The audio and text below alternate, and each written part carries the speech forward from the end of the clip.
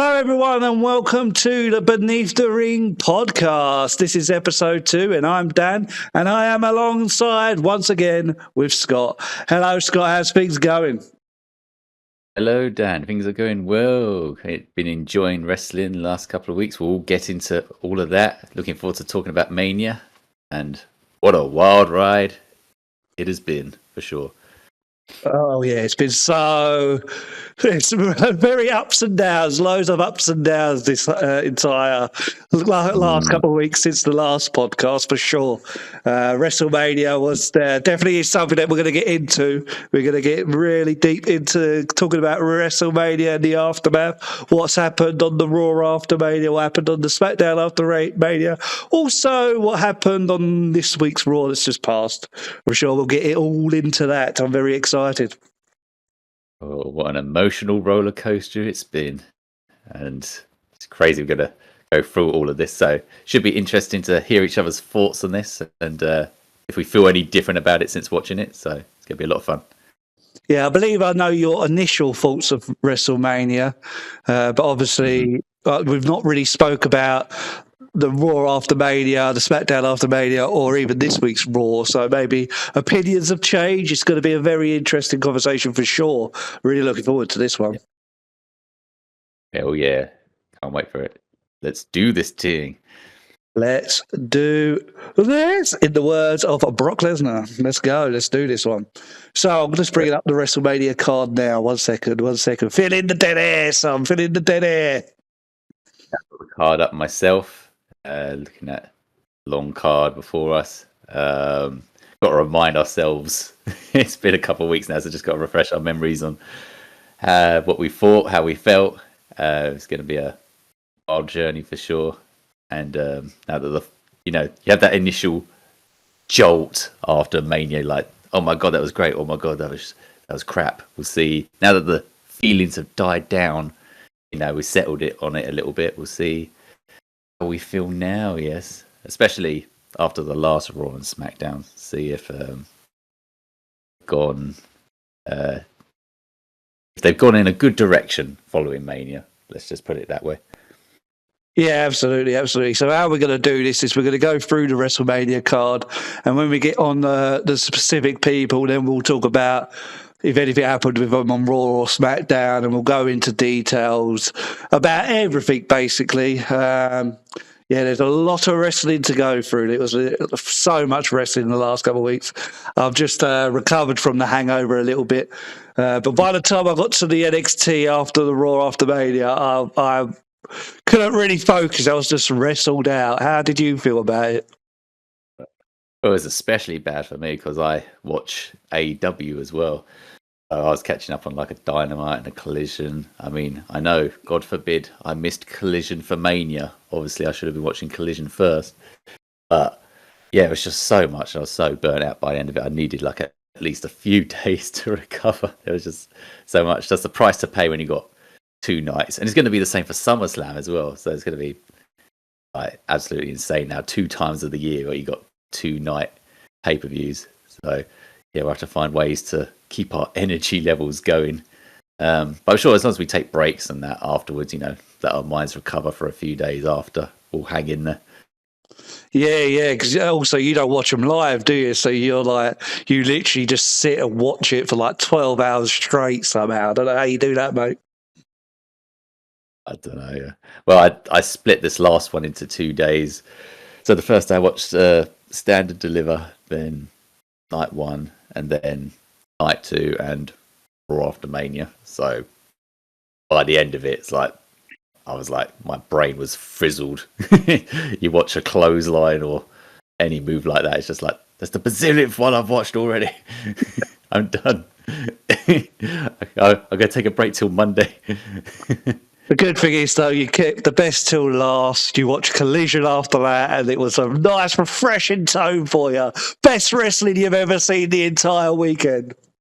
Obviously, yeah. I remember like everyone like joking, it's like, oh, you watched Collision over Cena's heel turn at Elimination Chamber. Yeah, that was a Dave Meltzer apparently watched Collision rather than the Elimination Chamber. It's just crazy. Yeah. Okay. Could be wrong there. I could be wrong. I could have the wrong person, but I believe it was Dave Meltzer. So what we're going to do first, then, we are going to I think we give like a quick 5-minute review on what we thought of Stand and Deliver. We won't go through each match. We'll just go through to talk about an overall experience for Stand and Deliver each, and then we'll get into the Mania card. Are you okay with that? Sounds good to me. Let's do it. Okay, well, what I'll say first is that I thought Stand and Deliver was probably the best show over the weekend. It was fantastic. I loved everything about Stand and Deliver. Unfortunately, with getting into Mania, you'll find out I had a lot of mixed emotions up and down. But with Stand and Deliver, the entire show was fantastic. I really enjoyed it. The first match, Ethan Page and Ricky Stanks, I thought was good. I didn't get to watch it properly because at the time I was cooking dinner, so I didn't actually get to watch the match properly. But from what I saw, the little bits and pieces that I saw of it, it was great. And then then Hank and Tank showed up. I weren't a big fan of this. I was a fan of the story of Hank and Tank and them doing a losing streak. But I do feel like the story just rushed its ending. I feel like they should have waited a bit longer till they gave them the belts. But now that we've seen Smackdown, we kind of understood why they had Hank and Tank win here. But the match itself, Hank and Tank versus Fraxium, Hank and Tank wins. They become the new NXT Tag Champions. It was a fantastic match. Absolutely marvellous. Absolutely loved that match. And then we had the ladies' ladder match. The NXT Women's North American Championship was on the line. We had Sol Ruka, Izzy Dame, Kilani Jordan, Lona Vice, Thea Howell, and Zarya. Great match here. Chaos everywhere, using the ladder here, there, and everywhere. Every woman seemed to actually get like bits in, which was great. I really enjoyed that. And Sol Ruka won, and I thought the ending was like quite a dominant win as well. She ended up kicking off, I think it was Zarya at the top of the ladder, and then she did her finisher on two different people, one off the ladder, one in the corner. Then she went up to the top of the ladder and picked the North American Championship off the hanger. So I thought it was very good. Sol Ruka, now a double champ. She's also speed champion, women's speed champion. So she's a double champ. And then we had, which I thought was an amazing storytelling match, Dark State versus the D'Angelo family. This was exactly what I wanted it to be. The whole story was about Tony D'Angelo and Canning Stacks, or whatever they call him. Stacks. I really enjoyed the storytelling between that, and the actual heel turn of Stacks was fantastic. I loved like he was going to use the crowbar, and Tony turned around and was like, okay, hit me if you're going to hit me. He didn't hit him with the crowbar. He dropped it or whatever he did. But then Stacks did a low blow on Tony, and it was like, oh, my God. Fantastic storytelling. Been building up to that quite nicely over the last couple of weeks. We all kind of knew it was happening, but the way it played out was fantastic. Loved it. Also, I loved that it made Dark State, like, they remained strong. They didn't have a moment in there where Dark State could have lost. It just played out, and Dark State still could have won, even if the heel turn didn't happen. So, really enjoyed that, yes. And then after that, we had Stephanie Valkyrie defending the title against Julia, Jada Parker, and Jordan Grace in a fatal four-way. Again, great match between the four girls. Everyone got their little bits and pieces. I thought everyone played their role so well in this. Jordan Grace played like the muscle girl very well. I thought Julia played the newly turned heel version, the aggressiveness. I thought Jada Parker played her bit well, where she was getting all cocky in that, when she was getting the upper hand. And then Stephanie Valkyrie is just fantastic anyway as the defending champ. So really good match here. Really loved what all the girls did, and Stephanie Valkyrie remains champion, so that's good.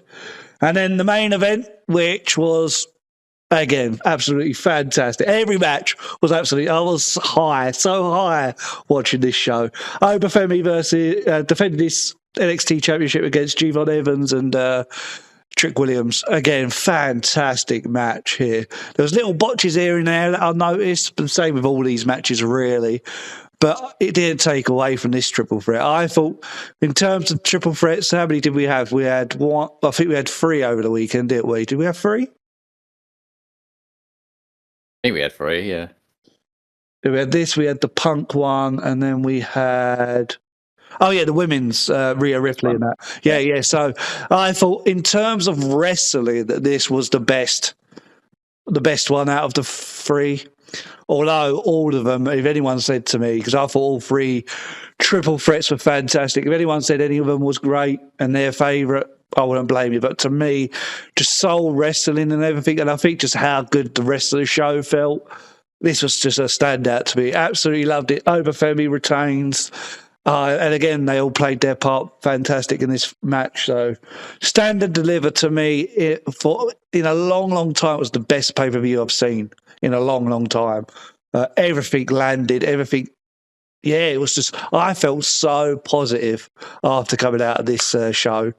It just made me look so forward to WrestleMania. Obviously, I'll get into WrestleMania very soon, but overall, I thought this was a fantastic show. Best NXT show I think I've ever seen. Absolutely loved it. Everything delivered. And I am so high on NXT at the moment. I've watched the NXT after as well, where it was Stephanie Valkyria defending her title against Roxanne Perez, and those little bits.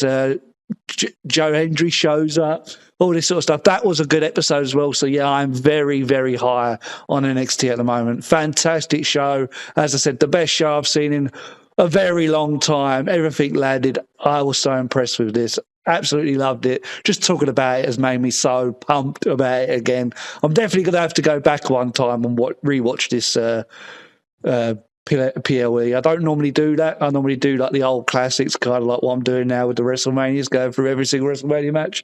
That's what I normally tend to do, but I'll probably go back to this NXT Stand and Deliver at some point in this next year before next Stand and Deliver and give this a rewatch. It was fantastic. But yeah, loved it. 10 out of 10 pay-per-view for me. Absolutely fantastic. Well, actually, I'll give it a 9 out of 10. Nothing gets 10 out of 10. This is absolutely perfect. As I said, it had a little bit of flaws here and there, a bit of botches here and there, but it was so good. So 9 out of 10 for me.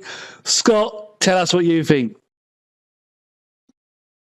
What a load of crap, son. That was the worst pay-per-view of all time, and you're praising it like it's God. It's like just terrible wrestling. Obviously, night 2 Mania main event was way better than this, obviously. But no, I agree completely with what you're saying. I think it was absolutely amazing. I can't say if it was the best, because I watched NXT in the black and gold days. You did a bit as well, didn't you, Dan? Like watching a bit of the old days, and I remember really enjoying it back then. And the pay-per-views were really good. And you're seeing all the stars that you see on the main roster now, like the 4 Horsewomen and Owens and Sammy, and during all those days, I remember really enjoying it back then. But since we got back into NXT at the start of this year, this was an amazing show, and the first proper pay-per-view we've watched of NXT. I think there was one other, wasn't there? That was really good. I can't remember what it was. I can't remember the name of it, but yeah, this was an absolute blinder. It's like, what a way to start the weekend. Love the show, the whole card from top to bottom. Ricky Saints and Ethan Page, great match. Good idea to put this at the start of the card, because all the other matches were multi-person matches. They need to turn down the multi-person matches in their pay-per-views, but WWE in general needs to tone that down. But hopefully this is just a one-off.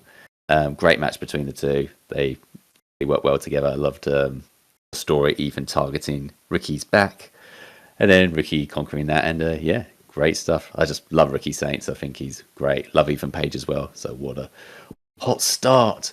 Then we get into the multi-man matches. Love the tag match. I agree. I think the story was too rushed with Hank and Tank. I think it should have been more built up before they got that redemption and they finally win the big one. You could have built it up to the next pay-per-view or something. But I guess they wanted to get Frazium on the main roster, so I can see why. What a match, though. What a match. I was so emotionally invested in it. I got into it all the same, and I was like, yeah, come on, Hank and Tank, do it. So it's like really like got into it emotionally, and then just so fast paced and crazy between the two. Absolutely love it. I wish this type of tag wrestling. I wish tag wrestling was this good all across the board. Main roster, AEW, all over the place. Just feels more hot in NXT. You have the ladder match, the multi-women ladder match. Absolutely brilliant. They were destroying each other, killing each other. I feel like they've done it better here than a lot of a number of Money in the Bank women's matches. To be honest, I thought they absolutely killed it and were destroying each other. And Sakura, I think she was a great winner. I love her finisher, her like reverse cutter, flipping forward to do it, like a reverse RKO or something. Absolutely love that finisher. And yeah, pretty dominant fashion. She kind of just pulled herself up to kick her partner, what's her name, Razia, off, and then used the finisher on like 3 women. Like, what a dominant win. So between that and the Speed Championship, they must think pretty highly of her. So we'll see what they do with her.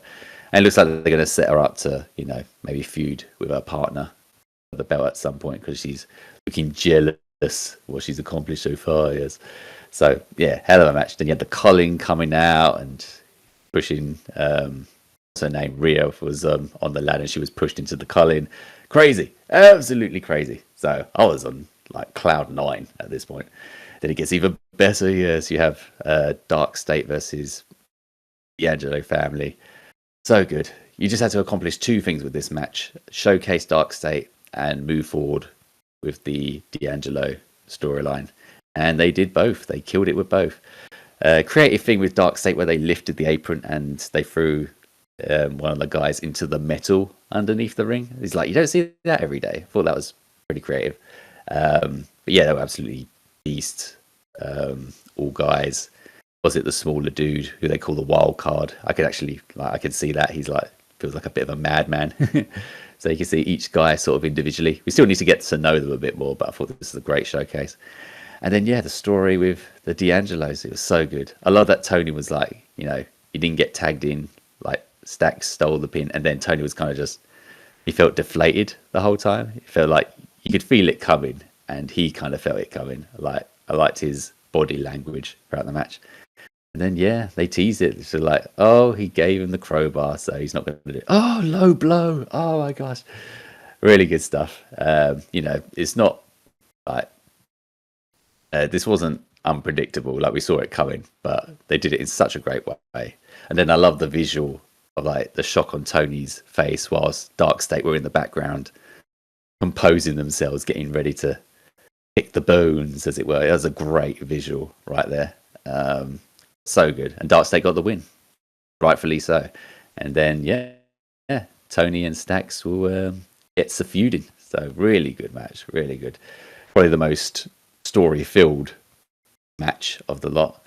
And yeah, you're just getting a bit of everything in this pay-per-view, really. Got the emotional thing with the tag team, you got this story with the heel turn, really good stuff. And you get the fatal 4-way. I think they had 2 fatal 4-ways this whole weekend. This one and the Nick one. Probably that one was better than this one because it's just a bit more emotionally invested in the other one at Mania, but this was still a really good one. I was rooting for Jada Parker, but I knew she was the least likely to win, unfortunately. But she got a good showcase. Everyone got a good showcase. Jordan Grace, great power woman, throwing them around. Stephanie looking great. Love the spot with. She was Stephanie giving Booker the look before she does gets the woman between her thighs and does the stomp. And the whole crowd was going, I believe that's called the Devil's Kiss, I think. Was that the Devil's Kiss?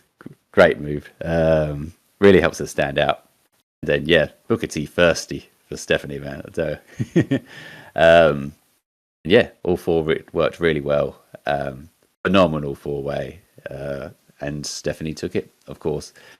The way things are looking, she's showcasing more and more on the main roster, so I don't know how much longer she's going to hold the belt. She could lose it at the next pay-per-view for all we know if they're going to move her up. The company and the fans are loving this woman right now, so she's up there on cloud 9 right now, so loving life. So yeah, really good match, and look forward to where they all go. And come on, Jada Parker. Can't wait for the day that she wins the belt because I'm a big fan of hers. And then you got the main event, yes.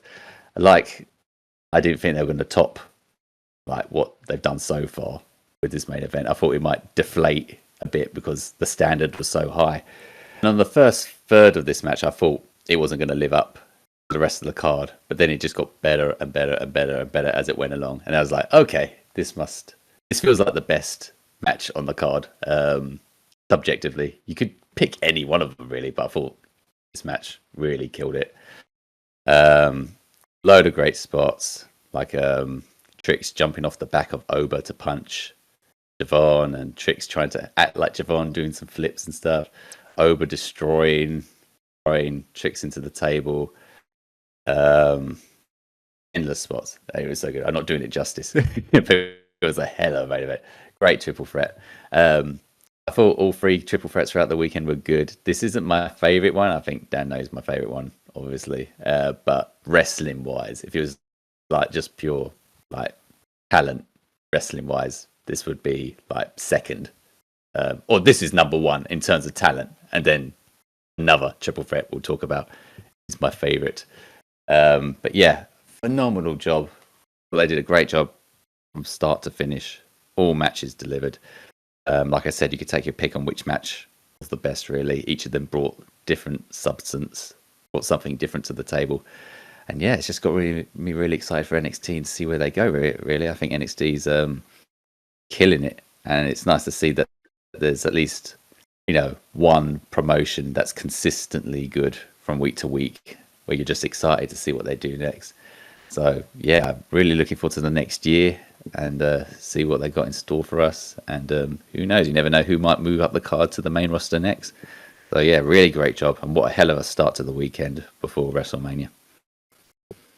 Absolutely, absolutely. And we might as well quickly talk about the fact that, yes, Stephanie Falkier, Julia and Roxanne Perez have been appearing on Raw ever since Mania, which is good. I think it's great call-ups here. I'm all for it. I do believe Julia and Roxanne Perez have officially moved up, but I think Stephanie's being sort of showcased to a bigger audience because she most definitely will be on that all-women's pay-per-view Evolution. That's apparently going to be, it's not even been announced yet, but it's apparently going to be announced very, very soon. I think probably at Backlash they'll announce it. And obviously I think Stephanie Valkyrie, you're going to need her on the card. So you're showcasing her to a bigger audience. And as I said, I do believe Julia and Roxanne Perez have officially moved up now. So that's good. And obviously Fraxium have moved up onto SmackDown as well. They announced that that's an official move up as well. So we've had a couple of NXT calls up since the Stand and Deliver. Yeah, they have teased this last NXT of Julia facing Stephanie. So there might be one more match between them. Then I can imagine that's the last one for Julia before she stays on the main roster. To be honest, like the last couple of weeks, I think the main women's roster has been looking the best it has in quite some time. And, it's unfortunate you have to rely on the NXT women to do that. But at the same time, it's made it feel refreshing and kind of shaking things up a bit. So I think it's a great job there. And it's really made it interesting. You've had like Rhea staring down Julia and Roxanne interfering with Io Sky. So there's a mix between all these four women, which makes it very interesting. So, yeah, if they got Roxanne and Julia up there, I'm still not high on Julia. I think she's like, there's no character there. She's just a good wrestler, but hopefully she could win me over time. Love Roxanne. I think Roxanne's really got it all. So I look forward to what they do with her. But yeah, with these two on there, should have a good mix-up of rivalries, and it should make this women's pay-per-view very interesting. Yeah, you've got to get Stephanie on there. You've got to get Stephanie on that pay-per-view. The main event of it could be Stephanie and Io, and they could have a match without interruptions. Don't know how I feel about that when they're both champions, but if they have a really good match, then maybe one could go for the win there, and it wouldn't affect the other if they took a loss. But yeah, if this is the way it's going to go, I mean, it could get some hype up for the women's pay-per-view yet. Yeah, it's definitely making me very interested, that's for sure. Going back to Julia's heel turn has made me more interested in her. I think she's been doing good stuff with the heel turn. There's not much character there, but it's her emotions, her impressions, or expressions that she's been doing ever since she's turned heel. I've appreciated it more. So to me, it's kind of working. Obviously, they will have to do a bit more with her at some point.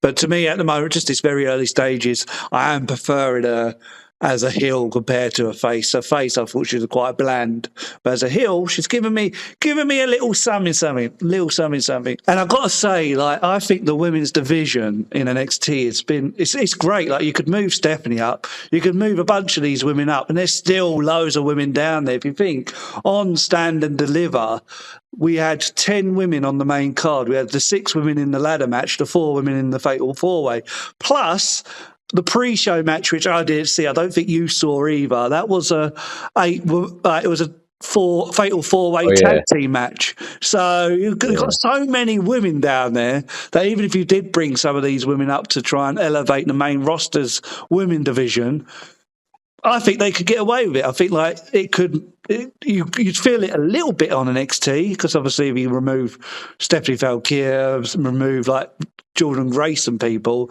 you may feel it a little bit, but I don't think it will take them long to bring up other people and make them the main event of NXT like they have done with Stephanie and that. So I think the women's division, it's been fantastic. Like what they've done with NXT women's division, it's fantastic. I know that like, they keep going on and on about it. They're constantly going, "This is the best women's division." Like, they're not lying. They're not lying. Yeah. It is. But yeah, I know you're not a big fan of them constantly repeating that. It's similar to like if you watch AEW and they're like, "This is where the best wrestle," and it's like every 5 minutes that's what anyone says.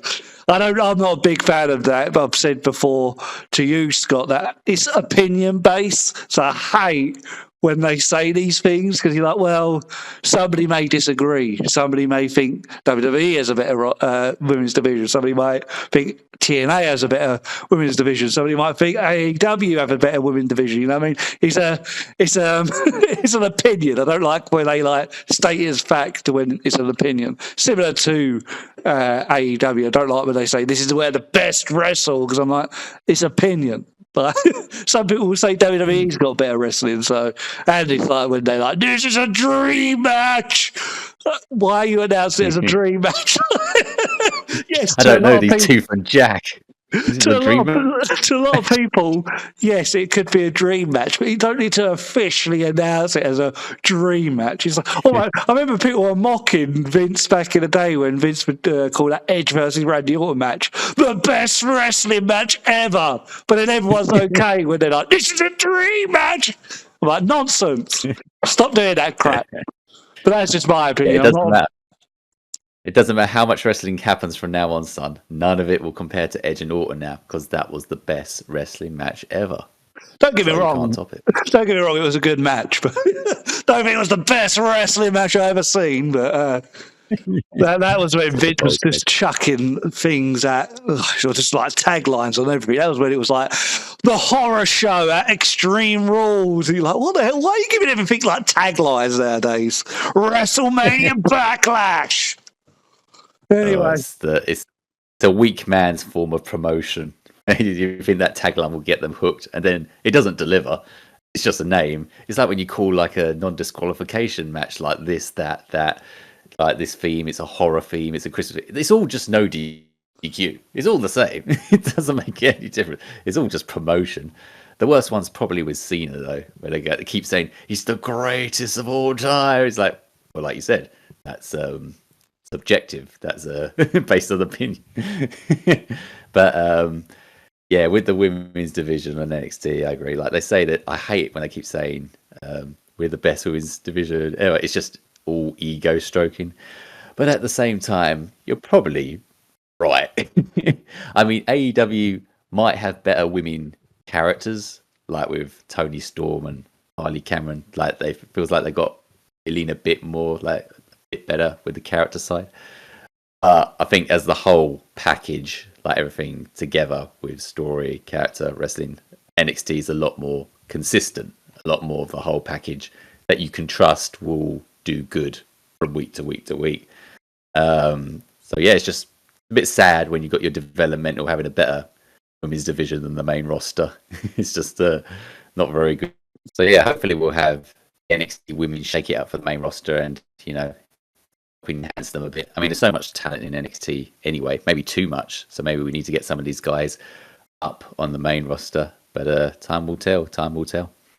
Yeah, I agree. Yeah, get them up. Get them up. I'd rather see them on the main roster now. Or we'll go into this much later, but start actually boosting your bloody women that you got on the main roster. Give them character. Give them stuff. Bloody hell. It's not that hard, is it? You got an extra hour of SmackDown. You can use as much time as you want on Netflix.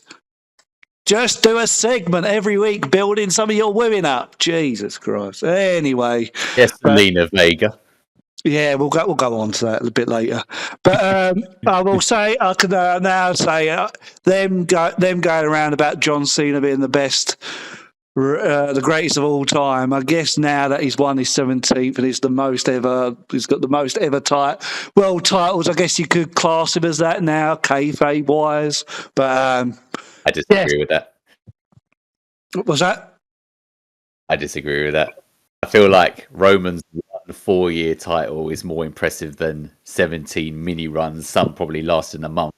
If anything, it just shows that you can't hold on to the title very long. It's how long the title run is that's impressive.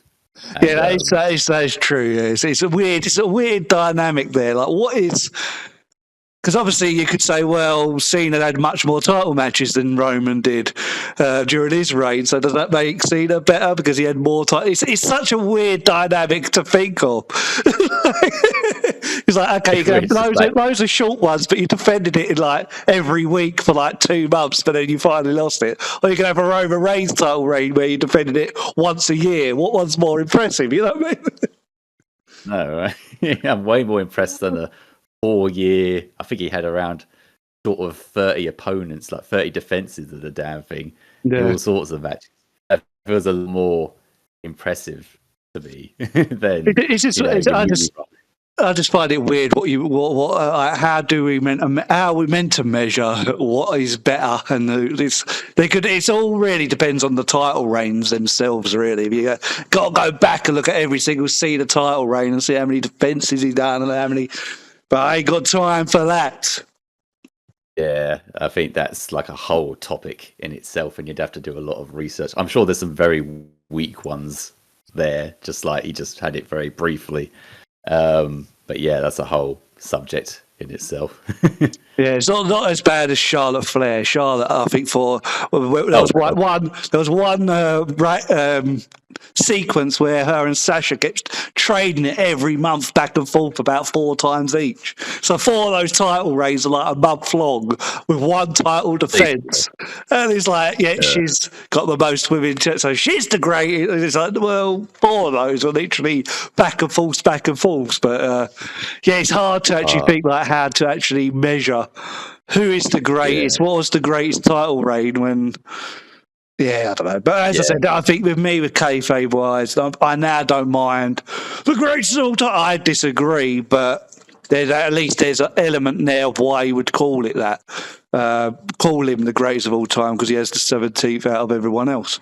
But it's weird, very weird to think that there's not an actual measuring stick of how we meant to measure these things. There's different things to it, different elements to it, length of time, what you did during it. I mean, LA Knight held his US belt for a while, but did nothing he did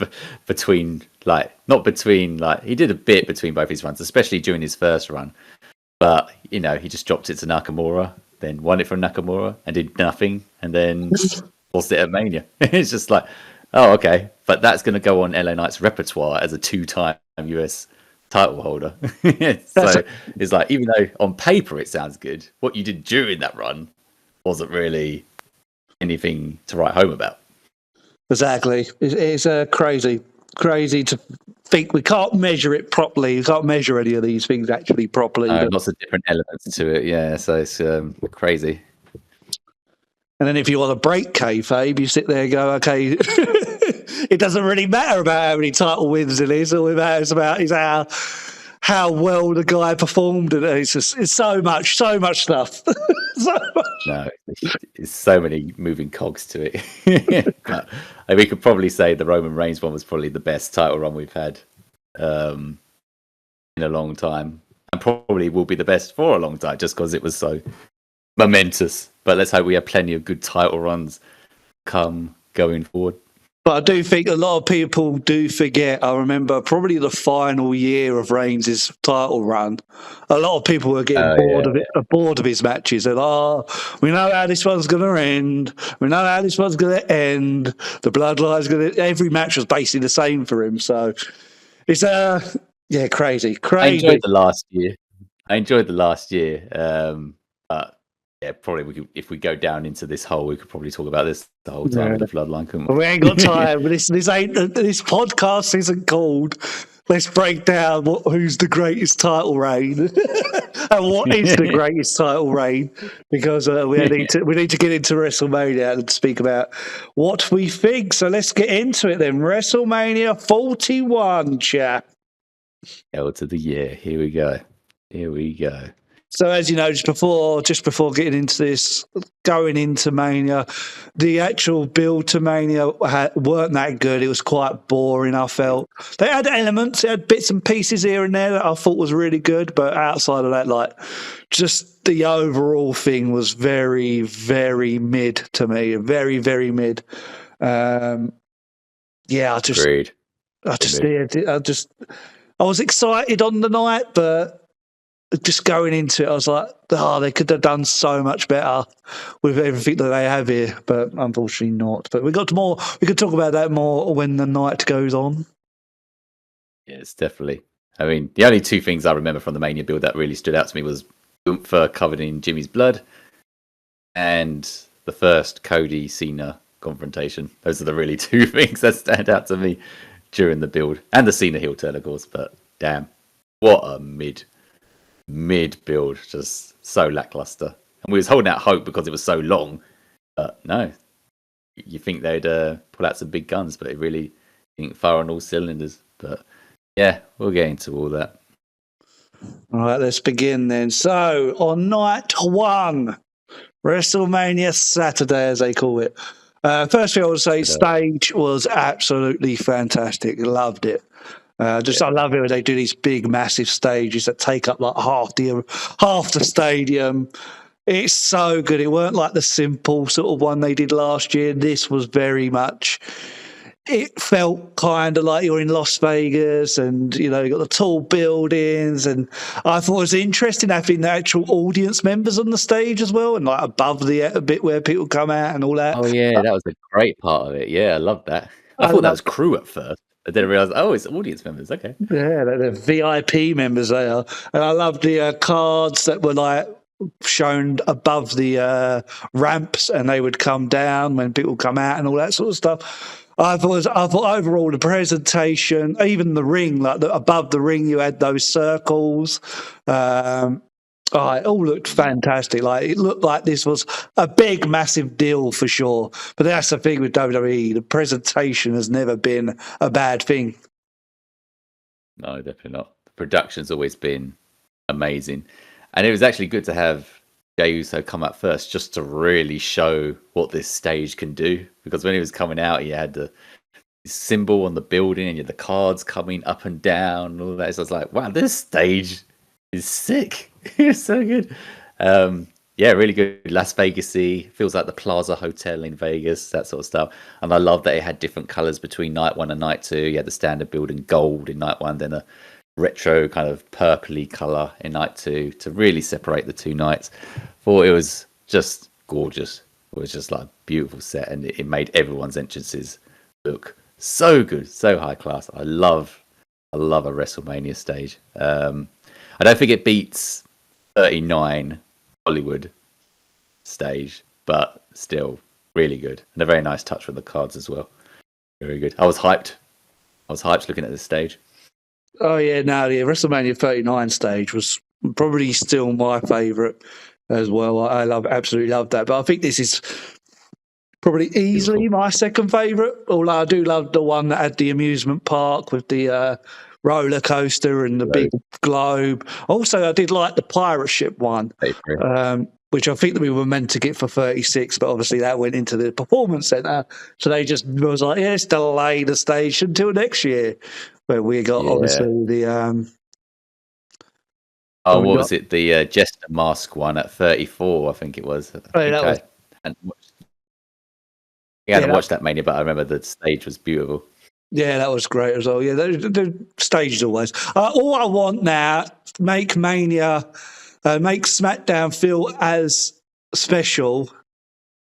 I want, what did I say? Sorry, but my mind just suddenly slipped. To make SummerSlam as special, give us some big, decent stages there as well. They don't have to be as big. Don't have to be as big as Mania stages. But we've got this as a two-nighter now. SummerSlam is, I want it to be just more than a tunnel.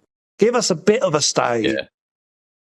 Yeah. It was a little different last year. It had a couple of like light up LED poles or something like that. But they could definitely maybe ramp it up a bit more and have a nice kind of, summery, beachy maybe kind of themed stage or something like that. I mean, they used to do a lot with these stages on other pay-per-views that wasn't Mania all the time. It'd be nice to just bring that back again.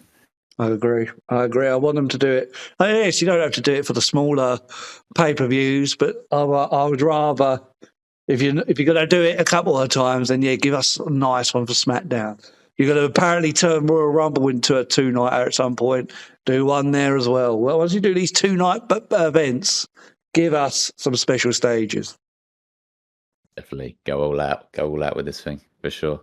As I said, you don't have to go as big as Mania. You don't have to do the whole stage. Just as you said, make SummerSlam beach theme. Put a couple of umbrellas out there. A couple of deck chairs. Just do something.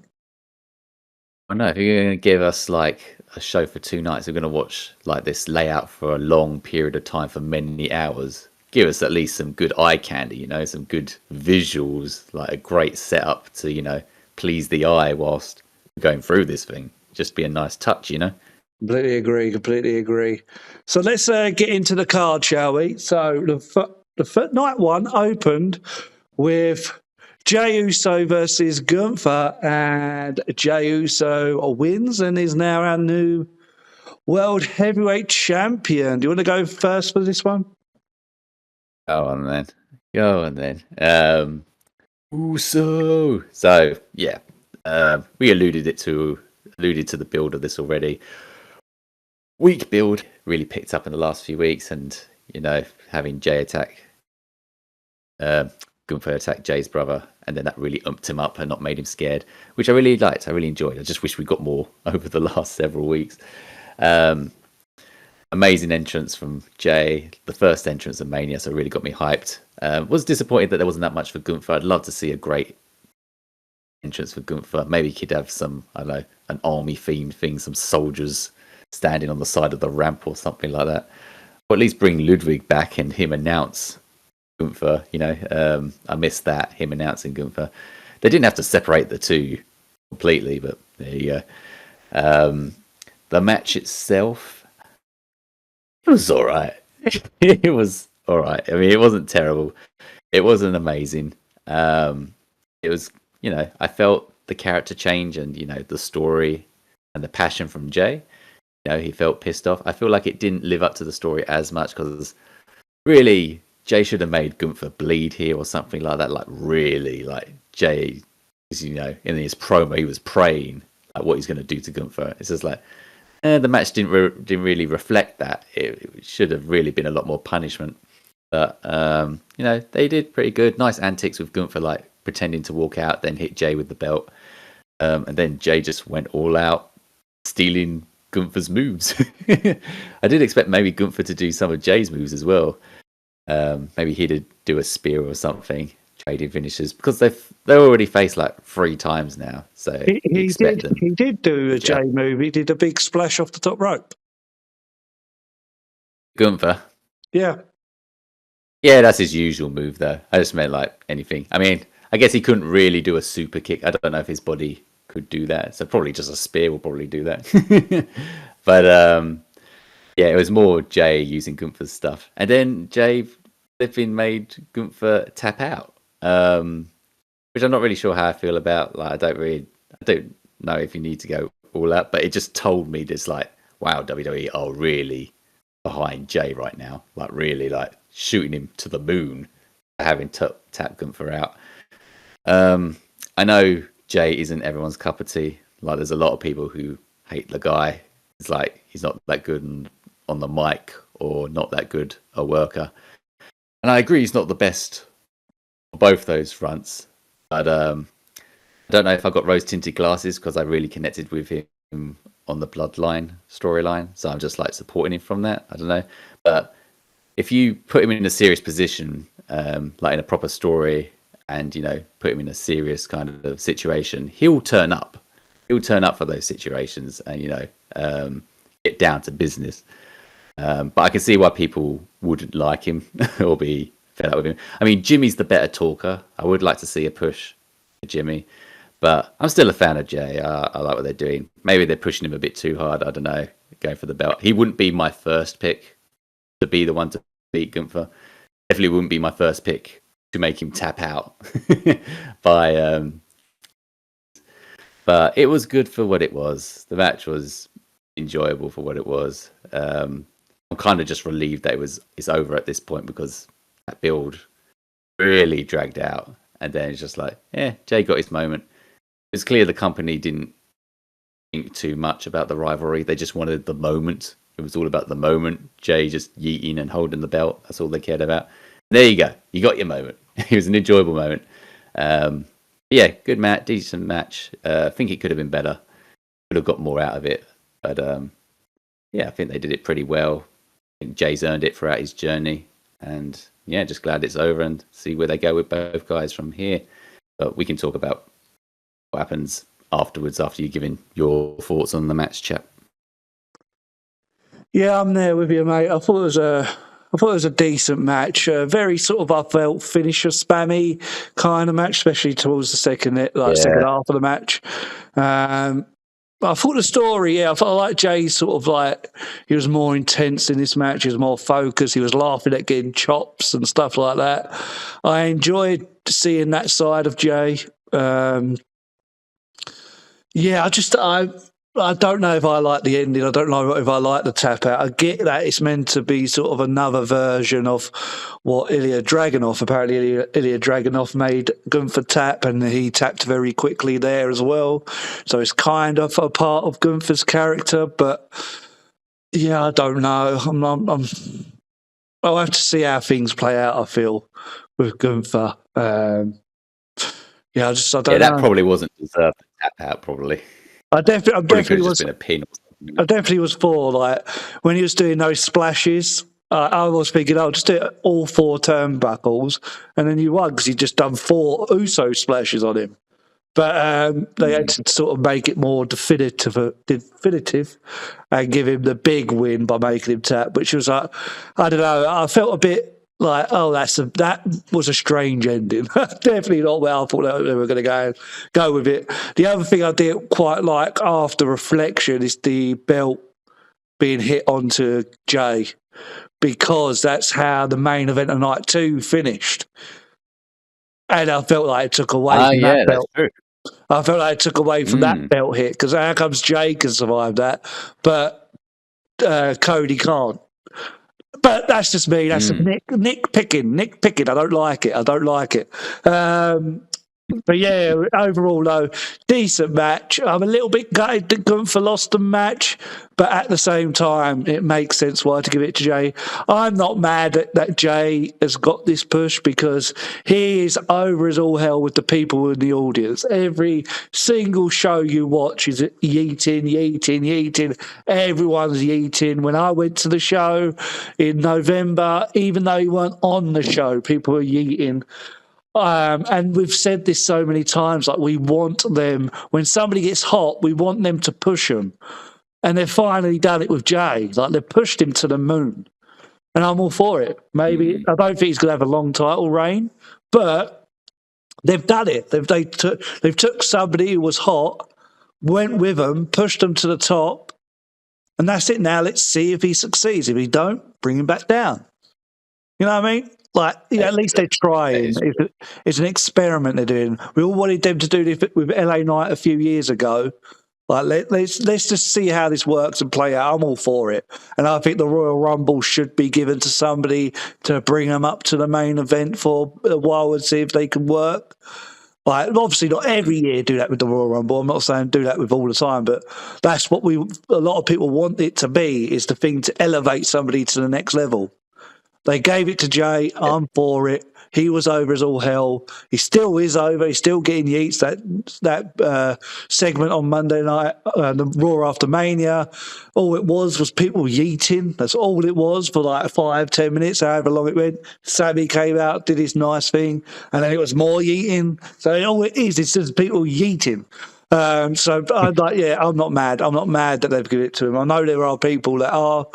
But sometimes, not every time a world champion is going to be somebody that you love. So I just think it's very, very understandable why they've pushed him. And it's something that I've always wanted to see.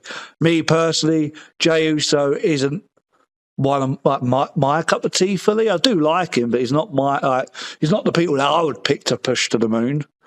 But at the same time, I understand why the company's done it. And I'm happy they have, because now, like, a lot of people want to see this happen really with Sami Zayn next year. Now we know it could happen. If this was under Vince, it would never happen. Probably give it to John Cena again next year.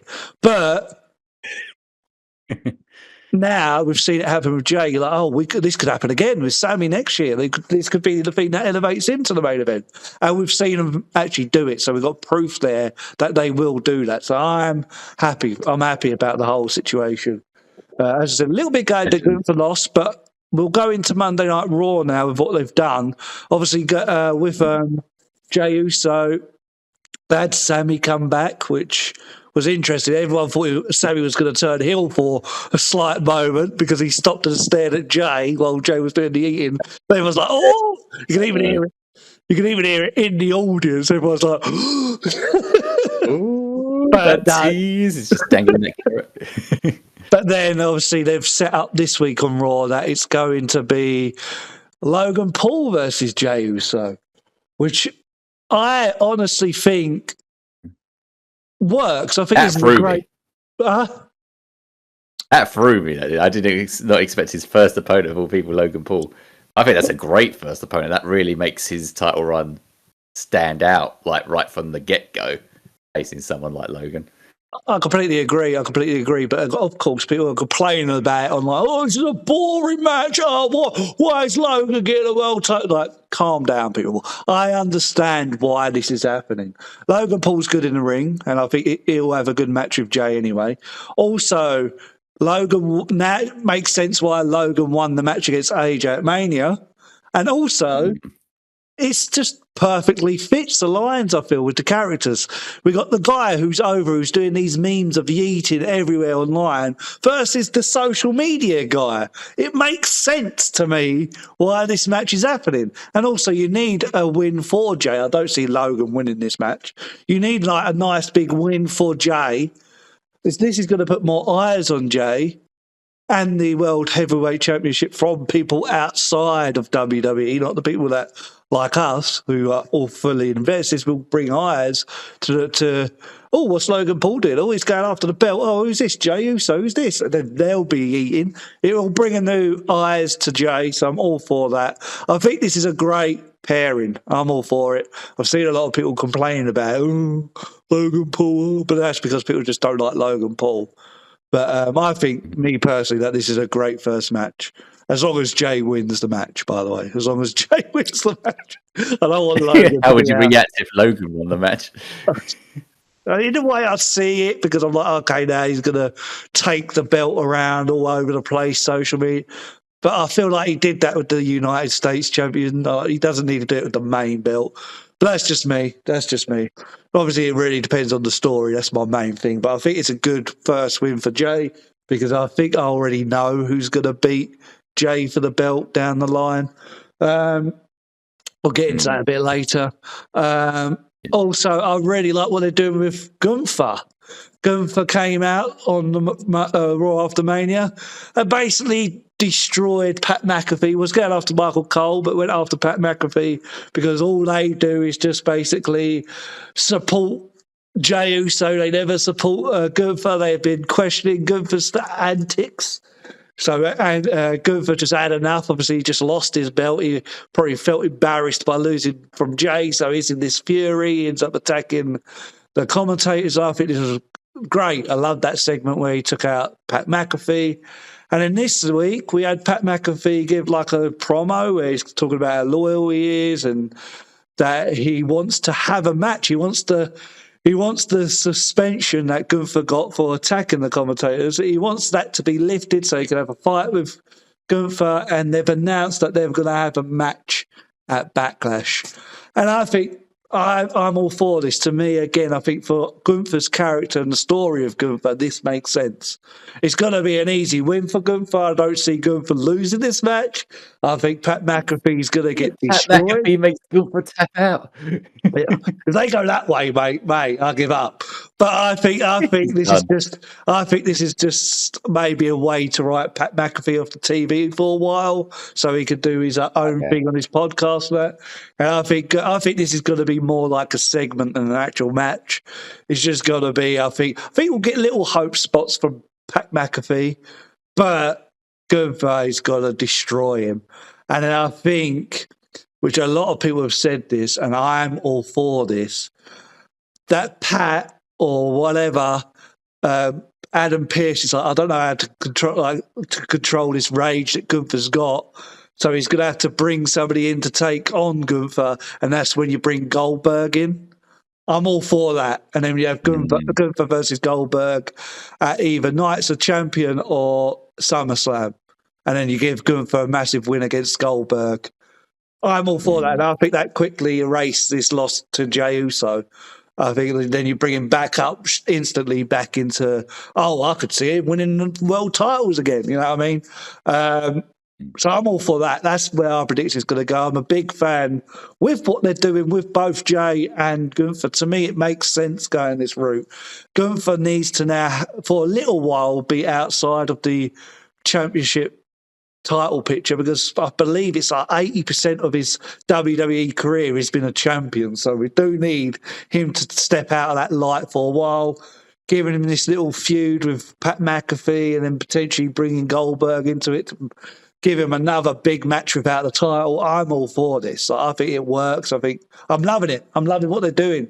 And it's very story-based heavy stuff right here. It's not just about the wrestling. It's about the emotion. It's about the characters, I feel. So this is some of the big things I love about wrestling. So I love that. I love what they do with Jey. The match itself between the two I weren't a big fan of. But I feel like what they're doing here with the two after could erase that little bit of bitterness I have about Gunther just instantly tapping up from Jey.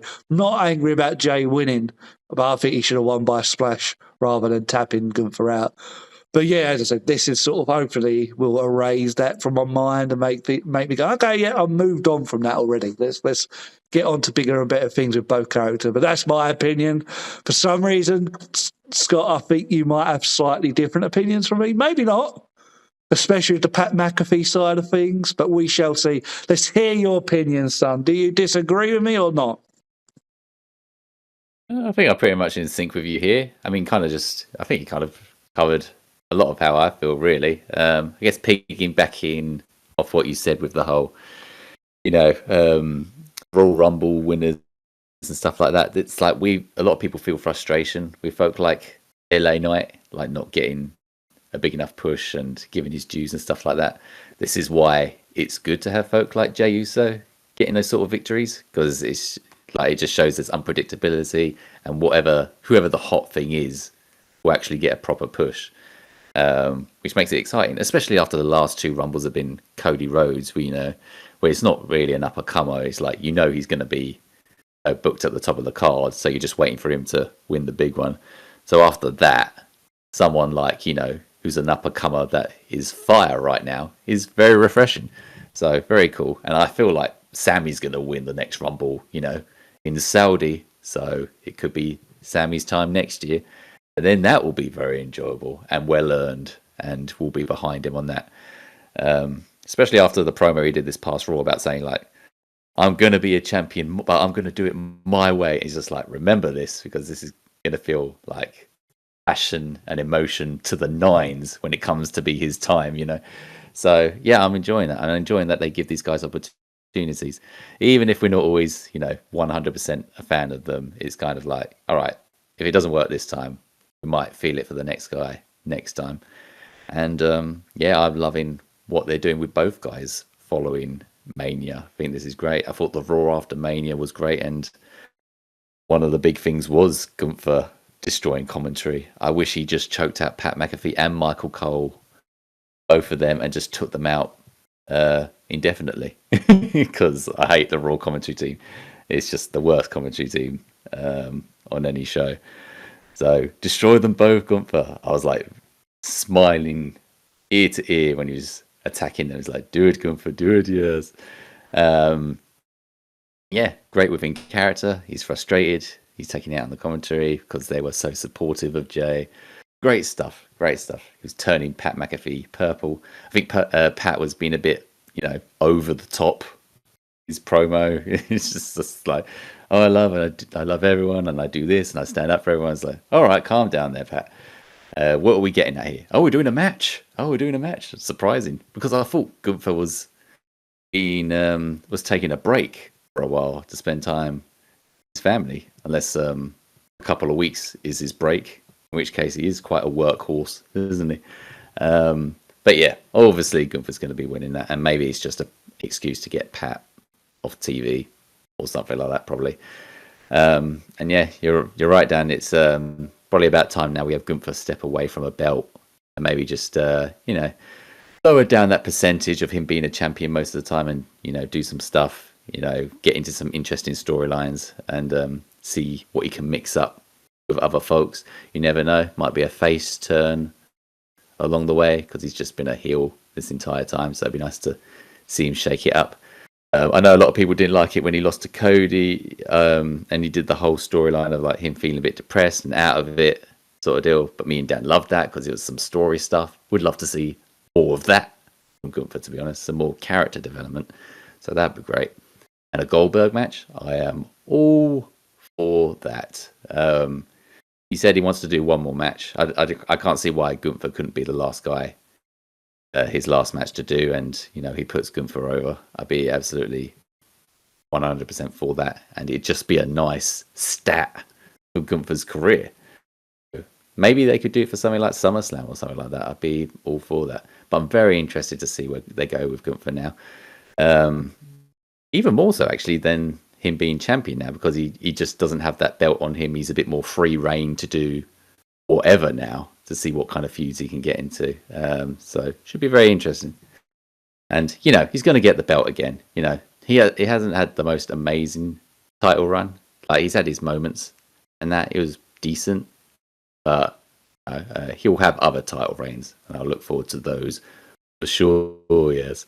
And then Jay, I thought Logan Paul was a great choice for him. I love that Jay's like kind of still showing his change in character. Like, he's still showing that fire that Gunther has unlocked, and then he's like, you think I've gone through all this to win this belt just to lose it to a YouTuber? It's just like, yeah, I'm liking this new hyped up Jay, because it lines up with what he's been through. He's going to feel that bolt of energy after winning the belt. So really good stuff. And yeah, I'm a fan of Logan. I know he's not everyone's cup of tea, but couldn't get a better heel face contrast between the two. Like, someone so mega hated and someone so mega loved to clash like that. So it's just such a match made in heaven, really. There's going to be a lot of passion during that match between these two guys. And I think it should be a good match. We'll talk more on Logan Paul later, but yeah, I thought this was a great decision. I was wondering who Jay's first opponent could be, and this is why probably Logan won his match. So very good decision. So yeah, I am all for this, and yeah, I'm excited now that these two guys have moved on from each other and we're doing some refreshing stuff, and Yeah, I'm very interested to see where we go from here with both guys. Yeah, absolutely. I'm very excited too, mate. I'm very excited too. So, Very nice, very nice. moving on. This match, I don't think I'm going to talk too much about this match. Unfortunately, New Day versus War Raiders. Yeah, I'll go first with this one. It was an all right match. It was all right. I thought Ivar looked impressive, but I always have. When Ivar did his little solo run when Eric was injured, I thought he looked great then. And so he's always been a good wrestler. He was able to do a little bit here and a little bit there in this match. But the New Day wins after an okay match, not really anything to write home about. It was just okay. Yeah, New Day wins by a little bit of funny means. You had Kofi helping hold down the leg of whoever was pinned, and while Xavier was pinning, and yeah, New Day becomes your new world heavyweight, world tag team champions, or is it just the normal tag team championships? No, it's the world tag team championships. So they become the new champs. I was expecting Big E to show up after, but no Big E. So really, like, what was the point of this being on this show? Especially when we had that TLC match. We'll obviously get into that very shortly, but actually, might as well get into it now because I don't know when we'd talk about it. So, TLC match between the Motor City Machine Guns, Street Profits, and who was the other team? DIY. What a match that was! Ooh. Oh my god! Hello, match. And then that's not on the card. We're going to put this one. That don't mean nothing. But yet this TLC match. Like, don't get me wrong. I'm a big proponent of basically having some big stuff happen on SmackDown and Raw after Mania because I want them to feel special. They need to be like that. And that TLC match made that SmackDown feel so special. Like, oh my God, we're getting a match at caliber on SmackDown, which is great. But then you're like, but why was it not on Mania? Why was that not on Mania? Well, the thing with it is, it's like I feel like you could have the match on Mania because it was still a very good SmackDown. I thought they did a great job. They could probably find something good to hold that spot. Besides, these guys have certainly earned it since it's definitely the better built match. But it just looks so bad that it was a decent match to do there, but just you compare it to that TLC tag match, it's like not even close. Like hella insane. It felt so WrestleMania worthy. That match is crazy. It's night and day difference between the two. I know what like the spots they were doing. They were going crazy on each other. They weren't holding back. It's like they had something to prove, and prove they did. What a hell! Was it Montez Ford used that disabled man's leg? Oh yeah, the prosthetic leg as well. Yeah, that got involved. They were like, I loved. What was that finisher? Skull and Bones, is it? They Motor City Machine Guns did that to Johnny Gargano. Johnny Gargano went through a lot. He got like, I can't remember what it was, some sort of move onto chairs that were standing, but on the actual end of the chairs. Tommaso Ciampa went through tables left, right. Well, he was going crazy. They had that big spear spot off very similar to what Edge did back in the day, that big TLC spot. They kind of recreated it here. That was crazy. It was such a crazy match. It was so good. Probably one of the best TV matches I've seen in a very long time. And I'm glad it was commercial free as well. Thank heavens it was commercial free because every 5 minutes going to break. Oof. But yeah, fantastic match. And wouldn't have looked as good. Fantastic match. Loved that. I guess they've just setting up a match between Raw Raiders and New Day again. And I don't care. I don't care. What a disappointment the New Day has been since the heel turn. Heel turn was fantastic, but they've literally done nothing since. I like that they've got this whole new presentation, but they've done nothing with them. So what disappointment. Clearly, we were going into Mania saying the SmackDown lot deserves the spot at Mania, the spot at Mania, and they proved that on SmackDown.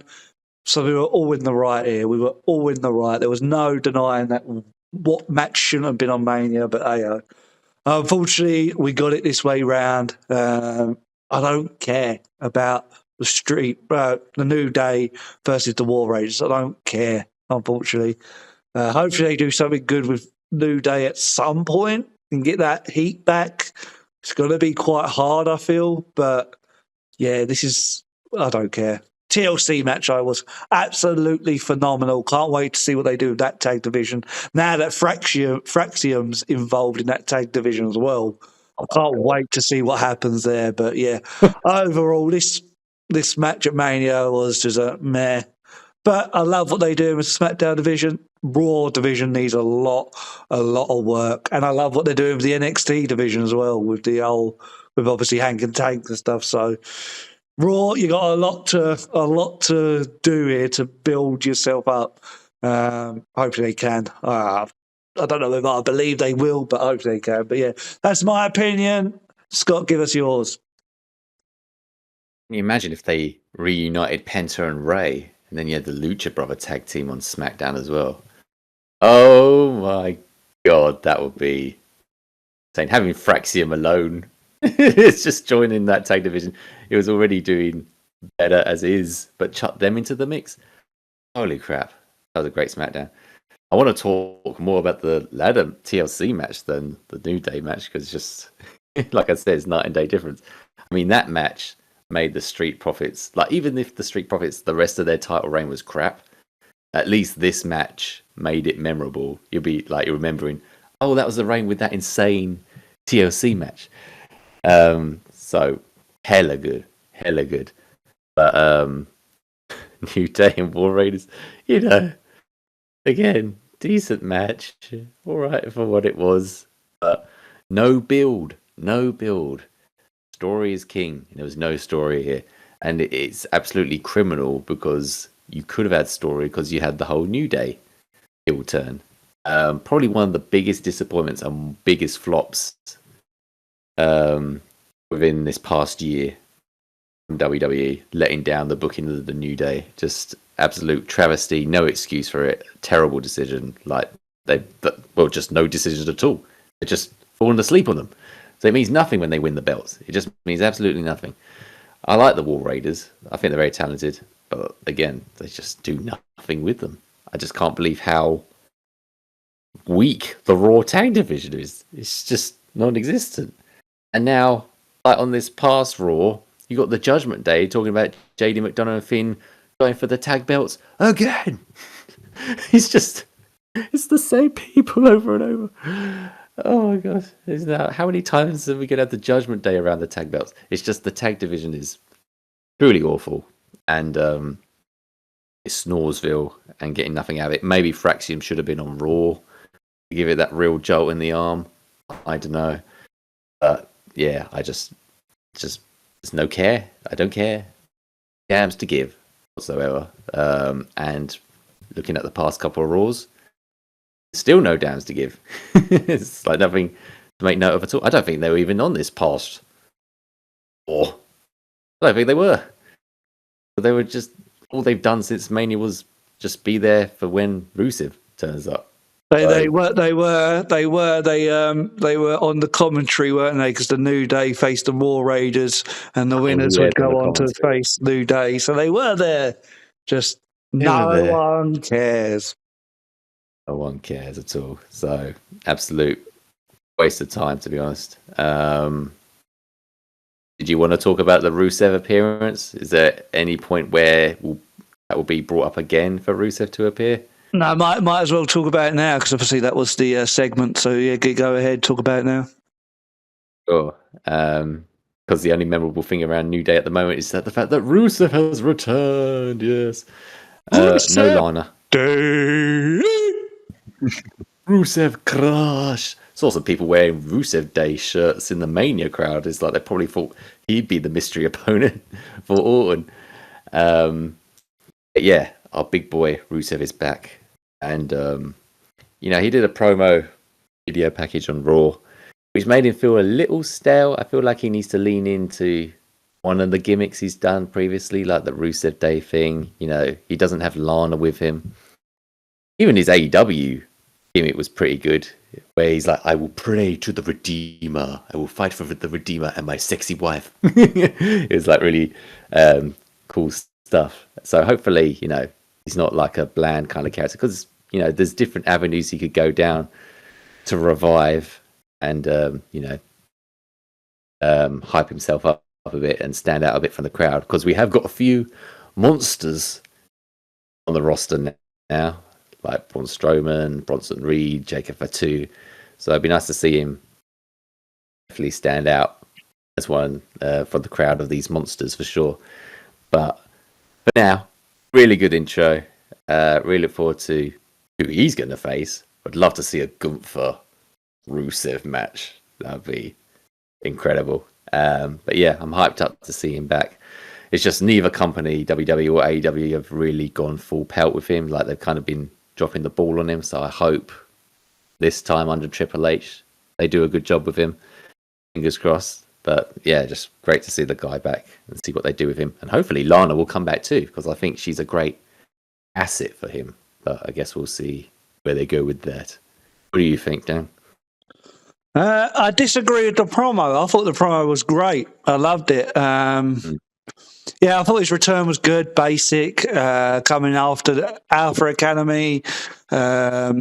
He's going to face Otis next week in his first match, so they're quickly getting that done and over and done with, because they could have dragged that out and had him face Akira first and then Otis the week after, but they're going straight after Otis, so, which is okay. It's like another big man. I know it's a job, a big man, but it will show how impressive Rusev is. But I really liked this promo. I thought the promo was really good. He was saying that he had to go away because he feels like he was being wasted, and then he was able to fix himself. And now he's coming back, and he's targeting other people basically who he feels like they're being wasted and need fixing. So I thought it was a good promo. I was like, okay, makes sense. We've got motivation. We know why he's going to go after people. Let's see what happens. It seems like he's going in between the two gimmicks that he's had. He's not the Redeemer. He's not the Rusev Day bloke. He's sort of like a more serious version of Rusev, because he has acknowledged in the promo, like his past and what he was like before, chasing flags and all that sort of stuff. So, yeah, it does seem like... I do like the honesty of it. Yeah, I like his truthfulness. Like, you can tell there's a hint of like truthfulness to it. So he's kind of laying it out on the line there in his promo. I thought it was a natural extension of the Rusev we got. Maybe it's nothing really to do with the Redeemer character that he had, but yeah, it's definitely brought a lot of that into this present Rusev. It seems like he did go away, not sure for AEW, but he just went away and then he's come back with his new gimmick. We've got to pretend the abyss. Yeah, exactly. He was in the abyss. We've got to pretend he didn't go to AEW. But yeah, no, I really like this. I'm really excited for Rusev. Really excited, yeah, like matches against Gunther. I think like he could be like a great another person to put in these last monster standing matches. Have him against like, Braun Strowman, him against Jacob Fatu at some point. I'm all for that. They obviously brought him back as heel, so it really depends what they're going to do with him. But I'm very excited for him. I'm glad he's back, and hopefully they'll do some good things with him. Yeah, he's hoping. I mean, we've got Rusev back on Raw and Aleister Black on SmackDown, so we've got two returning names here. Hopefully they'll shake up both shows. Just quickly, I will say, because I don't think there's any way on this card either to talk about Aleister Black. So we'll quickly I'll quickly go into that. So obviously we had Carmelo Hayes win the Andre the Giant Battle Royal, which was great. I think did we talk about that? I don't think we did. But I thought that Andre the Giant Battle Royal was actually really good this year. Carmelo Hayes won it. I'm really happy about that. I like their little segment backstage where you got like the necklace, the Andre necklace, cracked me up. And then The Miz went out to the ring to talk about what his future's about. And that's when we got the return of Aleister Black. I must say, a little underwhelming. He literally just repeated what they did in AEW. Just did a repeat. Yeah. And The Miz isn't really somebody that you're like, oh, that's a good first person to go after.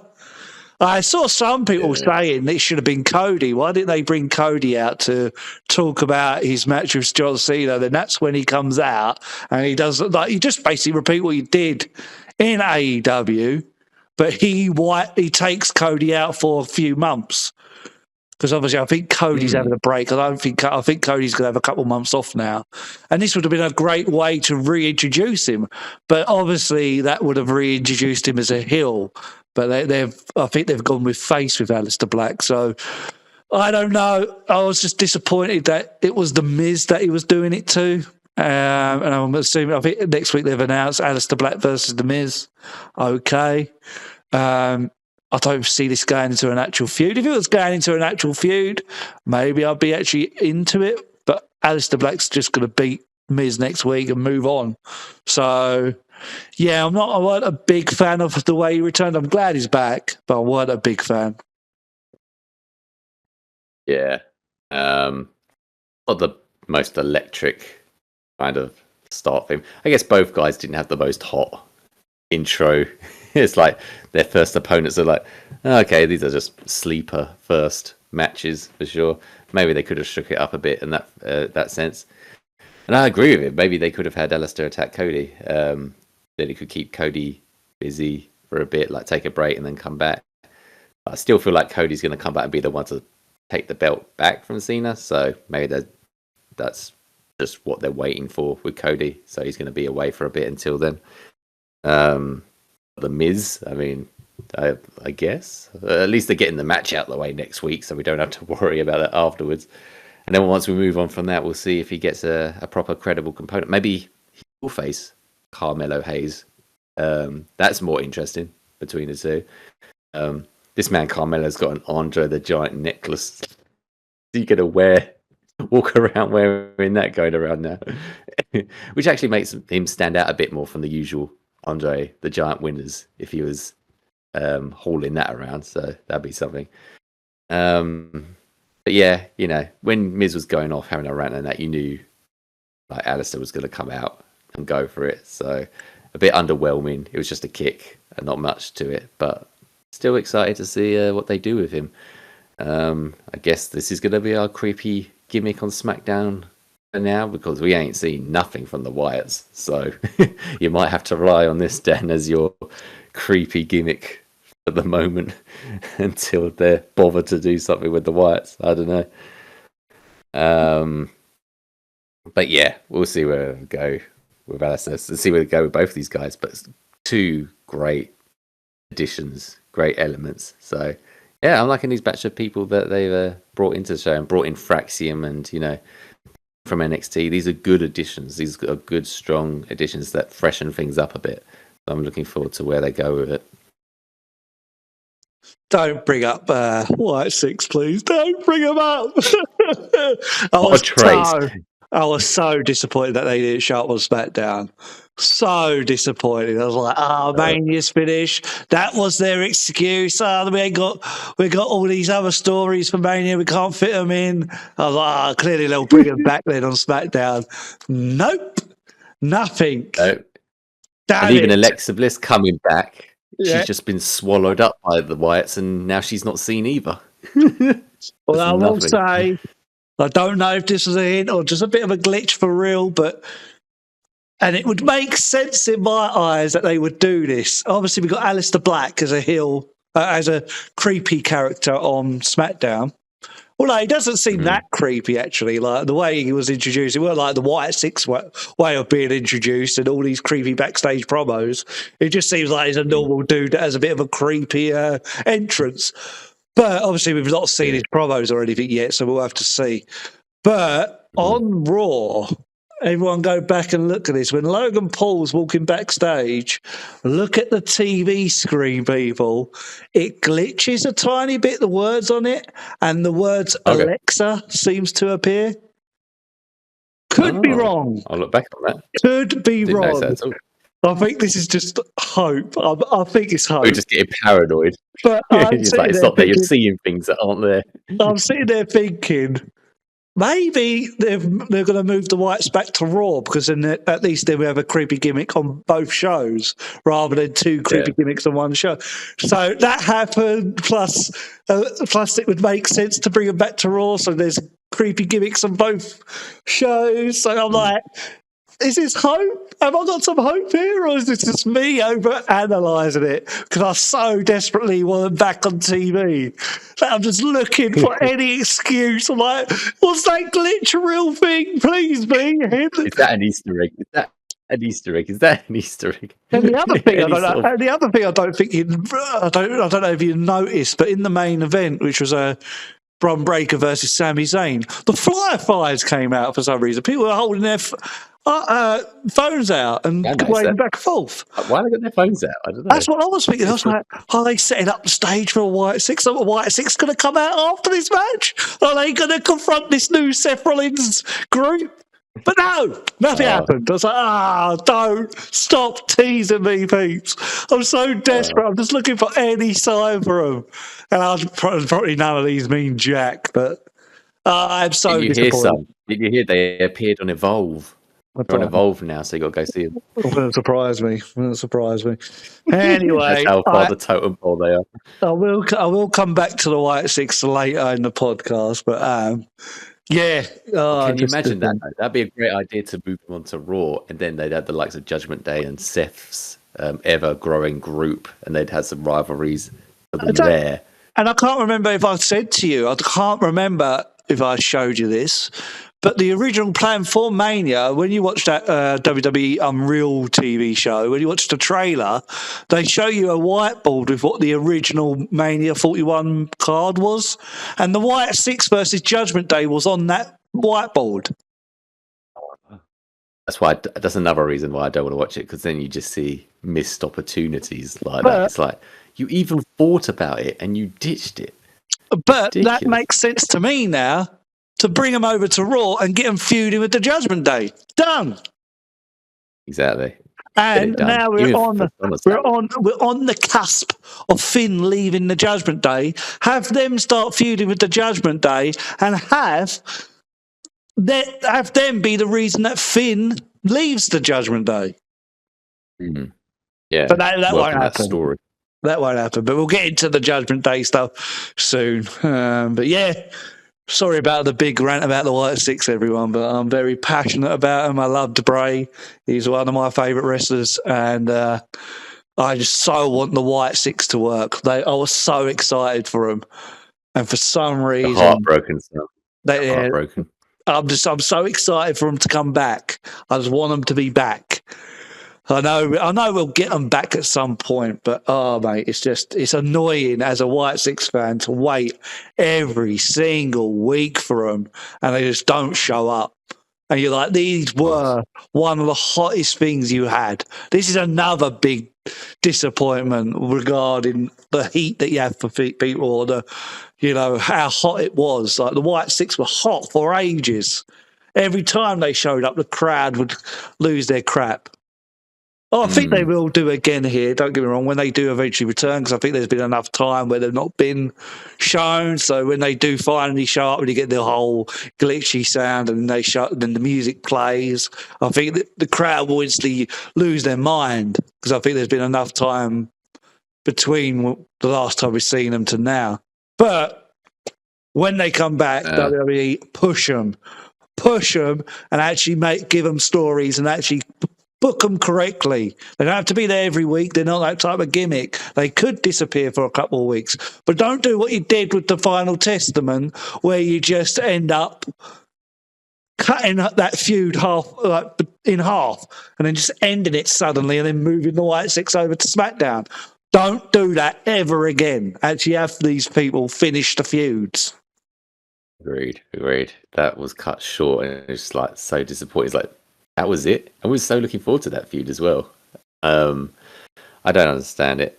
And it's just like, well, I don't know if we're going to see the Wyatts that much, because Triple H is just on this tirade of like, showing like killing kayfabe and wants stories to have an element of realness to them, and obviously that's very hard with the Wyatts. So I am worried about them. I'm worried. I don't know if they'll ditch the whole gimmick and just move on from it. I don't know. We'll see. Time will tell. I definitely think we'll get Alexa joining. We'll see that image at one point. I was saying to my wife, I was saying to her that I'm very interested to see, like, we've seen obviously the pose that they do where they're in the ring.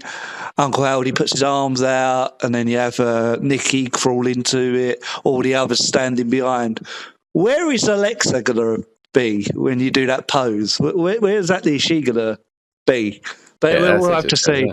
We'll have to see. The one news story that did come out, which I don't know how I feel about it, is that apparently Alexa will be coming back as the leader of the Wyatt Sicks.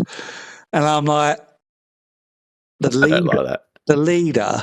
I'm fine as co-leader with Uncle Howdy, because obviously all the history she has with Bray as well. I get that. But Bray's brother. You want him leading? Yeah.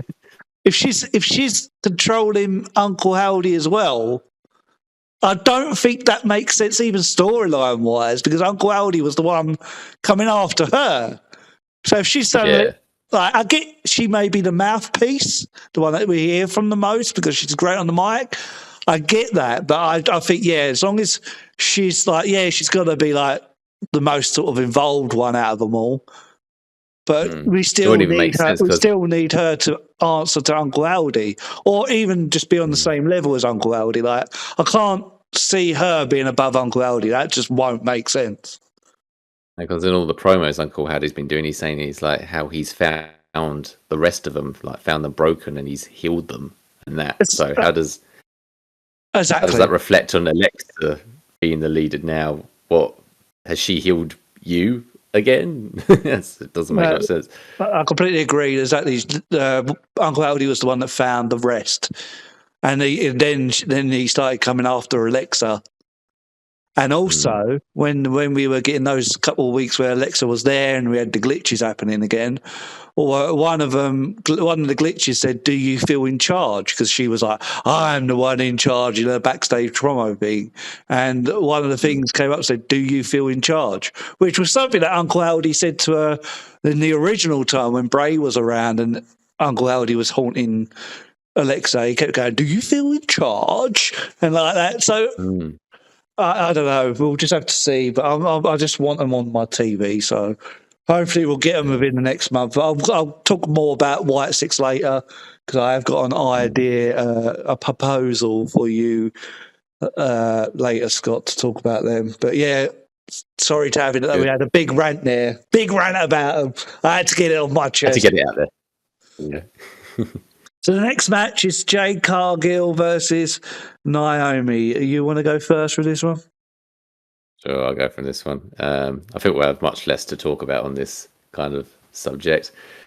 But this feud, decent feud. I thought it started off hot with Jade attacking Naomi in Elimination Chamber. I thought that was really good stuff. Then really good promo exchange between Bianca and Naomi. Bianca being heartbroken. And that really good exchange. Didn't like that Naomi kind of trailed, Bianca.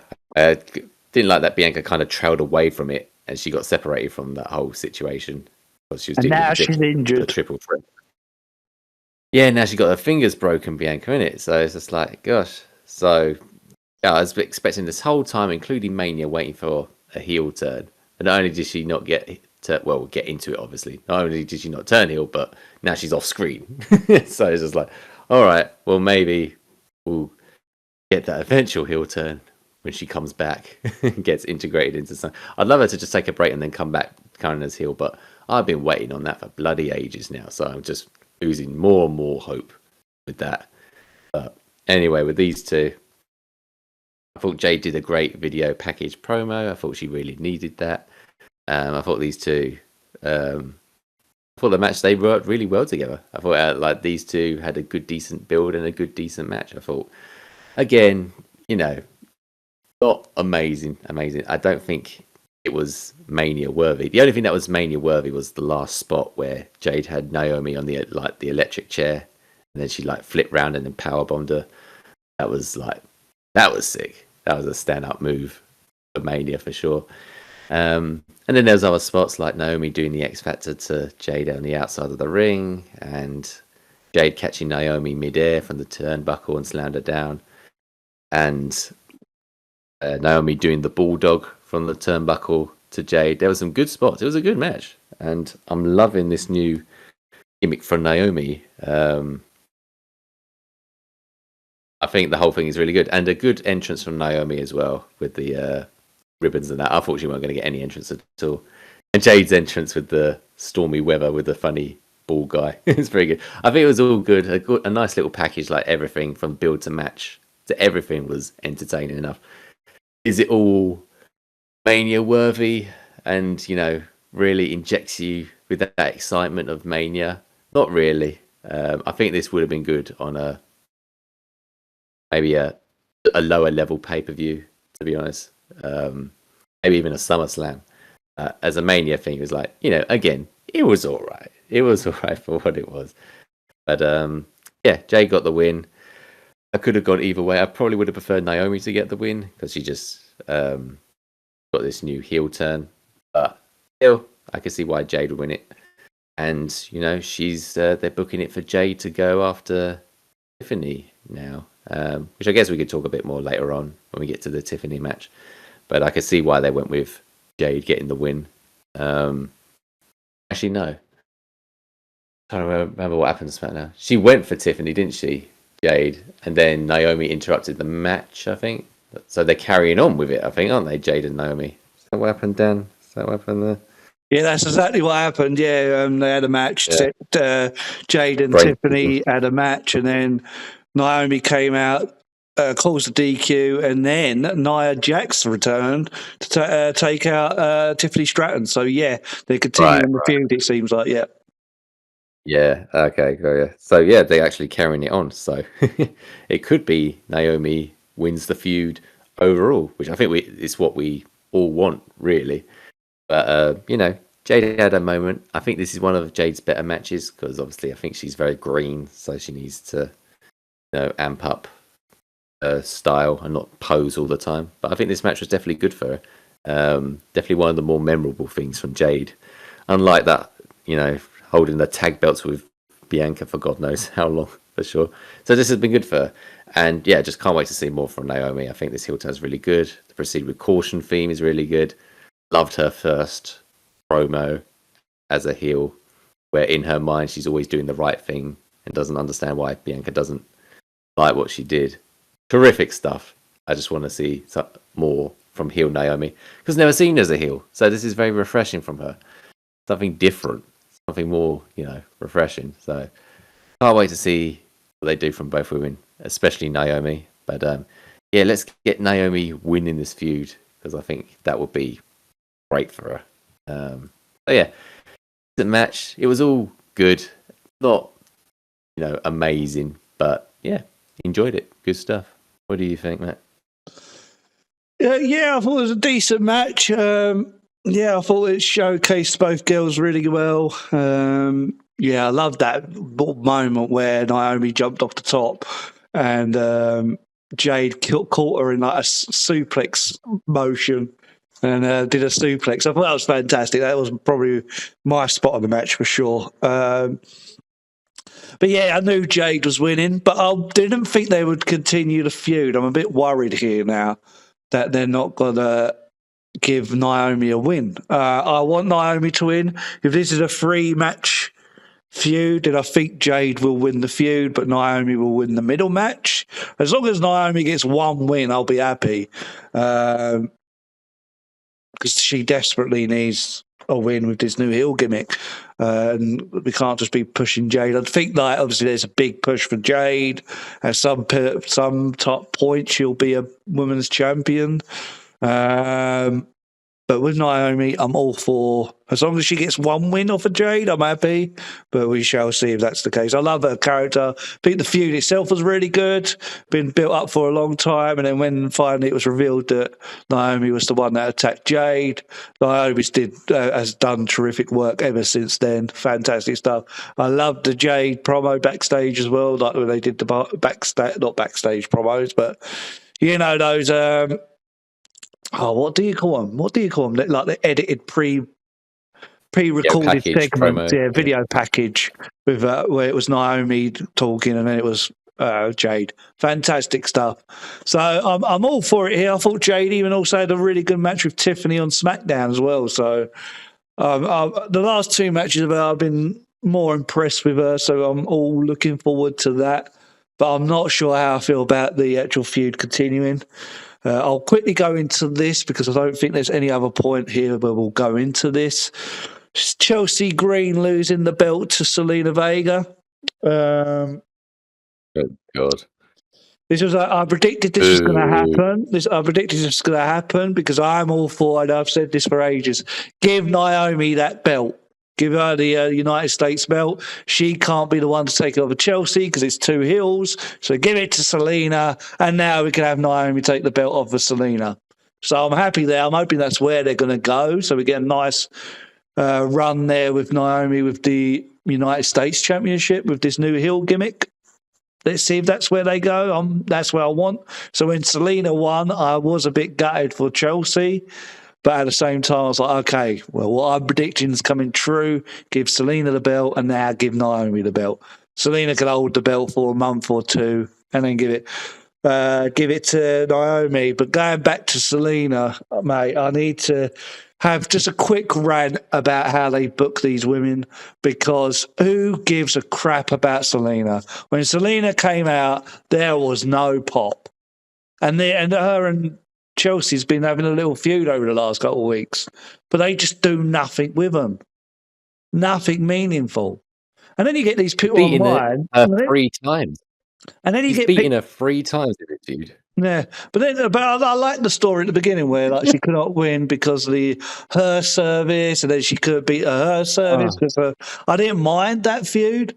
Like, I didn't mind how the feud was starting, but they just weren't doing nothing character-wise. They had nothing. They had Selena not deliver any promos, just every week having the next match. Why can't we have like a bit of a promo between each match?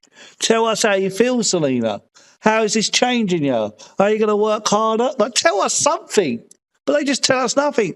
And then you have people online all praising this. Oh, my God, Selena. Oh, finally winning her first championship. So happy. Always believed in you, girl. And I'm like, what is this? I didn't realise there were people like that. Yeah, where are these people that care? Where are they in the stands is what I want to know. Like, she got no noise coming out. And I'm all for all these women. I don't want to not like these women. I don't not like Selena. I just don't care about her. Chelsea as a character. You know her character. She breathes her character. But Selena, she's been there for so long, and what is it? Oh, mate, it just irritates me. And there's so many of these women in the mid-card where you're like, who are these people? Michin is another one. You kind of was doing something with her with this, like, she's a hardcore kind of girl. Okay, I'm all for that. Excellent. Play into it. That's it. There's literally nothing else. And then you have B-Fab. What is her character? No one knows. It's like, come on, people. Basically, Chelsea spent bloody ages, feuding with Michin with no story. It was just match after match after match. And then when she finally gets away with it, she's losing via count out to Selena, then getting pinned in a non-title match to Selena, and then actually losing the belt to Selena. That's basically Chelsea's title run. Absolute garbage. Yeah, exactly. I am very, very disappointed with what they've done here. At the same time, you're a big Chelsea Green fan. Yeah, I'm a big Chelsea Green fan, and I'm also, I'm disappointed with what they've done with her run. I'm disappointed that she lost it this way to Selena, somebody no one cares about. But then at the same time, as I said, I'm happy because this gives a reason for Naomi to take the belt. But I just want to rant about the state because I shouldn't be feeling this way about these girls. Like these girls, they work hard. Like I'm sure they do a lot of the house shows. I saw B-Fab and Meechin at the house show, so they work hard. Just give them character. And it's all down to the booking. It's not down to the girls. It's not down to the talent. It's down to the booking. So Triple H, you got these 3-hour shows. Book them. Give them stories. Not every match, get them out there for 2 minutes. No. Do a 2-minute promo instead. How about that? Oh, mate, Absolutely. it irritates. It just irritates me. Absolutely irritates me. I can rant this bloody podcast. Ain't I? I've had to rant about the Wyatt Sicks. Now I'm ranting about this. But like I said, I don't want to not care. That's what I don't want. Me not caring is an issue here. I want to like Selena. I want to be invested in these storylines. It's down to the booking. Yep, we'll talk about the other mid card thing soon. We'll get there, and I can talk about that and how I feel about that soon. But with this, I'm irritated. But hopefully, it does lead to Naomi winning, and then also Naomi proves it doesn't take much for us to care. Naomi did it in one pre-recorded segment. Just give us that with every other girl. Anyway, have you got anything else to add? I'm a lot more harsh about it. It's just like I don't care. It's like, I think it's both. Like Triple H's fault for not booking it properly, but women working hard. Like everyone works hard, but it's also the story and the character needs work as well. And some of these women don't work as hard to amplify their character. Chelsea's one of those that actually really does work hard on it. And just when you feel like she's actually getting more momentum, introducing the Hervis and all that, feels like she has her own security details. Like, okay, she's kind of forming a group here and she has a bit of something going. You're just putting her through one of the worst states you could possibly be in as a champion, just loss after loss after loss. When Chelsea's actually one of the best women characters you've got in WWE, period. It's absolutely disgraceful, really, how you're treating her. I feel like it's utter crap. And I feel like she should have had a way better run, not only just for the belt's sake, but for her own sake. And then, you'd be like, oh, okay. Then you could have Selena as like a transitional champion, which she might be a transitional champion to a bigger player. I don't know. But just the absolute lack of effort with Chelsea, the amount they've slept on her, and just to give her to a nobody like Selena. I mean, she has potential, Selena. She's all right in promos and that. But again, like you said, there's nothing to care about there. So I don't know who these people are that really support Selena, because they're certainly not in the stands of the show. I don't know where they are. I don't know how she could have that much fanfare, considering she gives nothing to the table. She puts nothing on the table whatsoever. So I thought it was absolutely awful. You actually have a woman here in Chelsea who has character and you could have a story with, and you just treat her like absolute crap for a nobody. Get that belt off Selena as soon as possible. I don't think she's deserved it at all. She still has work to do, and Triple H has to put more effort with her. Get it off her as soon as possible. Hopefully she's just a transitional champion and give her to one of the bigger players. And like you said, hopefully in Naomi. But honestly, it's so frustrating seeing someone as talented as Chelsea being treated like crap like this. Absolutely shameful. Absolutely shameful. Not a fan of it. Not a fan of it at all. And that's the thing. That's the thing with Chelsea, right? Her character is that she needs help to win. Like, she's not a strong character. That's every heel. But yeah, her character plays on that, and which I'm all for. Like, I'm fine if that's her type. She doesn't need to pick up these cheap wins, but actually give her story, give her opponents that we actually care about. She does great with her character work. We needed we didn't even get one feud with her where we're like, that's the feud that defines that title reign. Like, we got nothing. She won the belt. And that's it. There just seems what was there to care about throughout that whole title reign. Nothing. No plans when they introduced this belt. No plans at all. They just put the belt on there just for the sake of it. And going back to Selena, the thing that I most cared about her was seeing a photo of her and Aleister Black, who's her husband. I don't know if you knew that, but Aleister Black, like he obviously debuted literally the segment after or Return, and they had a nice picture where they were both backstage having a kiss. She's holding the belt. I was like, I care about that because that's a sweet moment. There's nothing to do with her wrestling, her character. It was just a real moment. I was like, oh, that's nice. Moving on. Actually, you might be better off her being around Aleister. I think I'll make a manager, whatever. But yeah, definitely. But like, literally, how did one little photo make me care more than anything you've done on TV for the last however many years with Selena? Jesus Christ. No. Says it all, son. Says it all. Anyway, another rant completed. Let's move on. These rants are delaying, stalling this podcast. Moving on. Trying to cover everything. There's so much. Jacob for 2 faces LA Knight, and LA Knight defends his WWE United States Championship.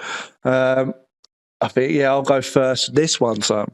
So my feels towards Mania at this point was matches have been decent each one, but like it's not feeling like Mania. We've not got one of those matches where it's like, oh wow, I'm so glad this has lifted the spirits.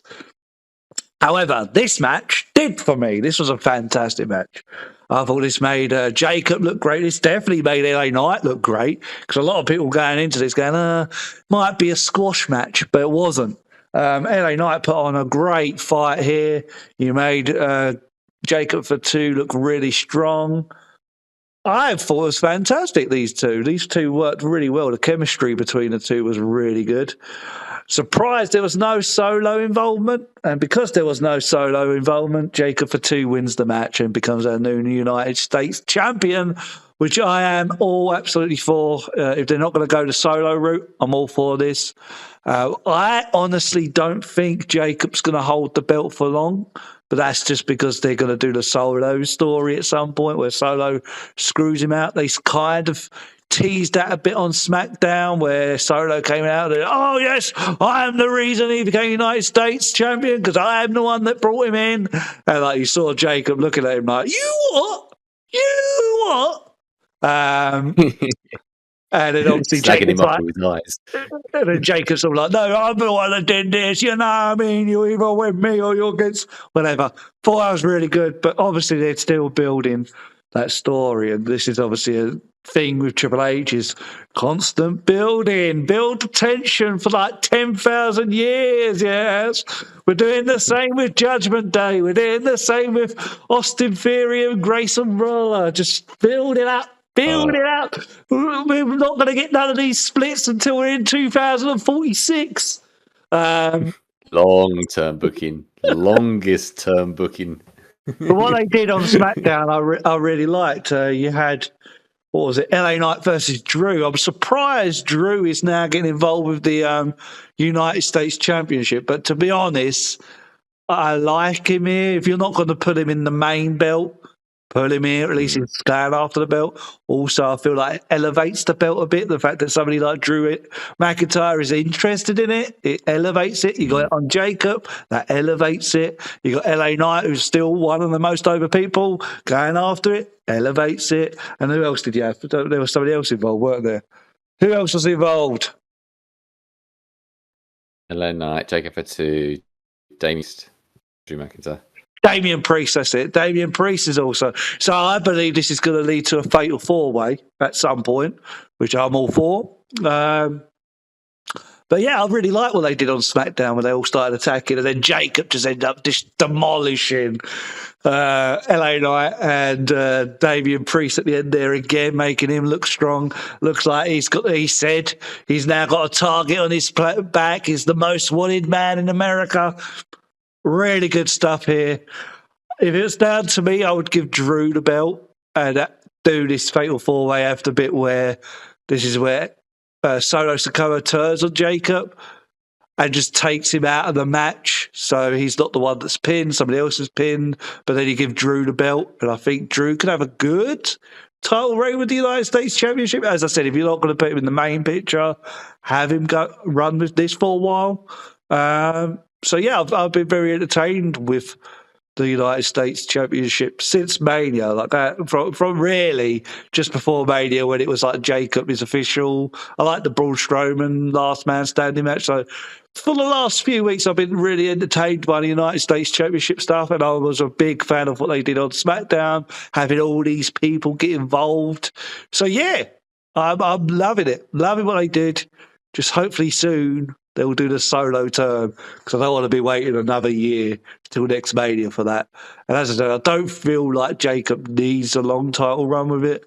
I know there's people out there that will disagree with me with that, but as long as you protect him with solo, I'm all for it. And I think right now somebody like Drew could take that belt and elevate it so high. So yeah, I'm all for it. But yeah, the match at Mania, fantastic, and I'm loving what they're doing with this entire United States Championship picture at the moment. So yeah, what do you think, Scott? They'll never turn Solo against Jacob. Never. They'll tease it for years, and then they'll forget about it because it's long term booking, the longest. Very surprised I haven't done it up to this point, to be honest. But yeah, this is probably the hottest match so far on Mania, Jacob and LA Knight. The build kind of like nearly non-existent. Like Braun Strowman was definitely in the way a lot of the time, and they were kind of teasing between the two. Then eventually they got him out of the way. Would have been nice to maybe they have a bit of a promo exchange between the two. So kind of a vague lead up to this, but the match was brilliant. I love Jacob doing his finisher and like doing the flip, and it led to a BFT from LA Knight. That was like, oh my gosh, that was a great transition. That was probably the big spot from that match. Again, a Mania-like spot. Very good. Great match between the two. Absolutely, yeah. I felt more of the Mania vibes from this one. This felt like a Mania match, for sure. And surprised there was no solo interference. It was all Jacob. You could tell they're starting to push him harder and harder as time goes on. What a great showing for Jacob. I mean, less than a year, already winning a belt on the biggest stage of them all. What great treatment for Jacob. Well earned, for sure. But yeah, great match, really feeling it. Jacob won clean. Yeah, really loving it. And good entrances, like, you know, nothing major entrances. LA Knight got a car.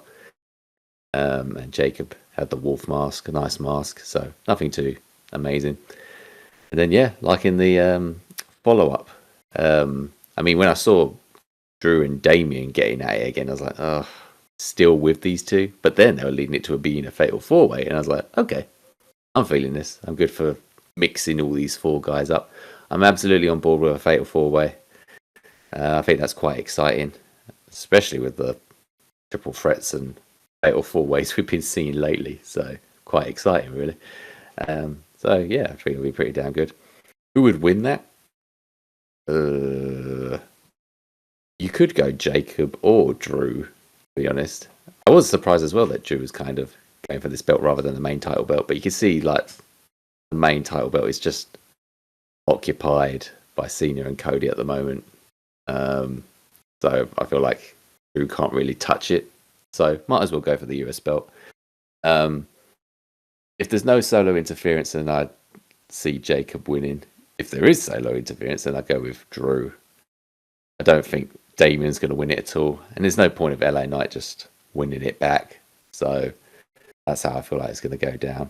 I don't know if they said this was going to be for Backlash or not, but it'd be a hell of a match to be for Backlash. So that'd be really good.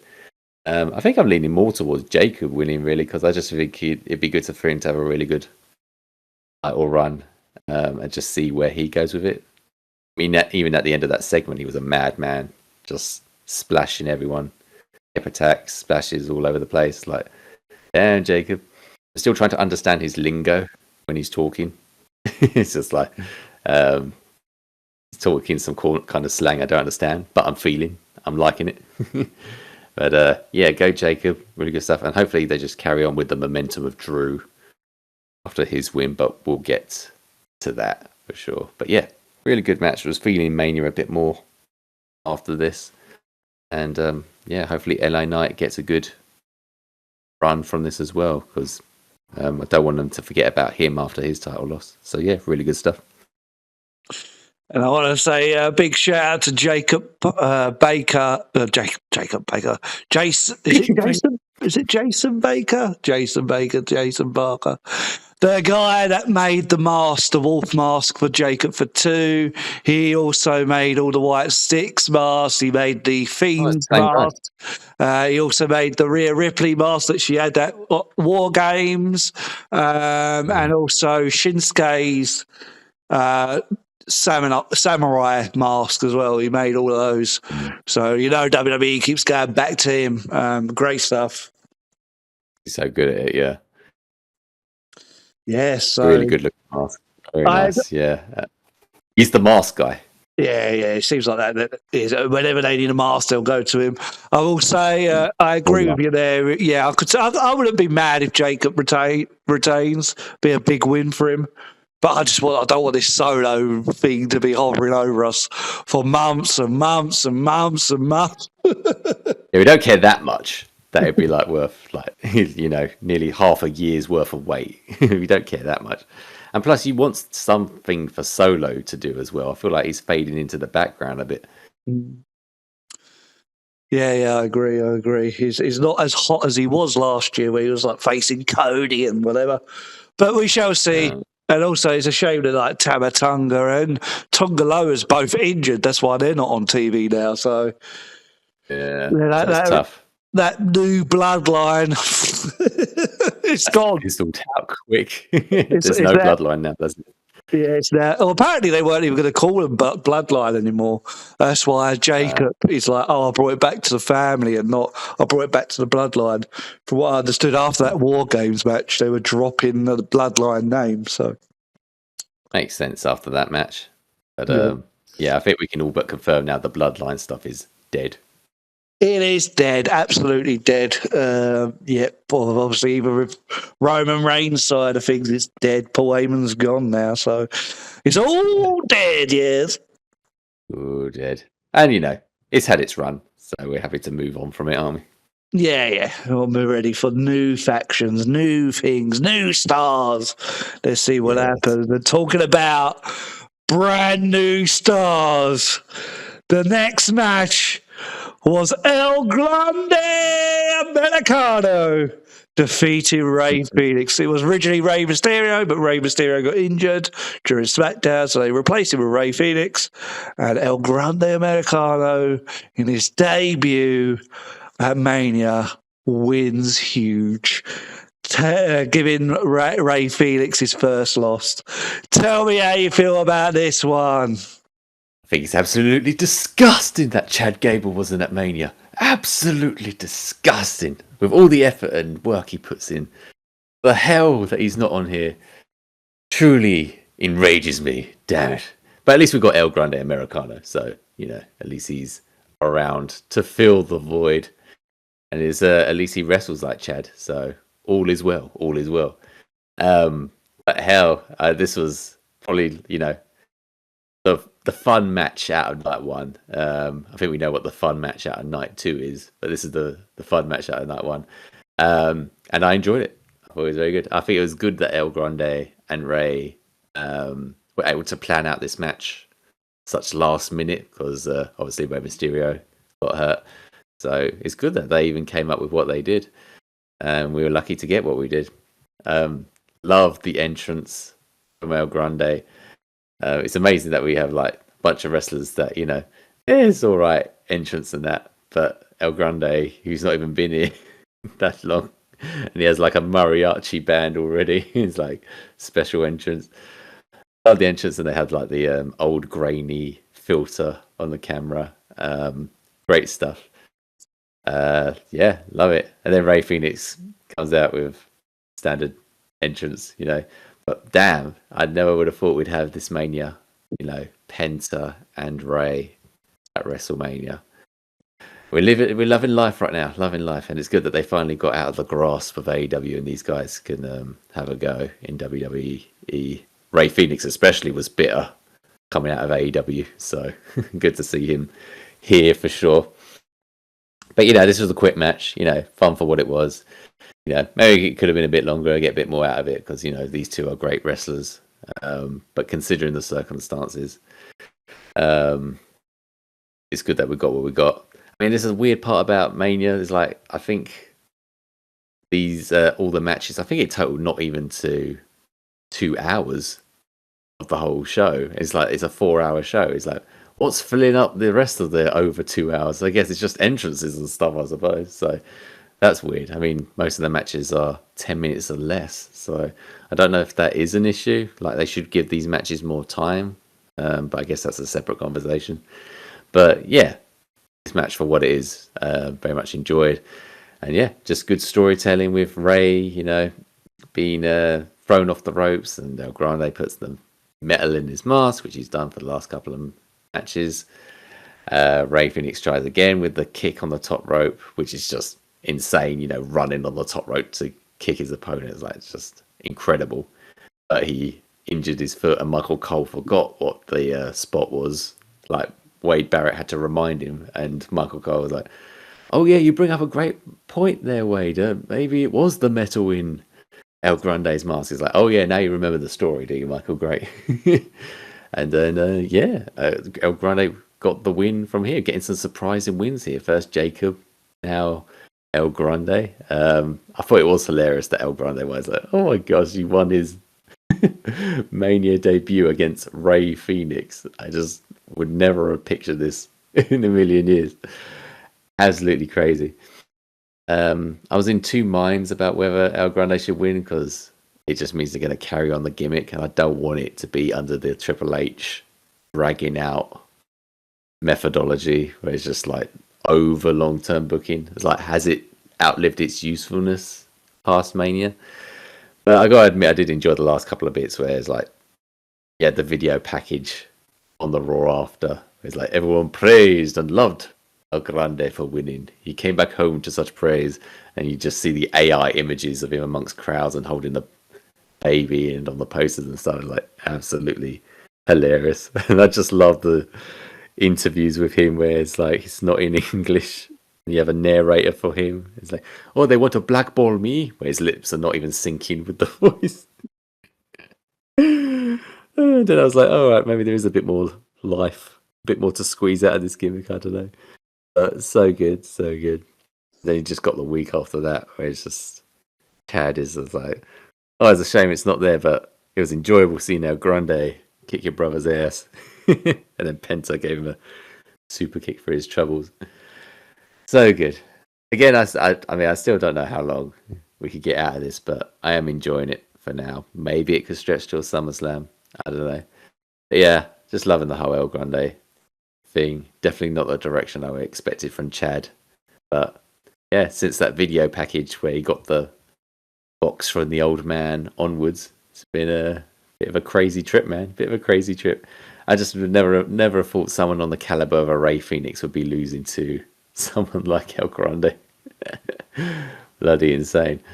So yeah, I enjoyed this. Ray was protective because of the metal in the mask, so it's no hindrance on him. And I'm sure they'll carry on great things with him. I don't think we saw him this past Smackdown. I don't think we did, no. But maybe the Smackdown after we'll see him. But yeah, this was fun stuff. Fun little gimmick. We need a bit of lightness, a bit of funness every now and again, and hopefully they'll keep it entertaining and don't drag it out. But yeah, very entertaining and enjoyed it. So what do you think, Chet?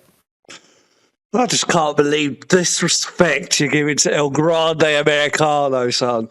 You want it to end. What, you want his career to end? What the hell are you talking about? You want it to end?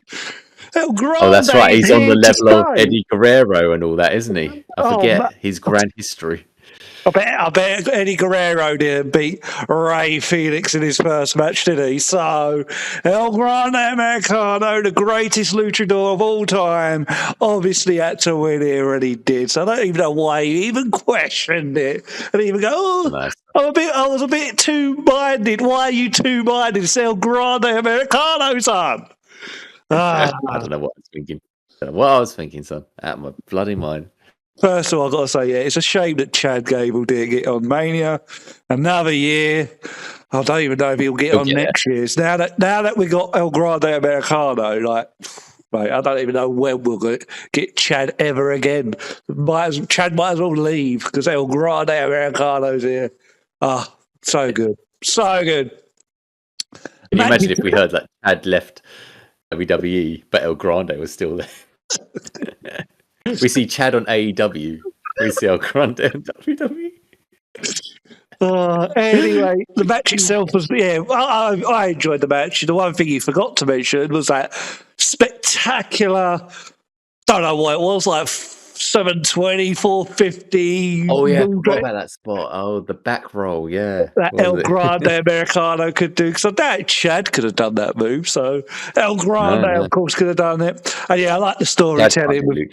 I like the storytelling with the whole metal behind the mask. I'm pretty sure if Rey Mysterio was in the match, that would have been exactly how that would have finished. Rey would have done the 619, but then hit the metal, and it would have been like, oh, my leg, and then it would have been the same finish. So I think it basically was the same match, just added Rey's moves in there instead of Rey Mysterio. So I do think, El Grande Americano was going to always win this match. And I think I predicted he would, and I think it was all confirmed when they didn't make it a mask versus mask match. So it was all confirmed that he'd win because of that. I don't see why he wouldn't give him the win. I agree. I think there's a limited shelf life for this. I think it's got to end by SummerSlam. A lot of people are saying maybe that Worlds Collide pay-per-view thing they're doing, the Mexican one with the AAA, the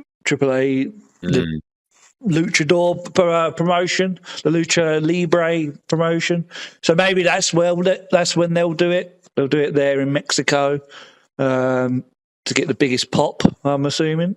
But yeah, I definitely think this will lead up to some SummerSlam lace.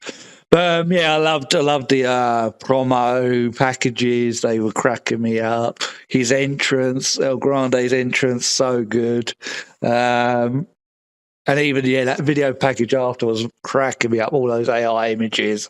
I went back to my home country. And I was celebrated as a hero. And I'm like, oh, this is so good. Like, I hope they can keep this going until SummerSlam, like on this level of how good it is and how funny it is. Because obviously you just don't want it to step past so it starts getting stale. You want it to end at the perfect time. And I think what SummerSlam's in like 3-4 months, so it's not that far away. So I think you could drag this out, especially because you could have weeks like this week and last week, really, where it's just Chad saying how happy he is about El Grande. Like, you could have a few weeks of that stuff, and then have like a couple more bits with actual El Grande Americano. So yeah, I'm all for it. Love it. I thought this week with the Penta thing backstage, I was like, oh, when he was saying that. My favourite thing was seeing your brother getting his ass beat by El Grande Americano. I'm glad they're not shying away from the Lucha Brothers. It's not like they're hiding the fact that they're brothers. So that confirms to me at some point we will be getting the Lucha Brothers. So that's good. Ray Felix losing his first match. I don't mind it because Ray Felix, I think, is somebody that can easily bounce back. It's not like he needed to go on an undefeated streak or something like that. Obviously, he was protected. So I'm all fine for this. I thought this was a fun little match. Not as good as the last match with Jacob and LA Knight, but overall, real fun match. I'm loving everything they're doing with El Grande Americano. I just hope they keep succeeding with it. And as I said, probably the shelf life is up until SummerSlam. But yeah, I can't wait to see what else they do with it. It just cracks me up every time I see Chad come out because he seems to do like this in between ad break one now. I don't think you see that because you don't watch NXT live. I think they cut that out, but during the when you watch NXT live, they do like little interviews and that during the ad breaks. And Chad always constantly comes out just talking about El Grande and how amazing he is. Cracks me up. Like this week, did you have you been seeing what they're doing with Ludwig? When was Ludwig about? So during the ad break, so I'm assuming you have not seen it. Oh, okay, before Mania, he was constantly on Adam Pearce's case saying, "You better make sure you get me on WrestleMania. I'm the hottest rising star." But obviously he never was. And then this week he's like, you ignoring me. You will get me on there. So he's just doing ad breaks sort of stuff. Hopefully one day they do something with Ludwig, I will say. They seem to be doing these things with the advert, between ad interviews, but they're not doing anything actually with him. So underutilized Ludwig. I feel like they could do a lot more with him. Doesn't have to be a huge thing, but at least in the mid card. Come on, give the guy something. And not Sheamus. Done with Sheamus. That's like done to death. Give him an Intercontinental Championship at some point. Jesus Christ. I love that. Moving on, son. El Grande, best match ever. Best superstar ever. One thing I will say, NXT, and they're doing that NXT AAA merging. Yeah, that's what I'm saying. Yeah, that show. I demand El Grande Americano be the main event of that. Well, that's what I was saying. It could be that show where they do the mask versus mask match. Oh, you think it's on there? Oh, okay. Main event. Do it. AAA belt. And El Grande better win. Yeah, he's the leader of Lucha. He will unmask Rey Mysterio. Done. Yeah, bring it on. He'll take Lucha by storm. And I want Chad Gable out there as his manager. I might buy a mask. American-made mask. Yeah, they do. You can get it on the American website or WWE shop website. I do want I hope they do this at some point because I think this is how you keep the feud going. They need to do a thing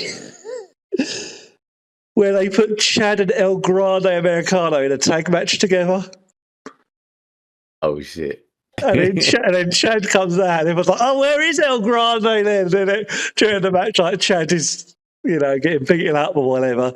And then at one point he rolls underneath the ring and then comes out the other side and El Grande Americano comes out from the other side. Oh my gosh, they have to do that. And wins the match. Maybe you could have someone distract the opponents. Yeah, you just have Creed brothers out there. Yeah, and then in the meantime he's getting changed and attacks him as El Grande and wins. That'd be so good. You could do so many creative things like that. It should be good. And then the announcer's like, "By win, and your winners, Chad Gable and El Grande Americano." Oh, I forgot to say, on AEW, Harley Cameron, one of the women, they had a little moment there where she was impersonating as a lucha, where she was wearing a mask and all that. And they actually had a thing where she was on the commentary on a collision during a lucha match, and she was with the faces and that, and she's like, "All right, I got to take a break. I'm going to go for a moment." And then the commentator's like, "Oh, okay." And then later on, she comes out, and I forget what her lucha name was, but it was her in a mask, and she was helping the faces and attacked one of the heels, and there's like everyone's going, "Yay!" But then not long after that died down, and we didn't see it again. I'm wondering, is it because of the El Grande thing? They didn't want two shows doing the same sort of gimmick? Did they just cut that out? I don't know, but they had the exact same kind of thing going on there. So that was interesting. That's what they need to do then, don't they? WWE, but do it one step further. Have Chad out there on it, commentating. Oh, I've got to go somewhere. Go backstage. El Grande comes out. They kind of did that, obviously, with the Battle Royal, didn't they? Chad got eliminated earlier. But have El Grande interfere. And then have El Grande run away. Then Chad comes quickly back out and back on commentary. Oh, sorry about that. Just had to go and do something. Attack, goes again, then comes back to the commentary. He's like, "Oh, sorry, I had to get a drink of water or something." Something like you just, and then like the heel commentator's like, "Oh, you just missed El Grande Americano." He's like, "Oh, did I? Oh, oh, I'm always missing him. Damn it!" The stuff you could do. So you could do, be just fine. You could really milk it for all it's worth. Just get over it like no tomorrow. Just be creative. Bookers, be creative. It'll be so funny. You still definitely have a couple of months' worth of material you could do here. Agreed. After that, then, we had the Women's Championship match when Tiffany Stratton defended her belt against Charlotte Flair. And surprise, surprise, I was wrong. And I was glad I was wrong. Tiffany Stratton wins. Thank the heavens. I'll go first. I thought the match overall weren't that bad. I saw a lot of people pooping on it, but I thought it was actually pretty decent. I enjoyed it as it was going on. There was definitely like an odd atmosphere in the match. It didn't run smoothly, I will say that. It definitely didn't run smoothly. But the stuff that they were doing to each other was pretty good. Tiffany looked like she was proper beaten up. Like she had bruising. Well, I thought her teeth was chipped, but apparently not. It was some blood or something, or some makeup that went on her teeth. But it looked like she had chipped teeth. I thought she lost a tooth or something. Damn. That's what I thought, yeah. But apparently not. It was just makeup or blood or something like that. But I thought the Tiffany entrance was really good as the Barbie. The 3 Barbie boxes, and then she came out. I wished it looked better because when she came out of the middle one, I can't remember which commentator it was, but they're like, "Oh, that's her in the middle one." The other 2 you could clearly tell were screams. I don't know how good you could have made it so it's like, oh, she could come out of any one of them. But it seems like that's what it was meant to do. But like you could tell right from the beginning that she was in the middle one. Charlotte just had another car entrance similar to LA Knight, so it weren't all that impressive. Surprise with Charlotte.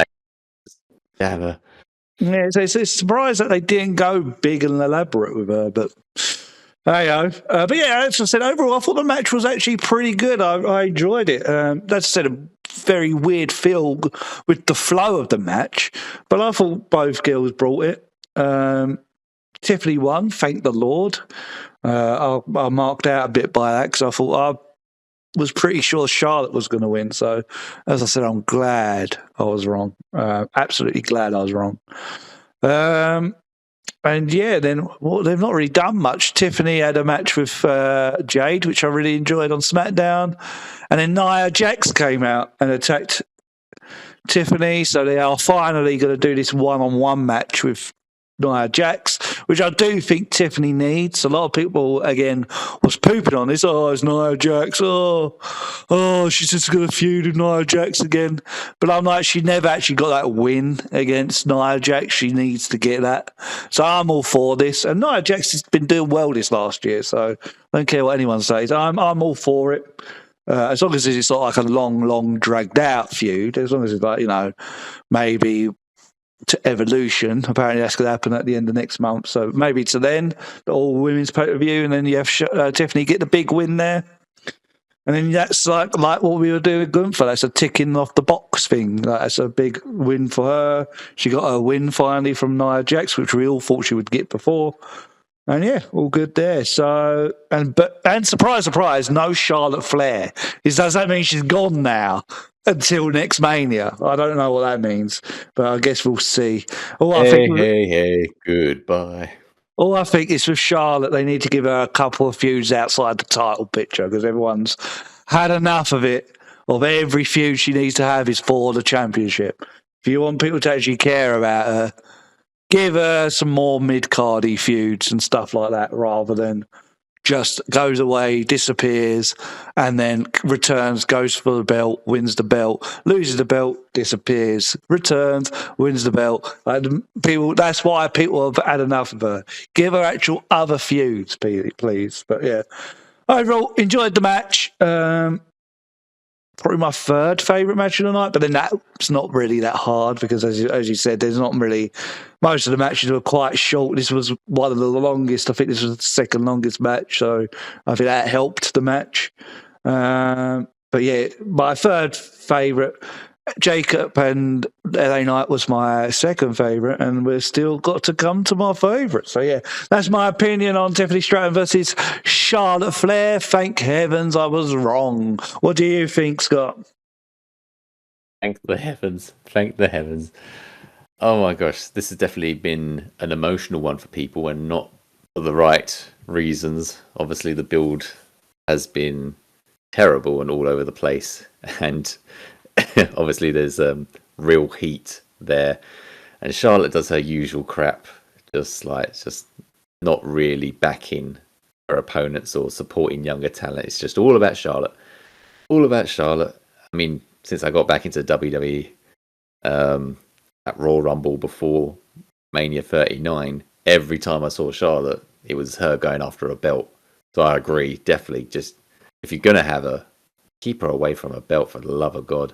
But I'd rather not see her at all, to be honest. I'm just like she's quite like, you know, I don't like using the word toxic, but it's just a bad vibe for the women's locker room, it feels like. And I did get into the feud a bit in thinking there'll be real heat here, so it might make the match more intense, but I was kind of like wrong, really. I felt a bit let down by that. I don't think the real heat added to the match. In fact, I think it kind of lessened the match. I didn't really feel it that much. There was moments, but I feel like every time Tiffany tried to get a bit of momentum, Charlotte just cut it short. She kind of just was ruining the flow of it. I feel like, I don't know if she was doing that out of spite or something like that.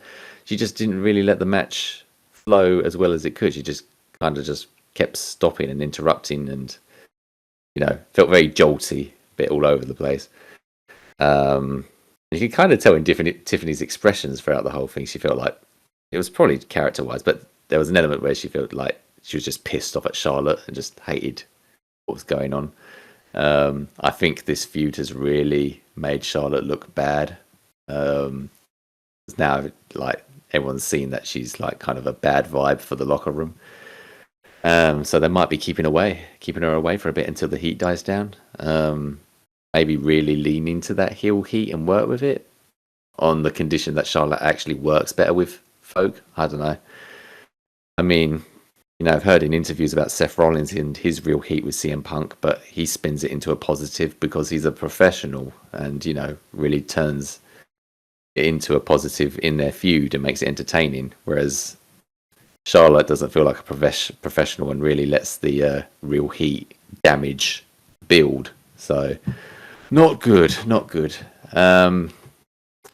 So yeah, I wasn't really feeling this match as much as I wanted to. The entrances were good. I thought the Tiffany one was really good. Obviously, the middle box was her, but if you was out in the audience and looking from far away, you wouldn't have known that. You might have thought they were all screens.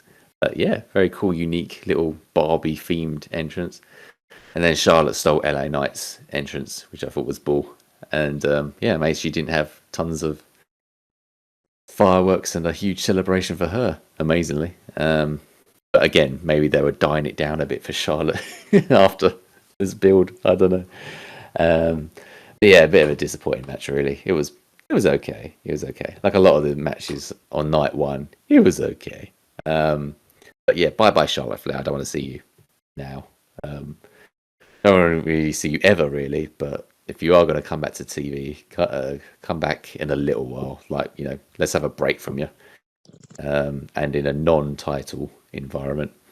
Tiffany and Nia, I'm kind of looking forward to it, really, because they, like you said, there was never really a full stop on their feud, and they do have history, so it'd be good for Tiffany to knock that out and have a win over Nia. Just as long as it's not a long time, I give it a month tops, and then that's it. I don't need to see it any more than that. And then see Tiffany move on to greater things. Yes, I don't know who else she fused with after Nia, but I like the unpredictability and what we can do. Maybe a Chelsea Green or something. Maybe could bunk up Chelsea Green. Maybe, but after what they did with her in her title, doesn't feel right to give her that opportunity. But I don't know. But yeah, I'm alright with Tiffany and Nia, to be honest. I think Nia's put the work in and she's earned that. So, and she's obviously not going to win it. So, I'm just looking forward to see what they do with Tiffany going forward. But yeah, a few shocker wins like Jacob, El Grande, and Tiffany. So, some nice surprising stuff there. But yeah, it was all right. it was all right for what it was. Just not as good as I thought it was going to be, unfortunately. I thought it might be on a Rhea versus Charlotte at Mania 39 level, but sigh, I guess we did not get that, unfortunately. But at least it's done. At least it's done. Yeah, we can move on from that now. Yeah, absolutely. I think I probably enjoyed that match a little bit more than you, but yeah, it's definitely weren't on the Rhea match, Rhea Charlotte, even Rhea Becky last year. It weren't on any of those sort of levels. But as I said, I think I went in with quite low expectations, so that's probably why. I think you went in with quite high, I went in with quite low, so makes sense. That makes sense. That's probably why, yeah. So let's get to the main event of WrestleMania Saturday Night 1. We had quote-unquote main event. Quote-unquote main event. Yeah, but yeah, you disagree. We've had this talk before. I think it does count. You don't think it counts. But yeah, Seth Rollins defeats Roman Reigns and CM Punk in the main event of WrestleMania Night 1. Seth Rollins did it. Let me know your thoughts, son. Oh my gosh. Where do I begin with this one? I flipping love it. I love it all.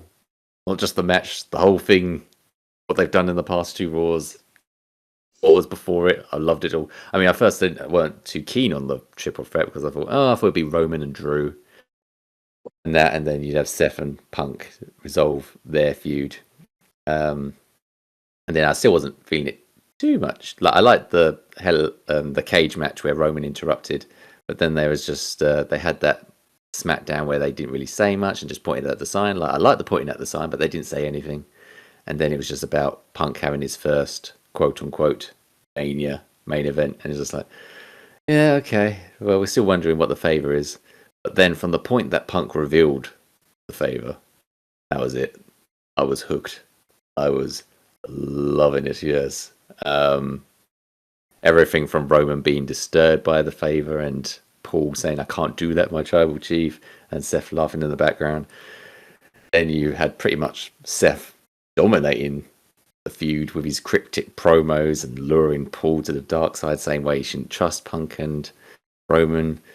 Roman, like, giving Paul a rough time, saying, he's like, why have I got to pay the debt for your dumbass favor? It's like, fuck yeah. Hell yeah, Roman. I've been loving Roman throughout this thing. Punk, he's kind of died down a bit ever since he revealed the favor. Like, I haven't heard one promo from the guy ever since. So I'd definitely like to hear a promo from him and all his thoughts on everything soon. Nice to hear that. But then, yeah, Seth overtook the whole thing, and you could tell he was pissed off that Punk was being put in the quote-unquote main event. And then after that, then he was like happy as Larry. So you could tell he had a plan. He was being the architect, yes. And all his cryptic messages and promos came to fruition in this amazing match. Amazing triple threat. Absolutely loved it from start to finish. All the entrances were really good. I think Seth Rollins was my favourite entrance of both nights. Which is the flamethrower literally burn it down the building. Goes to dark and then comes out like angelic. Like this is the new Seth Rollins, which is apropos considering what he's about to do. Roman, great, simple kind of entrance. He had the cards coming down showing the Samoan family, which I thought was really cool. It's like you're just walking through time, through the legacy of his family.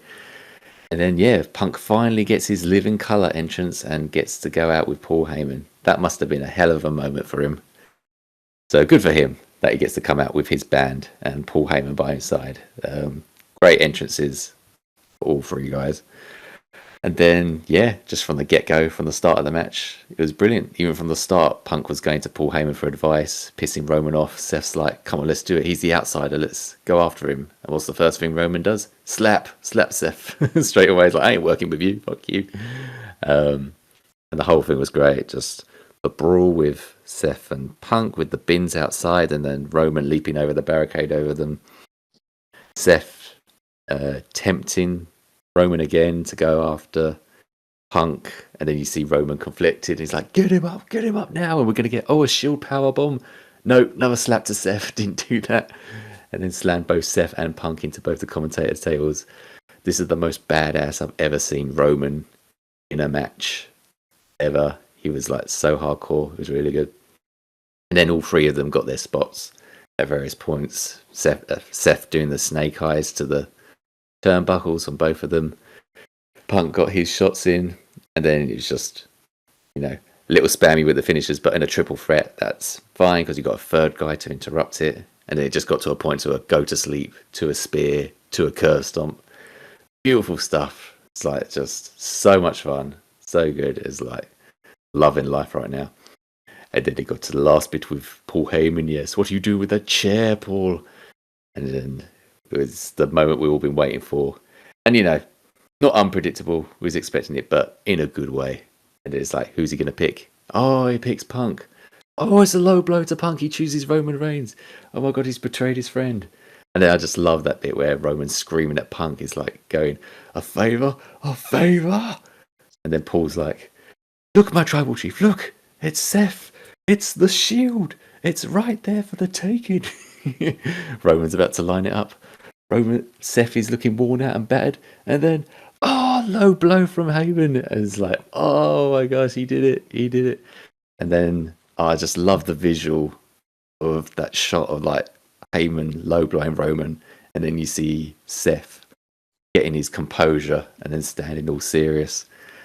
And then he just doesn't even have to turn around. He hands out his hand, stretches his arm out for the chair, and Paul gives it to him. Long awaited blow from the chair, kisses the chair and whacks Roman with it. Amazing stuff. And he's just like, you feel sorry for Roman because he doesn't really get his chance to hit Seth with the chair, because obviously that's what Seth keeps doing to Roman, like when they split the Shield and stuff. And then a curve stomp and Seth takes it. And it's like, oh my gosh, that was phenomenal. And I'm going to say it now, was the best match of both nights out of the whole of Mania. Easily. It's not even close. Because the story's so good. The story that is there. It's the best built match on the card, and it paid off big time. And then, yeah, I just love everything afterwards it. Like, at the end of Raw after Mania, revealed Braun Breaker. We'll get more to him on his match, but I thought the perfect addition. We heard about him being the Paul Heyman guy. Great addition. Absolutely fits. Loves it. I thought it was a nice start to building a Seth-led faction, the new faction to take over. And yeah, I'm very happy for Braun being included in this. We've had big wrestlers in this triple threat. Let's get some young guys in now to get in on this and rocket their career. I mean, the Bloodline did wonders for Sammy and the Usos, so I can imagine this doing wonders for Braun Breaker and other young talent. I'd love to see Ethan Page in this. I'd love to see Becky Lynch in this. We'll have to see, but we'll see who they decide to be in that faction. And then, yeah, this latest Raw, Seth giving his reasons. I do want to hear a promo from Paul, because he's like a big factor in all this, and I want to hear more about his motivations and reasons for doing this.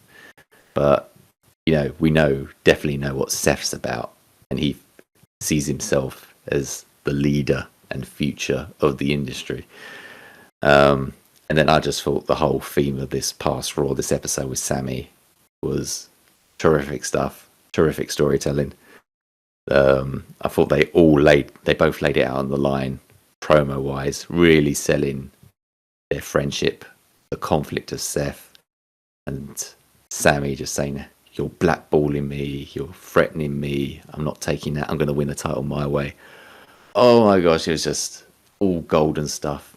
And this was a great first episode to really make clear what this new faction of Seth's is about and what they intended to do.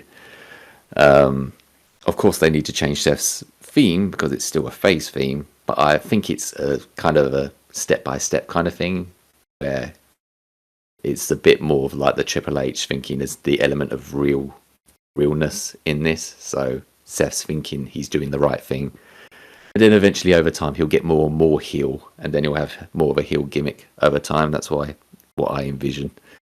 But yeah, everything they did here. And then Sammy just saying go to hell. Even in the match he was going go to hell.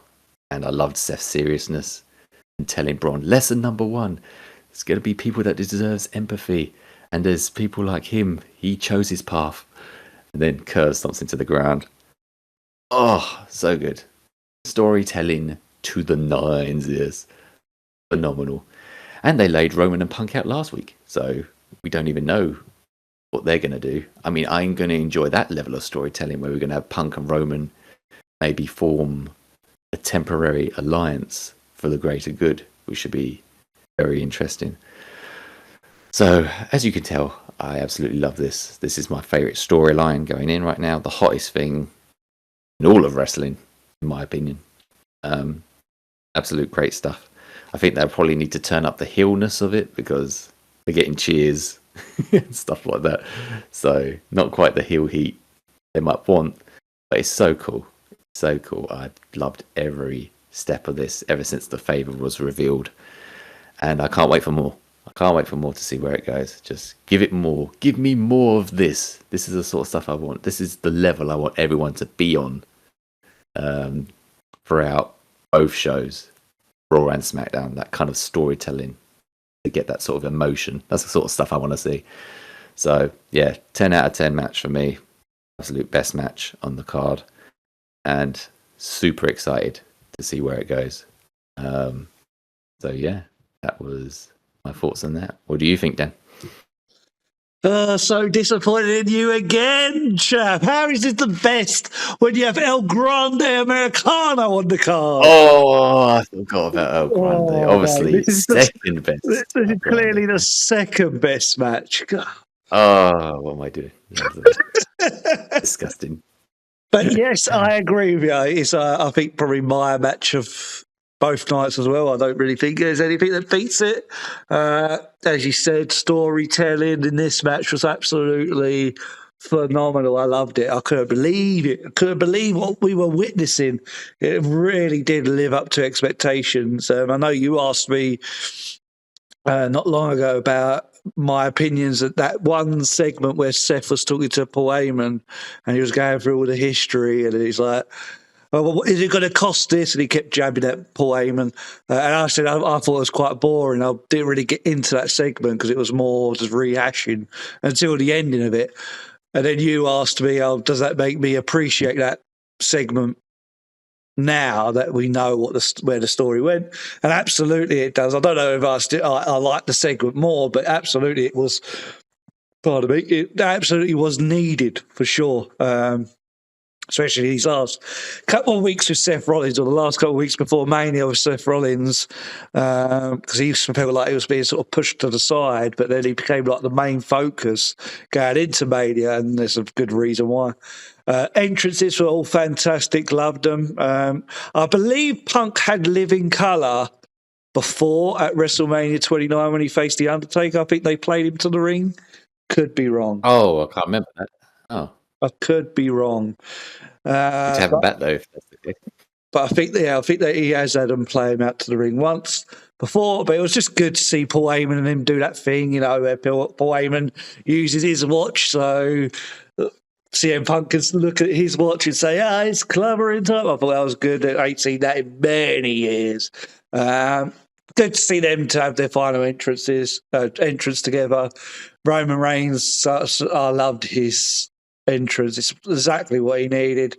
And yeah, basically Seth Rollins was telling us with his entrance that the old Seth Rollins is dead and we're getting a new one. So we should have saw the signs with his entrance. But yeah, the match overall fantastic, mainly story based. I thought they all done really, really well. Yeah, it was finishing spamming in this match, but it makes sense in a triple threat match because you got people breaking up pins and stuff. When it's a one-on-one match, it does get a bit irritating. But when there's three of you, it makes sense because you have other reasons for people to stop the pins or kick out or whatever. It's not all just about, this guy's so strong he can kick out of about 10,000 curb stomps. But yeah, very, very well done match. And then the ending, 5 minutes of the match when Paul Heyman does the turn on Punk and then the turn on Roman and sides with Rollins. Absolutely fantastic. This is why I love professional wrestling. This match is exactly that. If I was to show somebody, well, if I was to introduce somebody to wrestling and somebody asked me, why do you love pro wrestling, I would show them this match because this was so good. It had the wrestling, it had the storytelling, it had the characters, the three main things I look for in professional wrestling. This is exactly what it was, and it was so good. Absolutely phenomenal. I think it's like probably my favourite main event in a while. So I weren't even a big fan of Cody versus Roman from last year because I thought that match should have been something entirely different. It was so good. It was so good. And then the aftermath, I've really enjoyed. I thought like Bron Breakker joining was fantastic. I loved the reveal of him as well. I thought it was great. And yeah, we're getting this little faction. We got the explanation. Obviously, Seth Rollins is making the future, and if anyone steps in his way, they're going to get got. Sami Zayn was in his way, and he was like, "No, I don't want to hurt you, mate. I don't want to hurt you. Go over to Smackdown. You can get on Smackdown this Friday, and we won't touch you because you're out of our way. Oh, you also can get a title match if you go over there." And then you had Karrion Kross like do the right thing. You had that nice segment with Jay and Sammy backstage as well. Really good stuff. And then the final, the ending where Sammy basically says, no, he's not going to move. He's going to stay and fight his ground. And then Bron Breakker basically murdering him. Fantastic stuff. Fantastic stuff. I definitely think, and I'm going to say this now, this is a big prediction. I think Mania 42 night one main event will be Seth Rollins defending the world championship against Sami Zayn. And Sami Zayn beats Seth. Ooh, that's a bold prediction, son. A bold prediction, but I could totally see it. Because I believe that Seth Rollins will be the one to beat Jay for the belt. And he'll become our How first. full circle would that be? How full circle would that be that you had this segment, this last Raw, and then a year later, Sammy would be the one to... Sammy wins the Rumble, and then he's the one to take Seth out. That'd be crazy. Absolutely. You know, Triple H loves his long-term booking, so it just makes sense. Makes sense. You set it up here. And also, Heyman said something last week on Raw about, oh, this is your storyline or this is whatever going into WrestleMania 42. So he's basically told us that this is going to be a year story. So I'm all for it. The other person I was speaking is maybe potentially Bron Breakker versus Sammy's... Bron Breakker versus Seth Rollins by the time we get to next Mania, but I don't know. Maybe you could do that just after when you're planning on splitting them up. I definitely think they need to bring people into this faction as well and not just have it as these three. Maybe initially have it as these three until like SummerSlam or something, then you reveal somebody else like an Ethan Page. I'm all for Ethan Page. I heard somebody saying Ricky Saints, like have him as a heel and have him join. You could see him easily standing there with them. There's a lot of people I think you could join this. I want to see Becky Lynch, have Becky and Seth as like a power couple kind of thing. Maybe even make it like quite a big faction. Have a couple of women as well join them. Somebody like Roxanne Perez or something like that. I'm all for going all out with this storyline, basically, and actually having them take hold of Raw rather than them saying they take it in the whole of Raw, but they're only ever like in one segment. They don't impact any of the other bit of the show. So I'm hoping they go all out. That's what I want to see. But fantastic storyline, fantastic story of what's going on. Punk and Roman are out. From what I'm hearing, Roman ain't scheduled to be back until just before Money in the Bank. So I'm assuming that's probably when we're going to get Punk and Roman versus Seth and Bron. Unless maybe I have to, because I think Seth is going to beat Jay at SummerSlam. Unless you have that tag match. Next champion, yeah. Unless you have that tag match at SummerSlam, but then you have the Jay Seth match, the pay-per-view after, because that's the one other thing I think they need to get away from, is that these big titles never ever change hand at smaller pay-per-views. I want them to start changing hands at smaller pay-per-views as well. So going into those matches, it makes you think, oh, this could happen. Because I don't know when's the last time we had a major title switch hands on a smaller pay-per-view, but that's just me. It's tough. That's just me. That's my personal thing. The other thing would maybe have Seth Rollins win the Money in the Bank this year, and he cashes in and screws over Jay. Something like that. Good idea. I have no idea, but I do definitely think Seth will be the one, and he'll become technically our first 2 times world champion with that new world championship belt, because no one else has done it. No one's held it twice. So I don't believe it would be a first. I don't believe there is, No, but yeah, very good stuff, and I can't wait as well. I agree with it. I cannot wait for Punk's promo that he does when he comes back. I think we're going to get one hell of a pipe bomb on all of them.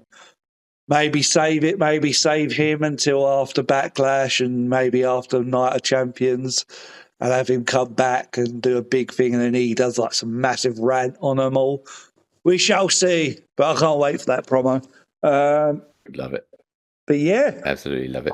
Absolutely fantastic. What a way to end night one. After what I thought was like a mediocre night one, apart from the Jacob for 2 LA Knight match and El Grande Americano. Outside of those, quite mediocre, but the main event, what a way to end it. This match saved night one. It saved night one for sure. Like, if this flopped, the night probably as a whole would have flopped. Yeah, it definitely wouldn't have felt Mania. Like, it would be like, oh. Yeah. Thank God for this match. And like you said, I could show this to anyone, like, to demonstrate like why I love pro wrestling. This is pro wrestling in a nutshell. And this is the kind of stuff we want to see more of throughout, like on anywhere. WWE, AEW, NXT's got good elements of that, obviously not on this scale, but yeah, this is the kind of stuff that we love. There's a reason why they say pro wrestling is like soap opera for men. This is the kind of stuff we want to see. So more of this, please. Give me more of this. Absolutely. And I will say, because I said the triple threat at what's it called? At Stand and Deliver was probably my favourite wrestling match. This one was my favourite story and overall, because like I said, this match, it had good wrestling, but it wasn't like no over the top wrestling. There weren't nothing like, oh, we're going to do this big move to impress everybody. It was just more sort of like brawling with each other, and that's what I feel like wrestling should be most of the time. Sometimes you have the little flashy moves, sometimes, and that makes them special. But unlike AEW, when you do splashy moves every single match ever, it becomes less impressive. So absolutely, it does the same thing. So that's definitely what down the road this is the blueprint of the sort of the stuff they should be doing going forward for everyone. Absolutely. So moving on to night 2 with night 2. So I'm going to go first here, I guess. Yeah. So night 2, first match was Io Sky defeating Bianca Belair and Rhea Ripley. She retains her Women's World Championship. And this, I'll go first. This was one hell of a match as well. Really, really good. Between these 3 girls, this is sort of the standard up there with what I believe is like a Becky Rhea kind of match. Like, this was so good. All 3 girls did their thing. The storyline, obviously, going into it, I weren't a big fan of, but by the time we got to Mania, I think I even said in our last podcast. Oh, I don't think I did. I think I thought of it after. I think I told you maybe on the day, voice note over WhatsApp. I think Io Sky had to win going into the match, especially the last couple of days speaking about it, because she was the irrelevant one. It was mainly Bianca and Rhea going up against each other, forgetting about Io. And so I was like, yeah, Io really has to win this just because otherwise it's correct she's irrelevant. You know what I mean? If she don't win this, so it made sense to me that she won this match. But yeah, one hell of a match. Loved the ending. She got a pin on Bianca, so Bianca's undefeated streak, which I thought was going to be a thing going on, doesn't exist anymore. I thought potentially Io could pin Rhea, so then they could say, well, Bianca's never been pinned or submitted at Mania, but they completely killed the streak off. Hopefully Bianca comes out of this as turning heel at some point, because I still want to see Rhea versus Bianca at next year's Mania, and I think there's a year storytelling thing you can do here. I think they are sort of maybe doing something with Rhea. I'll get onto that in a second when I talk about what's going on with Raw. But yeah, really good match between the three girls. Really good, hot start. And I think this is what we needed, because coming into night two, obviously the feeling I think with me for night one was, it was okay. The main event was great. The other match was great, but hope night two steps it up, and match one stepped it up. Fantastic match. According to Dave Meltzer, a lot of people love his star rating. This was a 5 out of 5 star match. This was his favourite triple threat match out of all the ones. I don't know how many 5 out of 5 star matches he actually ever gives to WWE. If it's a Will Ospreay match, it's automatic 5 out of 5, because that man loves Will Ospreay. It's a bit of Will Ospreay, isn't it? And every AEW match was like 5 out of 5 out of 5 out of 5. He barely gives it. Like Kurt Angle has never had a 5 out of 5 star match, according to Dave Meltzer. So yeah, that's crazy. But when it's Will Ospreay versus random person number 6, 5 out of 5 stars. Anyway, I could rant about that. Loves him some Will, man. Yeah, I could rant. I like Will as well, but I don't think it's the greatest thing since sliced bread. Anyway, moving on to Raw. We had Io Sky facing a very, very surprising Stephanie Valkyria. I thought that was a great match between the two there. Ended in DQ. Really the only way I could feel the match could end, because they're both champions. I know you said we might end up getting that match again at Evolution, the all-women's pay-per-view. I'm kind of hoping we don't, and they get their own separate title matches rather than them two facing each other. Because as I said, I feel like right now none of them can lose. I do think we'll get that match again at some point down the line, maybe for the women's championship or something. Maybe that's Stephanie comes up and challenges Io for the belt after she loses the NXT championship. I don't know, but I don't want to see that at Evolution. I want them to have their own individual title matches. But that was a after match between the two. And then this week on Raw where no, it weren't this week. It was after that match. So Roxanne Perez and Julia comes out, attacks both Rhea and Io. And then, no, not Io. Oh, I'm getting confused with it all. No, they start attacking Stephanie Valkyria and Io Sky, but then Rhea Ripley comes out and saves Io, and then finally it seems like she's like, yeah, you deserve this, Io. However, one day I'll come after your belt, but here you are, here's your belt. She handed over the belt. So is this a sign of Rhea growing? And they did the same thing this week as well. It was Rhea versus Roxanne Perez. Julia got involved. Io came out and made the save. So clearly this is going to go to a tag match where Io and Rhea is going to tag up with each other against Julia and Roxanne Perez. I heard they had a very similar match without Rhea on NXT, from what I understand. Can you confirm that? Because I think you've seen this week's NXT. Yeah.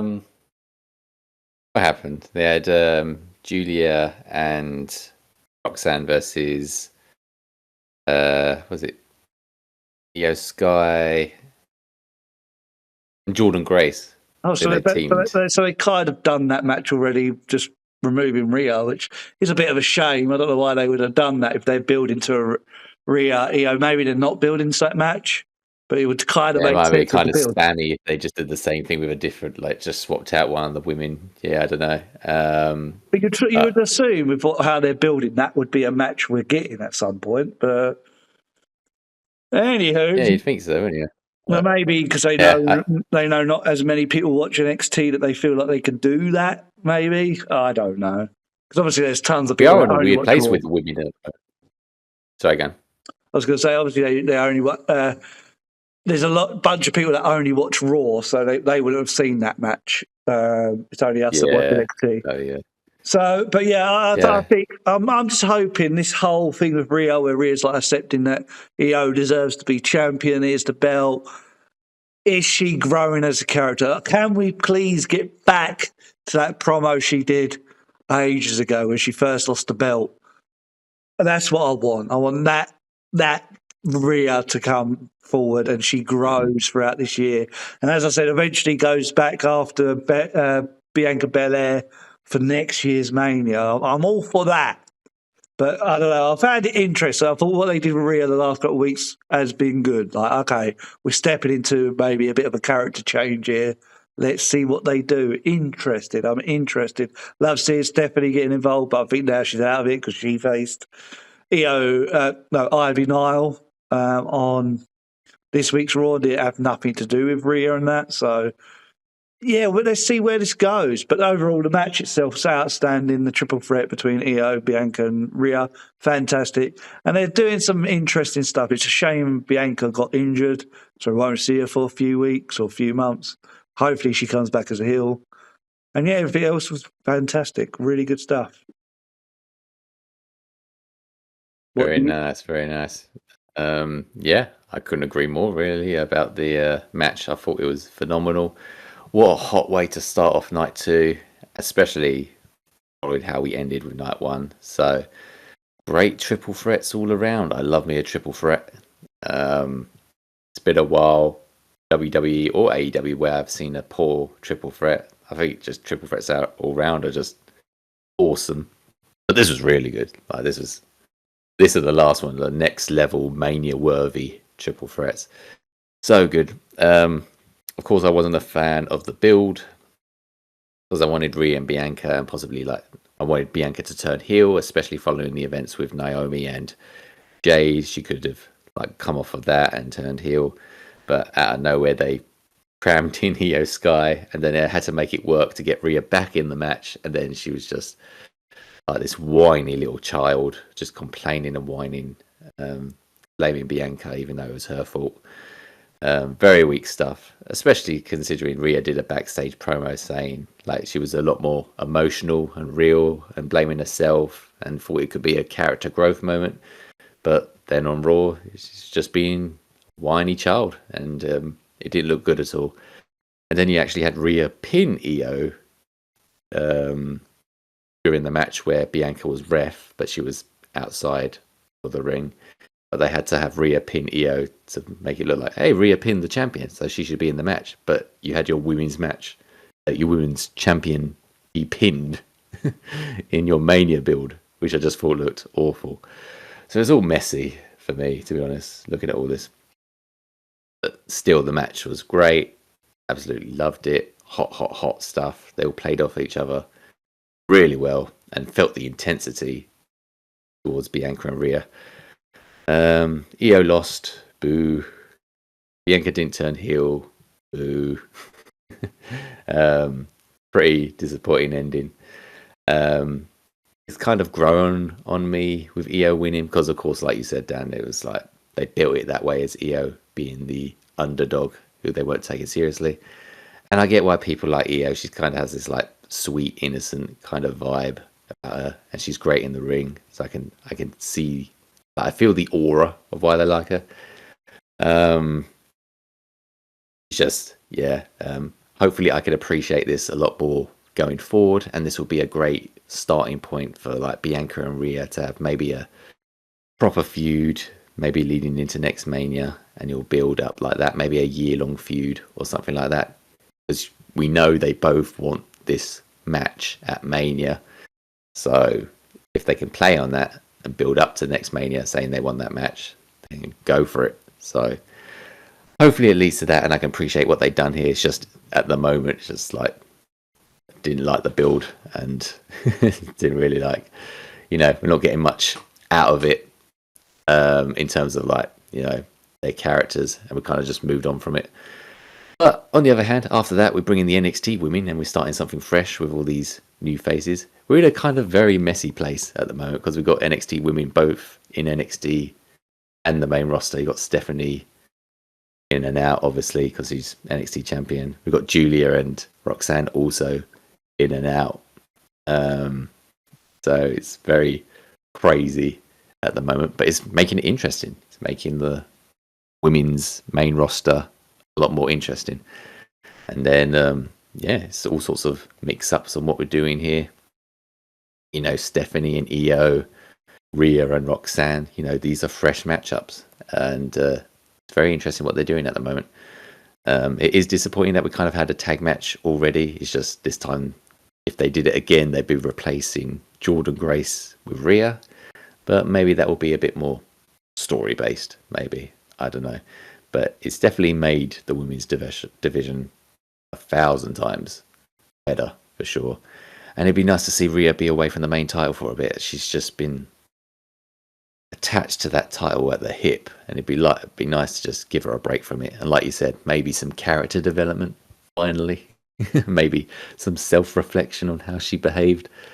I don't know. But, she was giving Io respect, so hopefully that's a step in the right direction. But yeah, I'm really feeling what they're doing at the moment. Hell of a match at Mania. And hopefully Bianca will feel better and come back as a heel, for the love of God. Get there eventually, hopefully. But yeah, really enjoying what they're doing at the moment. And is making the women's pay-per-view a lot more interesting. We're just going to have a mass of different women on the main roster in NXT facing off each other. So should be good. Should be good. Keep up that interest, WWE. Keep up that interest. We really need it. Absolutely. And as I said earlier, start writing your mid-card women better as well. And we can care. Mm-hmm. Absolutely. Absolutely. Anyway, moving on to the next one. I don't think we're going to have much to say about the aftermath because we spoke about it already. But Drew McIntyre defeats Damian Priest in a Sin City street fight. You want to go with this one first? Sure thing. This good streak we got from Mania from the past two matches, it carries on with this one. I thought this was another great match. Really good. A very refreshing match because it's the only one that was really with a stipulation. You have your fatal four-ways and triple matches, but with actual weapons and such. So it really made this match stand out. On night one, I'm convinced they should have had the TLC tag title match on there. That would be their stipulation on that night. And then on this night, we'd have this one. But great decision making it a Sin City street fight. I mean, again, you're talking about giving fancy names to no DQ matches. Here we go again. But yeah, it really saved the match. I think it might have fell into the background if they hadn't given that stipulation. Good entrances from both guys. I'm not really keen on these advertising themed intros. I forgot to say the War Raiders. I thought they looked like dorks coming in the the video game, that Clash Clan or whatever it is they're dressed as. I thought that looked bad for them. Drew looked a lot cooler in his Doom outfit. He looked pretty badass coming out like that, even though he looked a bit irritated by his outfit, like he just really wanted to get it off or to get the gloves off and all of that. So I don't think he liked it too much, but it looked cool. And then Damien coming out for, what was it, the guitarist of, was it Slade or something like that? Slayer. And then you had the Fire and him coming out like that, really badass, really him.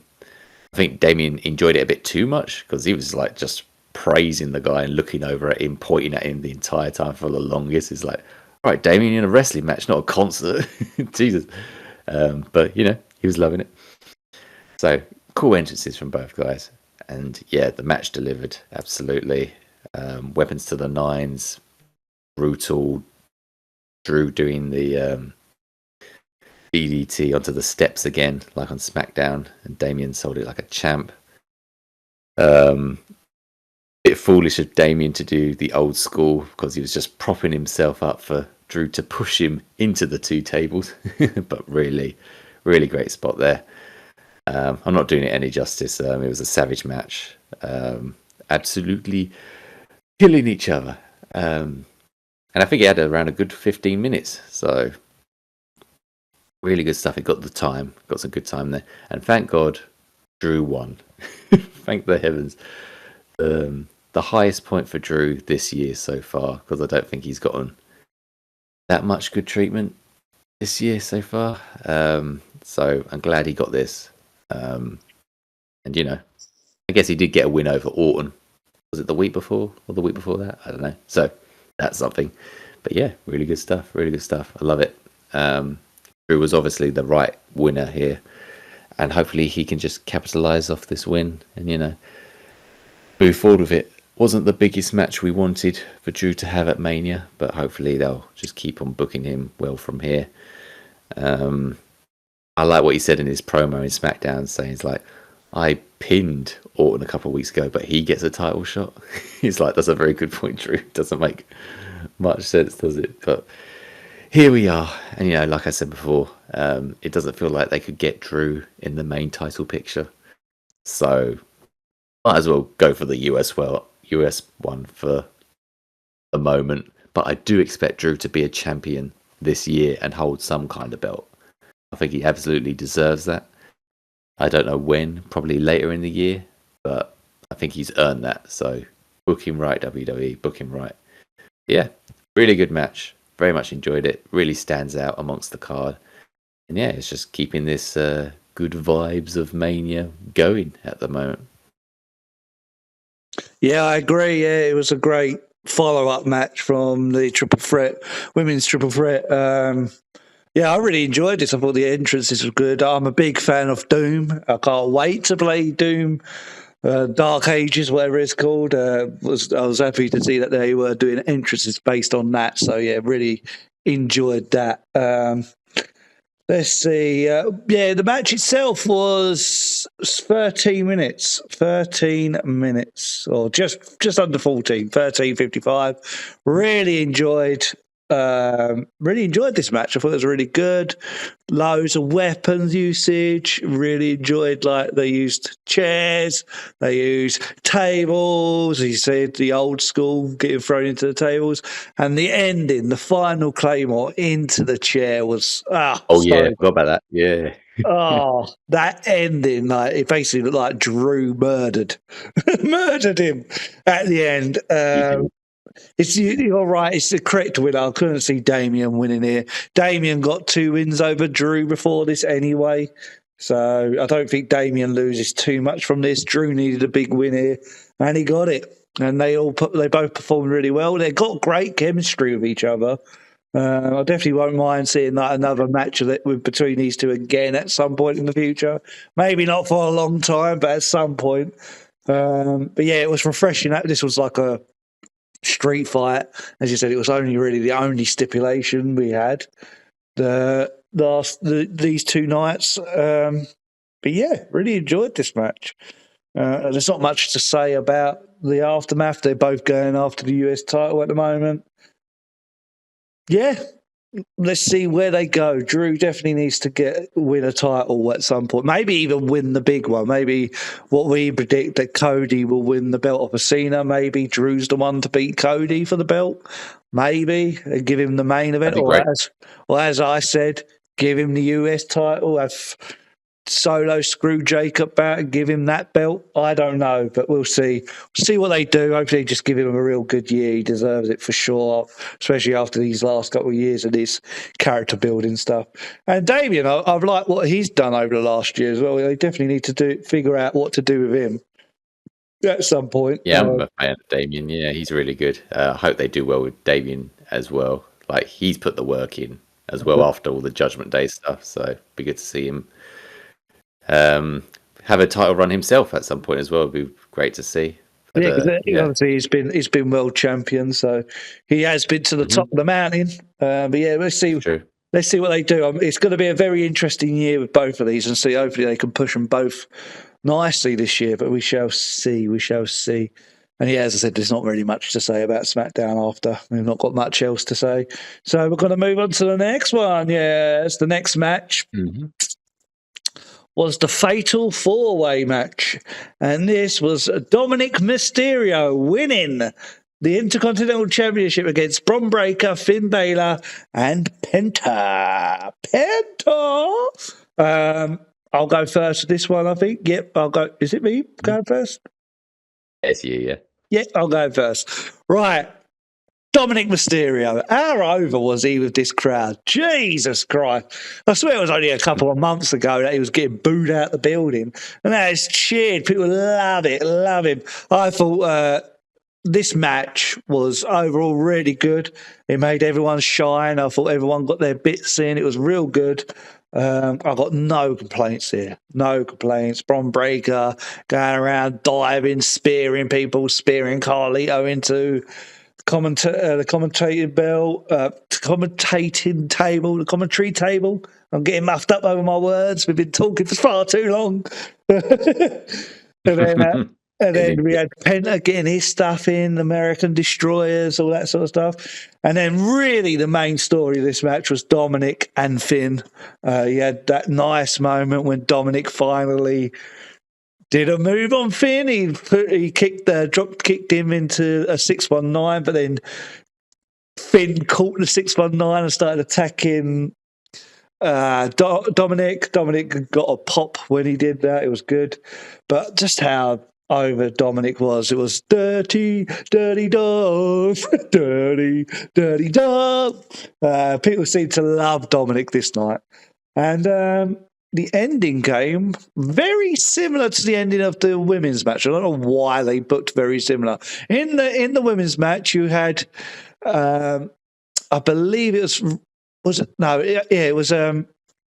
Bianca Belair did her finisher to Rhea, but then Io did her finisher off the top rope onto Bianca to get the win.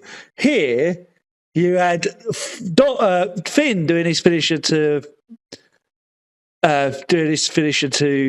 Bron Breakker, and then Dom doing his finisher to Finn. It was crazy. I was like, this is very similar. I don't know what's going on here. But it played out exactly how I wanted it to. Dominic pinning Finn. It didn't play out exactly because I thought it was going to be a spear from Bron Breakker, and then Dom runs in, throws Bron Breakker out the ring, and then gets the pin like that. But no, Dom actually did his finisher on Finn and got the win. I thought, great, I'm happy Dom's got the title. The championship, I think he deserves it. Is one of these ones where we've seen him grow. And the last year, he's done so well. He finally deserves to win a championship. And what better way here? He loved it. He loved that the crowd was on his side. Even after the match, he ran back, like while he was walking up the ramp, he ran back into the ring to, get into the moment and get, it was good. It was good seeing what was going on in it, like with Dom here in this moment. Crowd loved him. Quite surprising.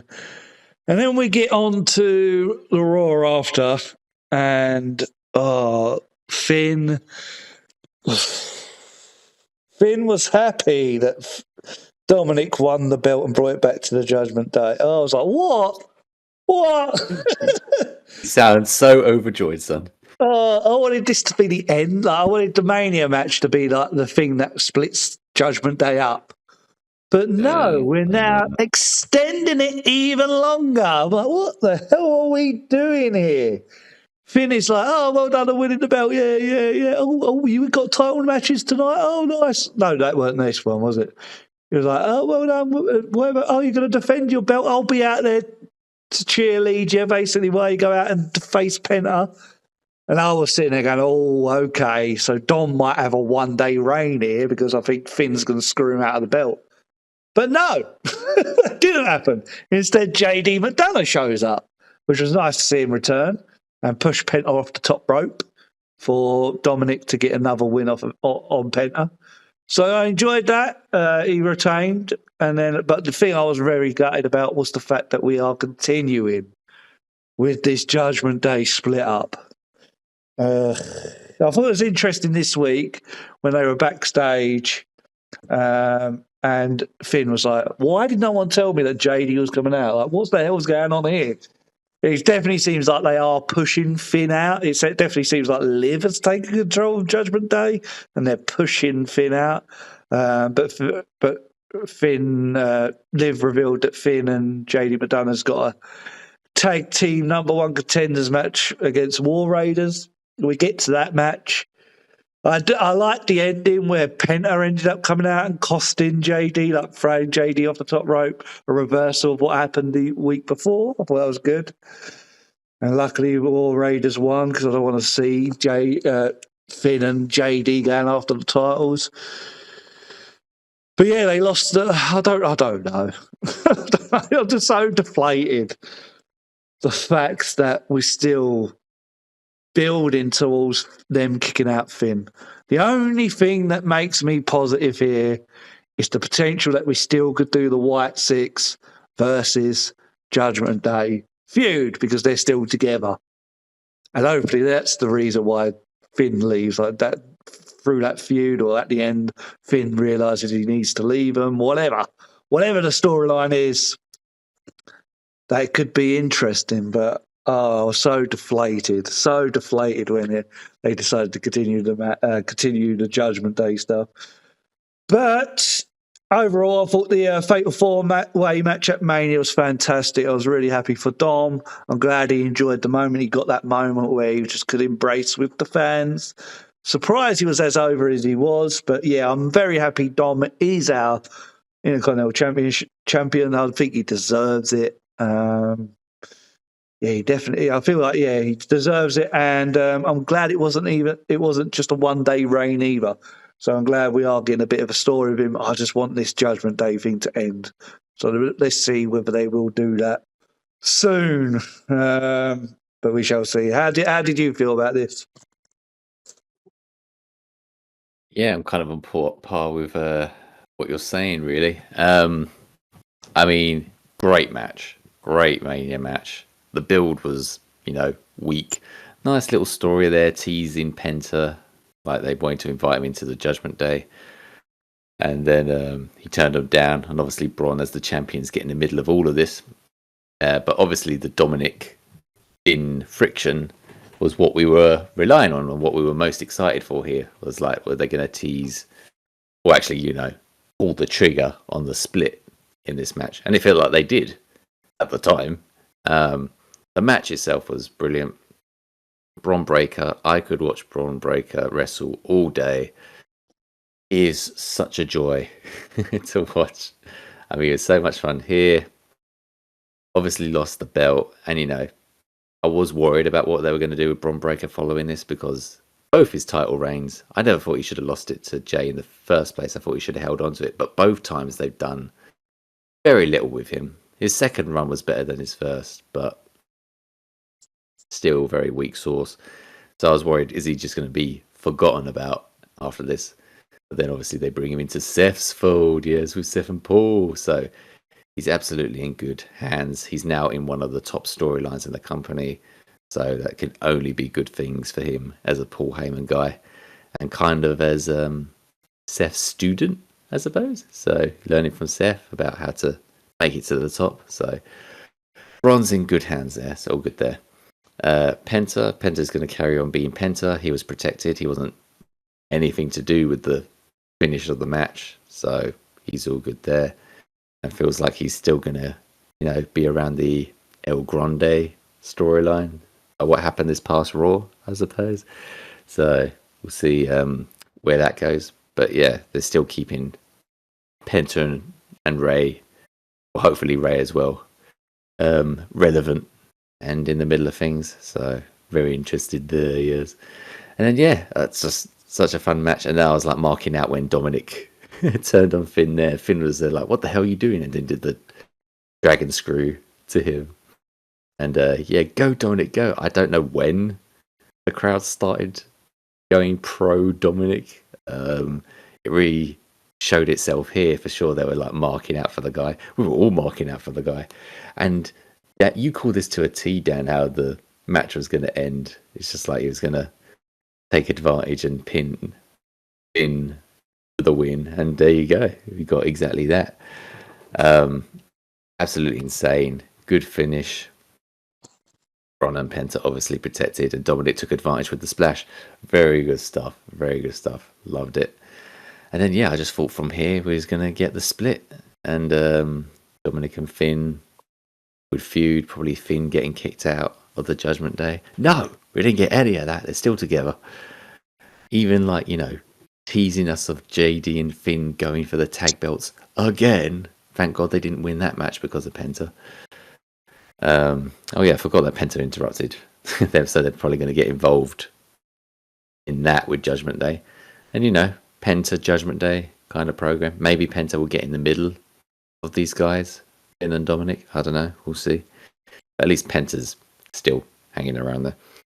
But it's just so deflating that you don't have these guys split at this point. Must have been doing this for about half a year now, this bloody storyline.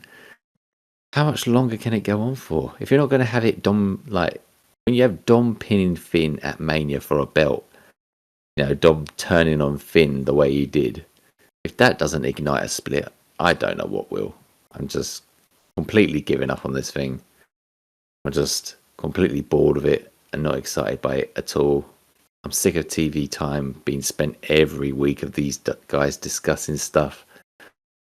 These guys doing their little digs, and then they're saying, oh, well, I did this for you. I've arranged this match for you. And then it ends with Carlito saying he wants to do something. I'm just over it.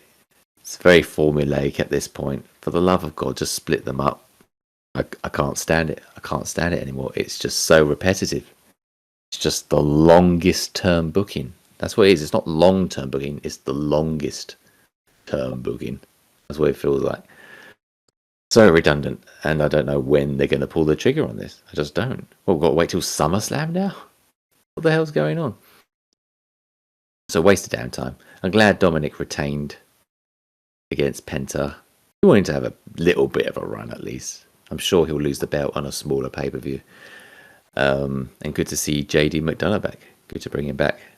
They show the tension and all that sort of stuff, but nobody cares. I do not care. Nobody cares. Keep them away from the tag belts. No one gives a damn about that. And just end this damn thing, man. I just can't stand it. Very happy for Dominic. Very, very happy for Dominic. He's earned that spot. He's worked hard, man, to get where he is. I'm sure his family's all proud, non-kayfabe wise. I'm sure his dad's very proud. And then, soak in the moment, Dominic. Run back in that ring and cheer and hold that belt up.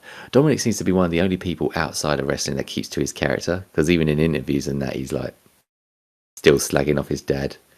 I think he even said that he shoved the belt in his mum's face at Mania to prove that he could do it. It's just man, this guy, he knows what's up. Keeping to character. Probably learned that from his dad.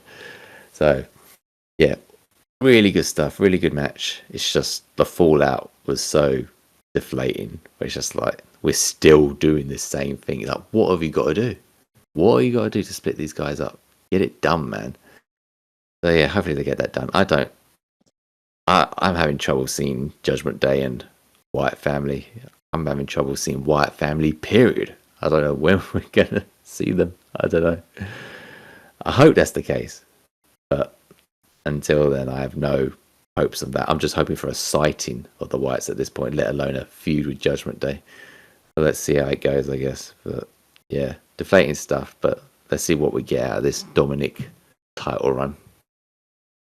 So talking about Dominic and his character and him staying in character after, even outside of wrestling, it cracked me up. He went on an interview after he won the belt, and they were like, "Oh, how do you feel about winning the Intercontinental Championship?" And he's like, "Oh yeah, this belt, I made this belt.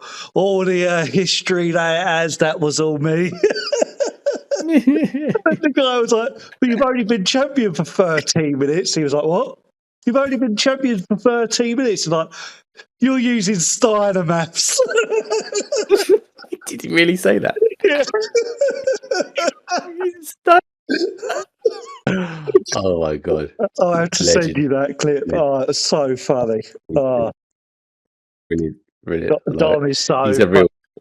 so funny. He keeps claiming Eddie Guerrero's his dad. Oh, it's so funny. I love watching Dom outside, like doing interviews and stuff. It just cracks me up. I should see it more. More Dom interviews. Too good. Using Steiner maths. Ron Breaker actually, I think on the pre-show, they did on the pre-show before Mania, he did some Steiner maths, did a promo on that, on the maths of the Fatal 4-Way. That was brilliant. Love it. Bring in Scott Steiner as his manager. That's what I say. Sod. Seth Rollins. Bring Scott Steiner in. Every week we get a maths promo. That's what I want. Steiner math faction.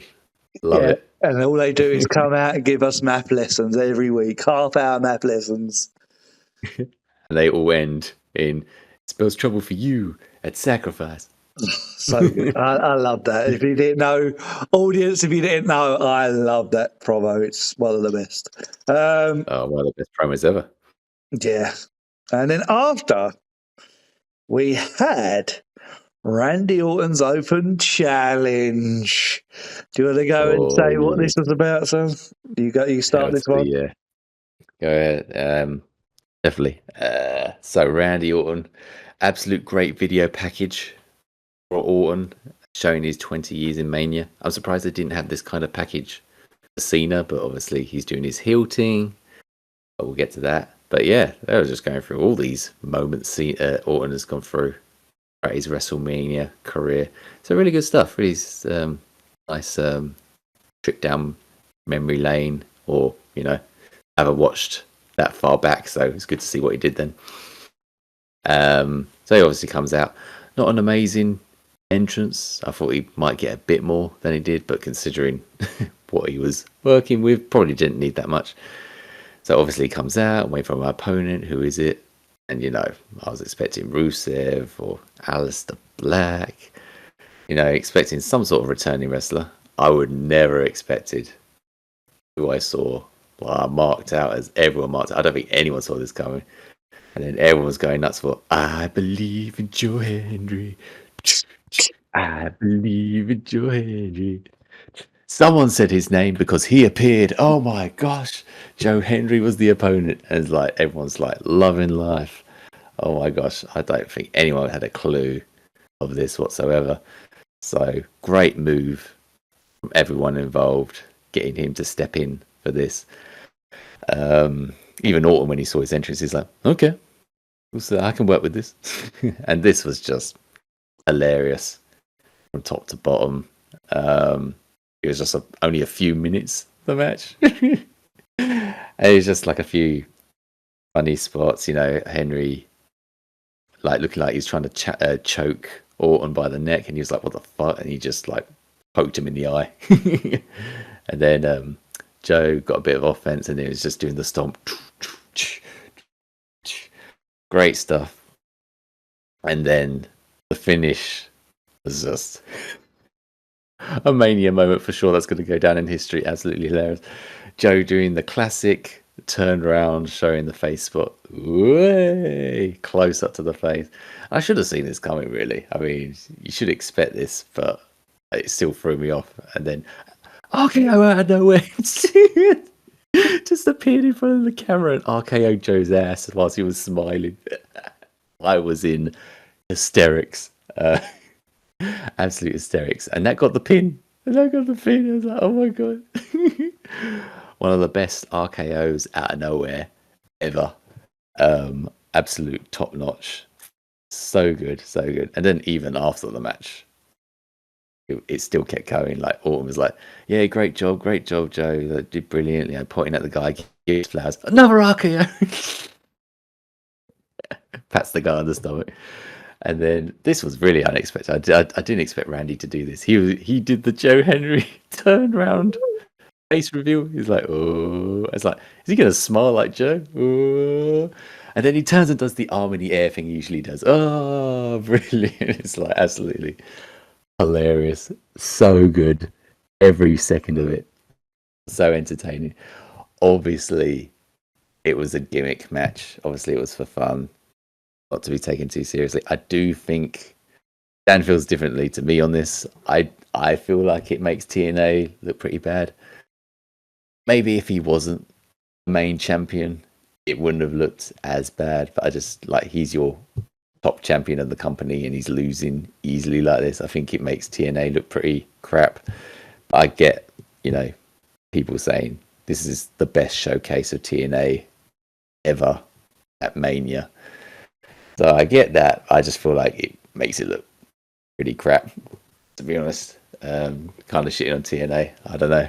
But at the same time, like just great spot. Such a memorable moment from this Mania. It's like when we look back on this, we'll remember this is one of the standout moments easily on the card. Such fun. Shame we didn't get Orton and Kevin, obviously. I wasn't too hot on their feud, but obviously was looking forward to Kevin and Orton. Real shame for Kevin. Hopefully he'll get better. And we'll see him again one day. At least, we had a nice, light-hearted, fun thing here. And it felt Mania-esque. And coming from everything before it, from the Rollins match, I was really feeling Mania a bit more now. Like this middle section of Mania was guns a-blazing. So, really great stuff. And then we saw Henry. We know what happens with both guys after this. Henry goes on NXT, challenging Omafemi, but Trick gets in his way. And then Joe defended the belt at TNA Rebellion, the latest TNA pay-per-view, and then Trick Williams came on that and attacked Joe Henry. So I guess they're initiating a Trick Williams-Joe Henry feud for the TNA belt, I'm guessing. That will keep Trick busy until he eventually faces Oba at the next big TNA pay-per-view. I'm guessing that's how it's going to go. So, and a nice exchange between Joe Henry and Trick Williams as well, like calling him like a whiny bitch. All he does is complain. And then Trick jabbing Joe that he lost to Randy. But Joe's like, I was at Mania and you was in the stands. It's like, Joe's pretty good on the mic, man. He's pretty good. I look forward to seeing Joe a bit more in the ring, because obviously, gimmick and character-wise, it's established. So I like to see him, what he's like in the ring. But yeah, good stuff for Joe going forward. This man is just all over the place, man. And he had a TNA pay-per-view to defend his title on. So busy man, yes. He will eventually come to WWE. Not a matter of if, but when. And I very much look forward to that day. I'd even just jump into the main roster, to be honest.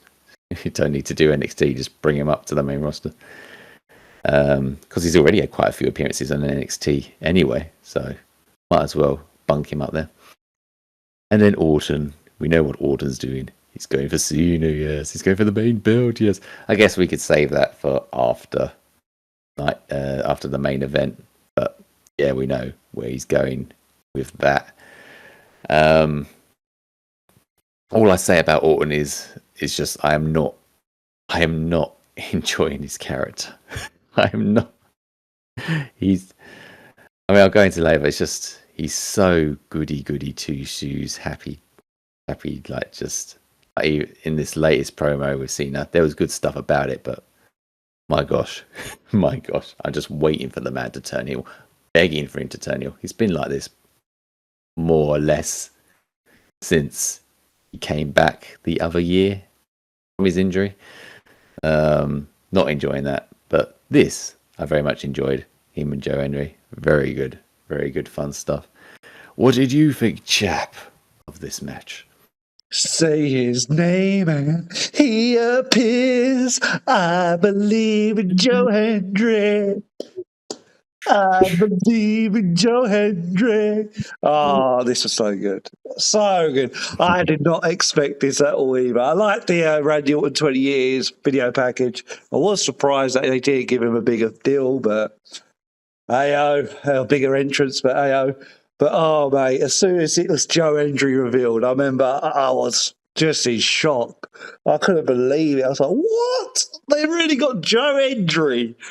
not even somebody who's on the roster. Joe Hendry, the TNA champion here, to do a wrestling match with Randy Orton. What a debut match. Obviously, he was in the Royal Rumble, but what a debut match for him against Randy Orton. He will forever now be able to say that his debut WrestleMania match was against Randy Orton. And I thought this was booked perfectly. I don't think we needed a long match between the two. I thought they showed Joe Hendry being a lot of a fun character. Obviously, Randy Orton done this sort of stuff, and yeah, those moments you were saying about the whole that bit where he was going to do the turnaround and smile, he did it, but then RKO out of nowhere, so good, so good. And then obviously the RKO after the match as well, and then doing the pose. It was so good. I was like, oh, this is like something that was needed. I think it's one of those, when it's like a few good matches and then you need a breather. That's what this was. It was a breather. So good. You got that huge pop for Joe Hendry. Apparently, Randy actually picked Joe Hendry. It was Randy's behind the scene wise. It was Randy Orton who picked Joe Hendry. So, oh really? Yeah. That. So that's cool. So Randy Makes Orton it even better. Yeah, Randy Orton thinks highly of Joe Hendry, so that's good. I'm in disagreement with you. I think this puts TNA spotlight on TNA. I think the way they presented Joe Hendry in this match, it makes people interested to see more about him. Like, who is this guy? And then it obviously will hopefully bring a bunch of audience to TNA. So I don't think it made them look weak. I know TNA don't think that because all they've been doing is promoting that Joe Hendry was at WrestleMania. Joe Hendry's just been marking out that he's been at WrestleMania. So I think overall it's just a good thing for everyone. I think it was the perfect booking for Randy. I'm very interested to hear what you got to say about Randy Orton later because I was a big fan of the Randy John Cena segment that happened this last Smackdown. So that's going to be a nice, interesting conversation. But very good segment here. I think exactly where it needed to be. I'm looking back at it, I'm glad it wasn't Rusev. I'm glad it wasn't Aleister Black. This was the best alternative that we had if we weren't going to get Randy and Kevin. So good. Loved it. Randy needed to get the win because of what he was going to do. Rusev, I don't want losing. Aleister Black, I don't want losing. Somebody like Joe Hendry, you get that massive pop. You can have a fun little match here. And it done wonders. I thought this was all booked perfectly. I absolutely loved it. Moving on to the next match then. Well, you got something to say? Awesome stuff. No, I think we pretty much covered it there. Brilliant. I do hope it gets the viewership to TNA. I don't know. I will say it is. I think it's been going well, the WWE TNA cross promotion. I wish we had some figures or something or an idea if it's actually working. I think they've been doing it for a bit now, just to see if we're transferring viewers, or maybe some people who only watch TNA might be watching NXT. I'm sure we're getting a better crossover deal here than we are with AEW and New Japan. I just don't see people crossing shows between those two. It's not working on me for sure. I'm not going to watch endless hours of New Japan because of what I've seen on AEW. I am tempted to watch TNA, but already watch far too much wrestling as is. I couldn't fit it in whatsoever. But yeah, I just hope stunts like this leave a positive impact and TNA's benefiting from it, Yeah, I hope so. From what I believe as well, Joe Hendry's contract with TNA ends by the end of this year, so it will not shock me if he debuts in WWE at the next Royal Rumble as another surprise entrance again, and that's when he officially becomes part of it. But yeah, I definitely think if you compare who's getting benefits here, obviously they're having. But this is between TNA and WWE. Obviously, you're having WWE talent go on in it. You're getting WWE talents going on TNA shows. You're getting TNA talents going on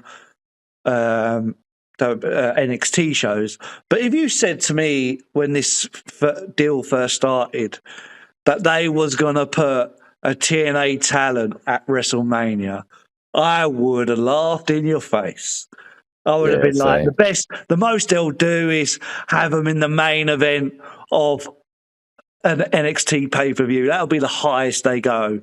But they've put Joe Hendry on the biggest show in wrestling history. It's like crazy, absolutely crazy. It's never allowed it. Exactly. And yeah, this is the thing you got to think already. WWE must look at Joe Hendry with such high regard that they've decided to introduce him properly, not only in the Royal Rumble, but at Mania as well, to their audience. So, craziness. I think there's also an element of like, I think Triple H is on a mission of like viral moments, whatever hot things are. And Joey's just such a hot viral thing right now. He's a meme in itself. You know, like with Logan Paul, he's an internet like huge presence. So I feel like maybe they're trying to capitalize on stuff like that and have that in the show. It's like all the celebrity stuff everywhere. Like you want the big hot popular stuff in there. And Joe, as a wrestler who's doing that, he's so popular. It makes total sense to have him in these kind of spots for sure. So it might be an element of that, of like, you know, trying to have viral moments, trying to have like the hot things on there. I mean, Vince did it a bit, but it's nowhere to the degree as compared to as it is right now. But I could see that being Triple H's mindset. Yeah. Why not? That's what I say. You got the money to do this, and also Joe Hendry is the future. Like he's definitely going to be in WWE at some point. So it's not like a one and done. Oh, like celebrity appearances where you're like, oh, this person's in the crowd. Oh, hey, and it's like that means nothing to anything. At least Joe Hendry, we know, will mean something by the time he actually shows up properly in the WWE. Mm-hmm. Definitely, agreed. So moving on to the next match. Don't care again, although I didn't mind this match. But Logan Paul beats AJ Styles. I don't want to go too long into this match, really, because I don't really care. I thought Logan Paul's entrance was cool with the drone. I thought that was really good. Then all the different cameras. Like that very much plays into his social media aspect. I don't even think AJ had a special entrance. I can't even remember whether he did. No, I don't think he did, no. The match itself was...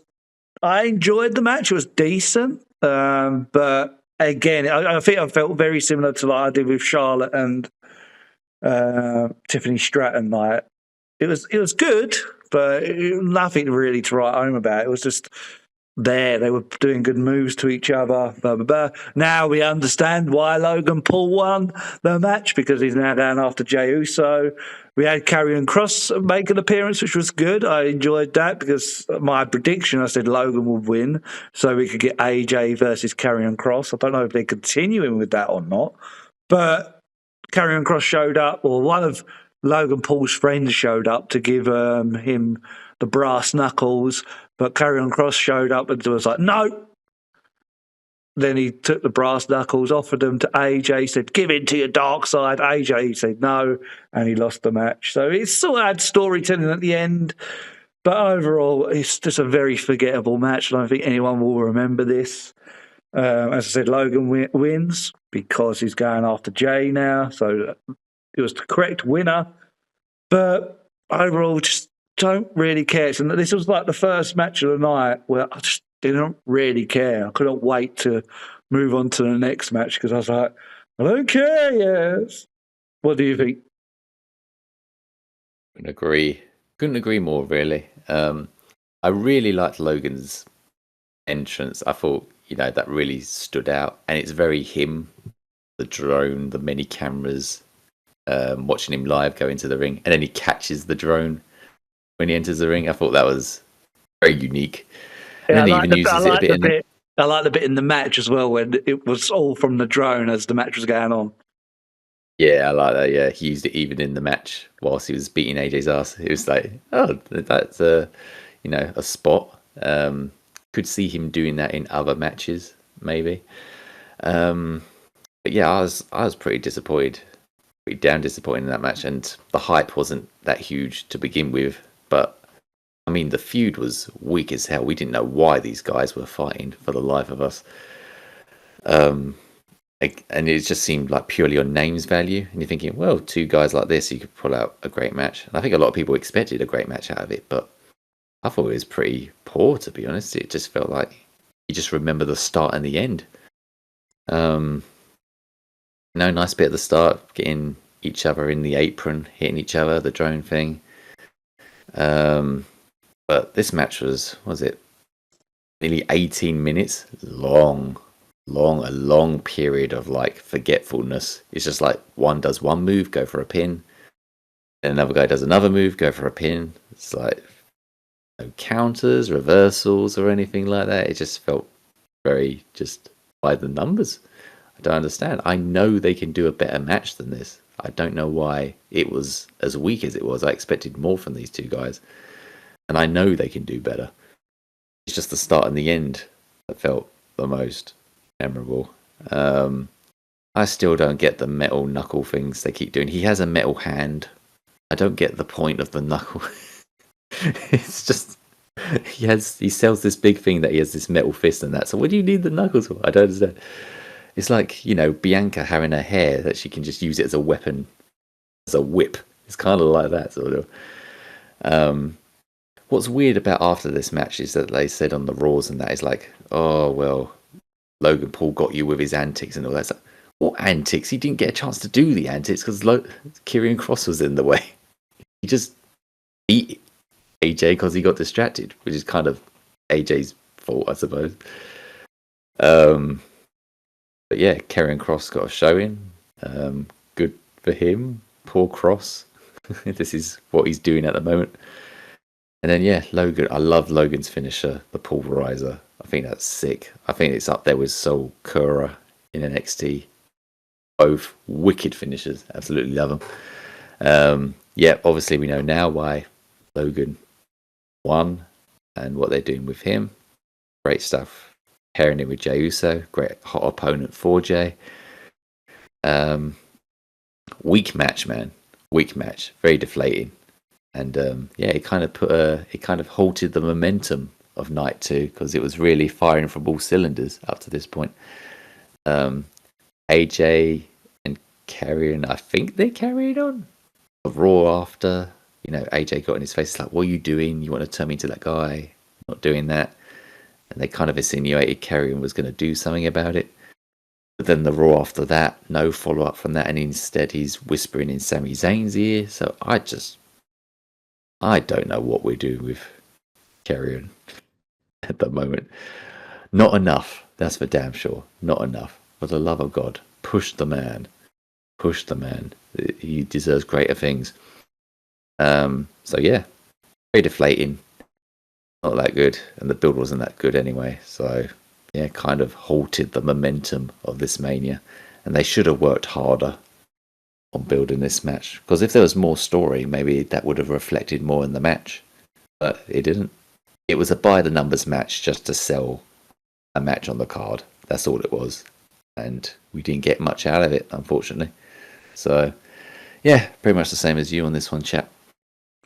Yeah, I agree. Push the man, push Karrion. We need more Karrion in our lives. We both have seen that interviews, promo thing he did where he went off. Fantastic. Oh, yeah. What a promo. This guy could deliver promos like, he's so good. He is so damn good. Push the man. I want to see it. And ever since that promo, all he's done is a couple of backstage segments. It's like he's so hot at the moment. He even got booed when he got eliminated from the Andre the Giant Battle Royal. So push the man. The fans want it. Push him. Yeah, even during the Wyatt feud, he did some promos on Twitter and that, and they were so good. He was talking about the Wyatts and that. It's just, the man is just like showcasing what he can do online all the time, and he's getting traction. People are loving the man, and you can see it more in the crowds week by week. I do not understand why they're not going with him It's like, why? We're telling you what we want. And it just reminds me a little bit of the Vince days where you're just not giving us what we want. And it's frustrating. And it's not even a long-term booking thing. There's nothing long-term to book. There's nothing here. So, just you're working from ground zero. Give us something. Anything with the guy. I'll take it. But yes, so frustrating. So frustrating. I hope that's something they'll focus on this year. And just get him going. I haven't seen anything from him since his feud with Drew. I think a few years ago now. And ever since then, he's been dropped like a stone. So bring him back. Just get him back to Providence, please. Yeah, I agree there, Scott. But moving on, let's just move on to the next one. The next match, a little bit of a surprising thing. Bayley was taken out before the match with her and Lyra. Bayley was taken out by a mystery opponent, so Lyra didn't have a tag team partner to take on Liv Morgan and Raquel Rodriguez. So they were like, "Oh, who's going to be a tag partner?" Unfortunately, I was like, it only makes sense to be one person who was friendly with Lyra before she left, and also who was the last opponent of Becky Lynch, Liv Morgan. Yeah. So of course it was Becky Lynch. It made sense. However, even with Becky Lynch coming back, I don't really care too much about Becky Lynch myself, but with her coming back, it was a nice moment. People loved it, but unfortunately I'm not there. But once Becky was back, I was like, Liv and Raquel were going to lose this, ain't they? Like, you don't bring Becky back and just have her lose the title.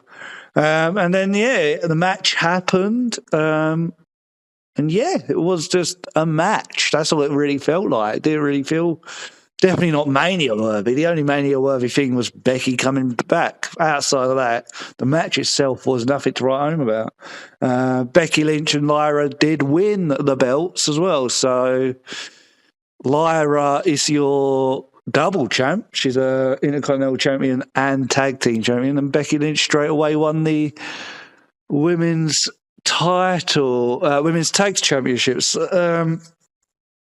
I felt so bad for Bayley, because it was being said. It was being said that it weren't even an actual injury; it was just storyline wise, and this has been in the works for a while. I was like, what? And then I don't know if you've seen the Bayley interview. Bayley was like Chris Van Fleet was on his podcast. And there was a clip released where they were talking about her and her current role in the company, and you could see she's not happy at all. And there's even a bit where she's like, "Oh, you'll know what happens by the time this podcast is out," and obviously she's referencing that she's being taken off the WrestleMania card.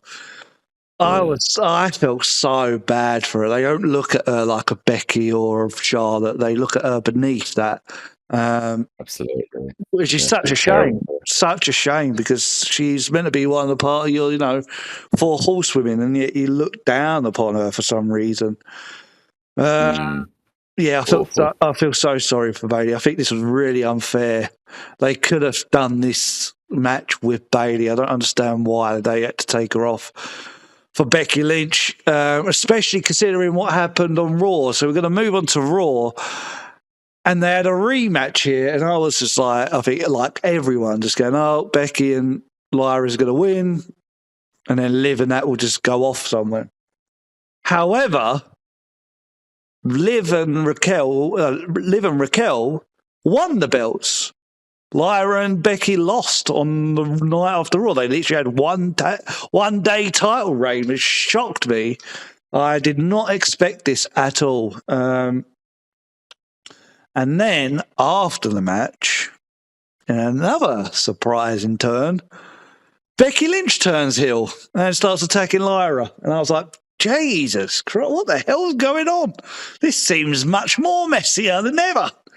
Well, what the hell? You bring her back. Why couldn't this happen on Mania, where Becky comes back for a match and then she loses that match, and you turn Becky heel at Mania? I don't understand why this had to happen on the Raw after. They just give them a one-day title reign. That was very confusing. I don't understand that. But I'm all for a Becky Lynch heel turn because I don't really care about her as a babyface. But why did this have to happen the night after? Why did Bayley have to be taken? Why couldn't this be Bayley? You set up Bayley potentially turning on her. So I don't understand why this couldn't be Bayley.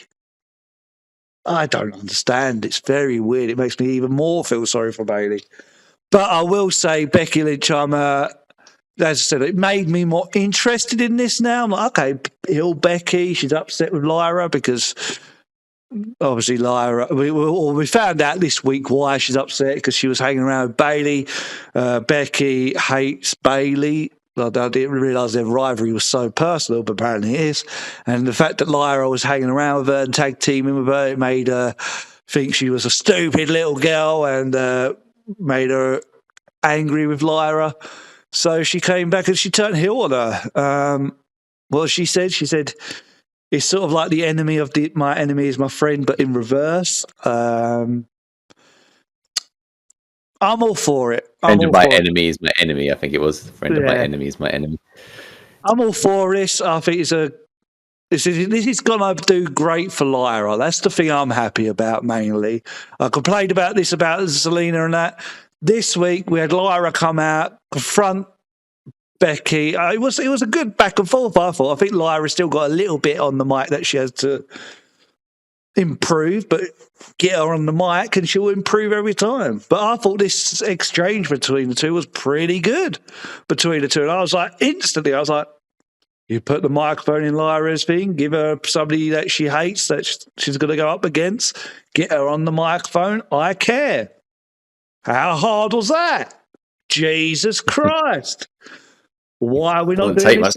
Why are we not doing this on the other? Like this segment literally made me care.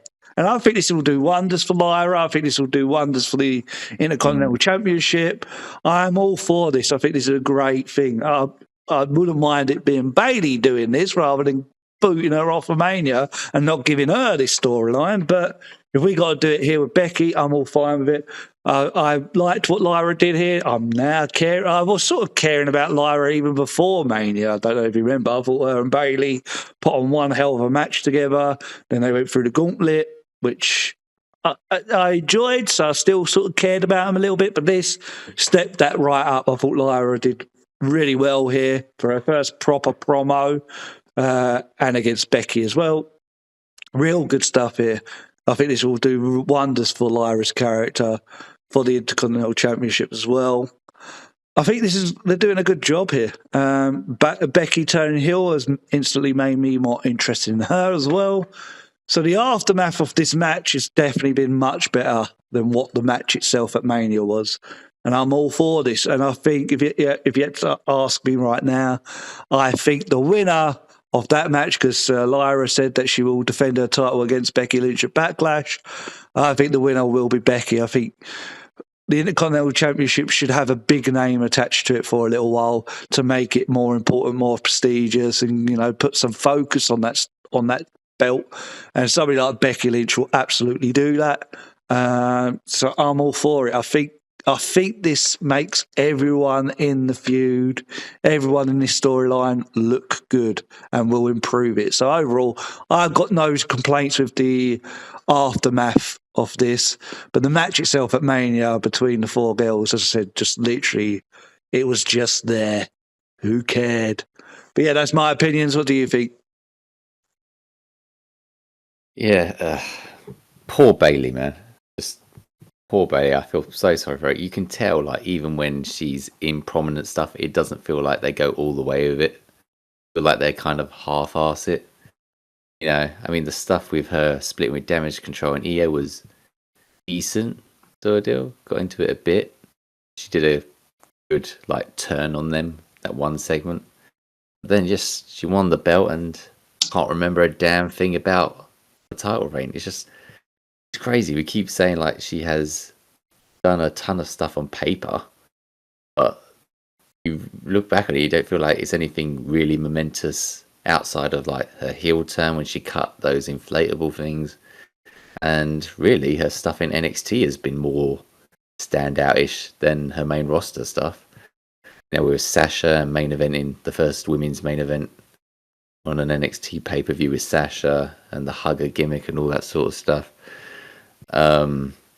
They just don't see, like you said, they don't see her as one of the other top women, which is just awful. It's just, it goes to show you can win all the stuff in the world, but it doesn't mean you're a big presence in the wrestling industry. It's that character and story and how they book you is a big thing. And when she was heel, Damage Control, she got endless pins. She got pinned all the time. Now we're at the point where she's even been the reason for Becky turning heel. Because Lyra was hanging around Bayley. Becky didn't like that. Thought she was under her thumb. So now we just, we've not only have we swapped out Bayley, but now we're just using her as the motivation for Becky. Great stuff. I knew she had an interview with what's his name, Chris, but yeah, I haven't seen that clip. That's that pulls at the heartstrings. That is sad. That she's just feels down and deflated by this whole situation. It's awful. It's awful. I really wish they treated her better because she has all the talent. She has the promo skills, the wrestling. I just wish they, took her more seriously. Very weird why they don't see her that way. Considering she's like one of the 4 horsewomen. All the other 3 women, Sasha, Becky and Charlotte, they'll do good by. But her, for some reason, they just don't care enough, I guess. It's sad. It's very sad. Bayley could have easily done as good a job as Becky at this. Easily. Makes no sense. No sense at all. The match on Mania itself was okay, but I just didn't care about it. There's no reason to care. I don't know what it is about Judgment Day having to hold a title all the time. Like, I think there is no one point in the Judgment Day's presence where they haven't had one of their members holding a title. There's always one of them, or if they've lost all their titles, it'll be the very next episode where one of them wins a title. For the longest, it's crazy. But the match was, it's okay. Like I said, I'm just so deflated on Judgment Day right now. I don't care. Swapping out Becky actually did surprise me, and it shouldn't have surprised me considering Lyra and Becky's history. So, I guess it's a Mania moment. But again, why does Becky have to hold a title all the time? Why? They had to have a hold a title for one night? Why? Why couldn't they just lose at Mania and Becky turn on Lyra then? That could have been a Mania moment. This goes back to the whole championship discussion. Imagine later down the line they go, oh, Becky's a 10-time tag team champion. Remember that one time one of them was like for one night? It just really puts a perspective on things. And now she's going to go for the IC belt. It's just, I don't know. It's almost as bad as Charlotte, but Becky's way more talented than Charlotte. She's the best, probably the best promo out of the women's division, main roster or NXT. I mean, Jada Parker's really good, so she might give Becky a run for her money. I don't know. I'd have to see more Jada Parker, but Becky is the best promo going on, the best women's promo anyway. But yeah, the match was fine. Funny thing, this felt familiar, this situation. So I look back on this around Mania 39. What was it? 27th of February episode of Raw. Becky and Lita defeated Damage Control to win the Women's Tag Championships with the help of Trish. Then on night 1 at Mania 39, Lynch, Lita and Stratus defeated Damage Control. And then on Raw, immediately after Mania, she and Lita lost the belts, and Stratus turned heel on Becky, and they dropped the belts to Liv Morgan and Raquel Rodriguez. So I'm feeling a pattern. It's not exactly the same, but it's just kind of like you're just having a short title run, then losing it after Mania, and it's actually the same people, same women you're losing it to. So it was all, it all felt familiar in my head. It was a similar sort of thing to Mania 39, which is kind of crazy. Someone turning heel, losing the belt straight away, and the same women that gets the belts. Crazy. And back then, Liv and Raquel weren't part of Judgment Day. I think they were faces. I'm not sure. Absolutely crazy. But yeah, I don't know why they had to give Becky a belt for that. I don't understand. The whole thing's very, like you said, messy and wishy-washy, and could have been a lot simpler. But following the match, good stuff. Becky turning on Lyra. I thought that was very dramatic and stood out, and thought it was a good thing on Raw after Mania. The problem is, I don't think Becky. I mean, she did better this Raw, but I think she needs to heal it. I mean, she's not doing too well as a heel. I think she's still getting cheers and stuff. So hopefully, the longer this goes on, the more they'll boo her. Just people got to be on side with Lyra on this, and hopefully they will do. Great promo from Becky though this past Raw. She really killed it. I think she explained herself well, even though poor Bayley.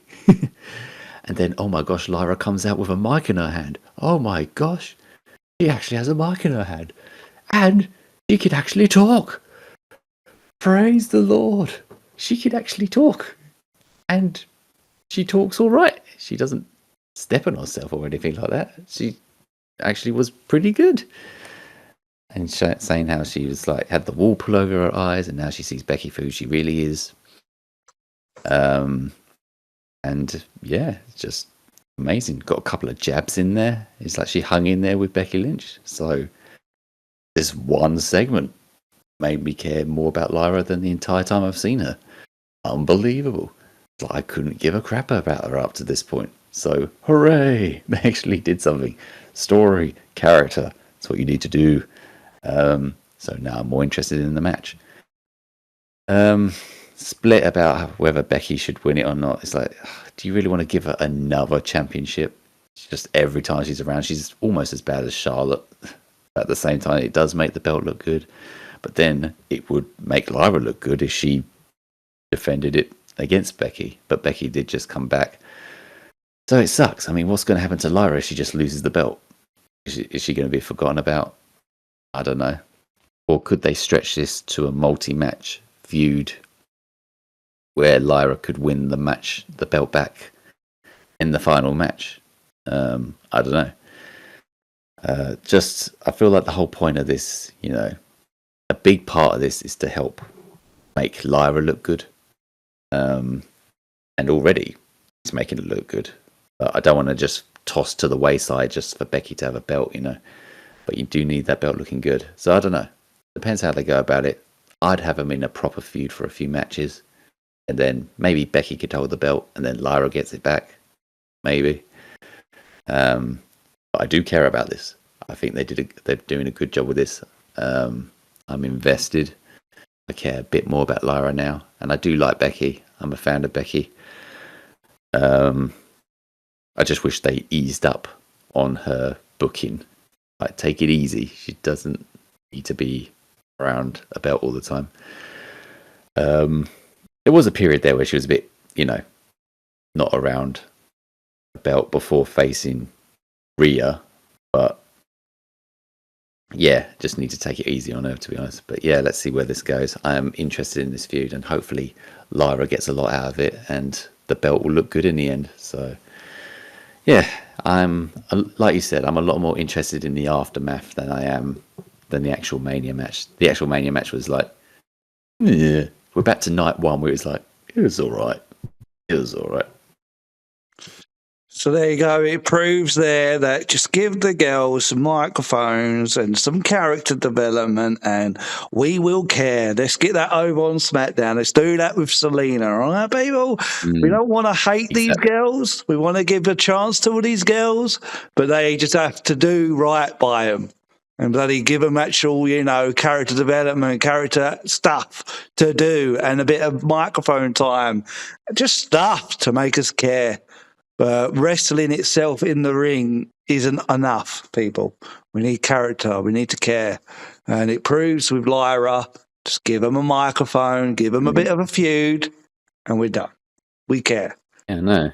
I mean, Lyra's a good wrestler, but everyone's a good wrestler. So it's just, I need to get all out of her, to be honest. It's not even just the women. It's like there's plenty of like folk we could do this with. I mean, a lot of lucha wrestlers, I feel like, struggle a bit because it's not their natural language. So it's just like, how do we up the promos and characters with a number of the lucha wrestlers, especially if they bought like AAA and they're going to bring in more lucha wrestlers into the fold. I worry about that side of things, which is why I say they should bring in more managers, because I think managers are a great thing. We don't see nearly enough managers in WWE. It's just Paul Heyman. So hopefully we can get more stuff like that. But yeah, story and character and promos, that's what this is all about. Yeah, that's what I'm all for. So hopefully this is a good feud between the two. We shall see what happens. Another funny thing is the match on Raw between the two teams was much better than the one at Mania as well. That cracks me up. But anyway... The other thing I was going to say quickly, actually, is the one thing I do appreciate about the heel turn happening on the Raw after Mania is, again, it makes the Raw after Mania feel more special, which is what I want. I wanted this Raw after Mania to feel special, and it did. This Raw after Mania was fantastic because we had all these moments. Obviously, I don't want to lose the moments to chuck them on WrestleMania, but then you don't want to take too much away from WrestleMania to make it feel bland compared to the Raw after Mania, you know what I mean? So there's a balancing act here that you need to try and balance. I think the Becky Hill turn, especially after you had Rusev returning, you had obviously the Bron Breakker stuff, like you had a bunch of stuff on that show that could have made it good anyway. So you could have done the Becky Hill turn anyway at Mania. I don't think it would have lost too much on the Raw after Mania. But, yeah, it's a shame that they did wait. I don't know why they did. Yeah, you could do the Becky turn at Mania, and then you'd have this Lyra Becky promo on the Raw after Mania. I still think it would have been a good moment on the Raw after Mania, because you're finding out the why from Becky. And I still would have been all right for the Raw after Mania. But I do agree, like, it's the best Raw after Mania in years. Like, and Smackdown after Mania as well. Yeah, like just the whole week, like absolute top notch. So I want them to keep going. And I enjoyed this Raw as well. So hopefully they keep that momentum going. The only thing I need is the Wyatt Sicks to show up. That would have been a cherry on the top. But no, none of that. They're in catering, son. They're enjoying a good bit of food at catering. They're with Titus O'Neil. I wonder what Titus is doing. I think he's still a coach or something backstage, but I don't think he ever wrestles. I think he's retired from wrestling. But yeah. It's literally with Titus and Big E. You remember back in the day when we was into the prime time players? Millions dollars. Million dollars. Oh, man. If they did that now, that'd probably get over as hell. I'll be all for it. Catchphrase, everything. Just do like the Young Bucks, shoot out loads of money as they come out. Millions of dollars. That would have been so good. So let's move on to the main event of night 2, the biggest match on both cards. I think we can't deny that. But this is going to be a very interesting talk, isn't it? I think, yes. Here we go. I guess this is your turn to explain this one first, I suppose. All right, let me go first. So John Cena versus Cody Rhodes. John Cena, as you see by our by the thumbnail here, John Cena wins. There's no way. I don't know how this could be a spoiler. We're way, way in advance now from WrestleMania. But if that's spoiled you, folks, son. What have you done? Yeah, if that spoiled you, I apologise. So now I can put down my other phone with the card on, because this is the last match we're going to talk about. So Cena versus Cody. The match itself was slow. It was Cena doing his heel. He was doing his heel gimmick. First thing, actually, I want to say is I loved the Cena entrance. It's just John Cena. There's no flashy stuff. There's no fireworks. There's literally nothing. It's just John Cena. Just I do feel like this is how he should have came out the first promo he done. This should have been his entrance, but it's just John Cena. There's nothing else. And the other thing that cracks me up now is like when his name appears as well. It's not some fancy. It's just John Cena, World Heavyweight Champion. Cracks me up. I take it back. This is the best entrance of Mania, easily. John Cena. It reminds me of Tommaso Ciampa in NXT doing his mega heel run, facing Johnny Gargano. He just came out to nothing. No screen, no music, no nothing. Cracks me up though, yeah. But so he comes out with just John Cena. I like Cody's one as well with the bikers and the helmet that he had where the front of the mask. It was his normal mask sort of looking thing, but it was a bicycle helmet version where the front bit came up by itself. Great stuff. But yeah, the match itself was very slow. It was basically John Cena taking the lead, doing his heel stuff. There was some interesting moments, I will say. I liked the bit when he was doing his 5 moves of doom, but between each one he would stop, stare at the crowd. So it was interesting to see how a heel John Cena would be, because obviously this is something we've been wanting for ages. And then it started coming into like a finishing, spamming sort of match where Cena did about 4 AAs on Cody Rhodes, but he kicked out of them all. So I don't know what the hell they were planning on doing here, because I feel it makes that feels like AA is cheap. And I'm not a big fan of the AA anyway, but it made it feel cheap. The fact that Cody also kicked out of the Avalanche AA off the top. John Cena did his fantastic STU, whatever they call it. I think Michael Cole actually called it its original name. It's STFU. And of course, he had about 100 miles gap between him and the head of Cody Rhodes. He needs to tighten that up, but everyone's been saying that for such a long time. Unfortunately, I think John Cena is just such a safe worker that he can't seem to do it. I don't know. He did it a couple of times. I think the one to end the Elimination Chamber was better than this one. But anywho, so the match was like, to me, it was a very old school heel just slowly dominating the match and like barely any hope spots. You get the odd bit, but then the heel, it was so slow. Especially nowadays with the modern style of wrestling, I see why so many people were switched off by this. Which I didn't mind too. I didn't mind it because I don't mind old school wrestling, so I thought this was okay. I was like, okay, this is getting a bit boring. It's been going on now for about 10, 15 minutes. Like, let's switch it up now. Let's get all the chaos because The Rock's going to show up soon. Let's get The Rock out there. And then suddenly, I can't remember what led to this moment, but they were both laying on the floor and Travis Scott comes out.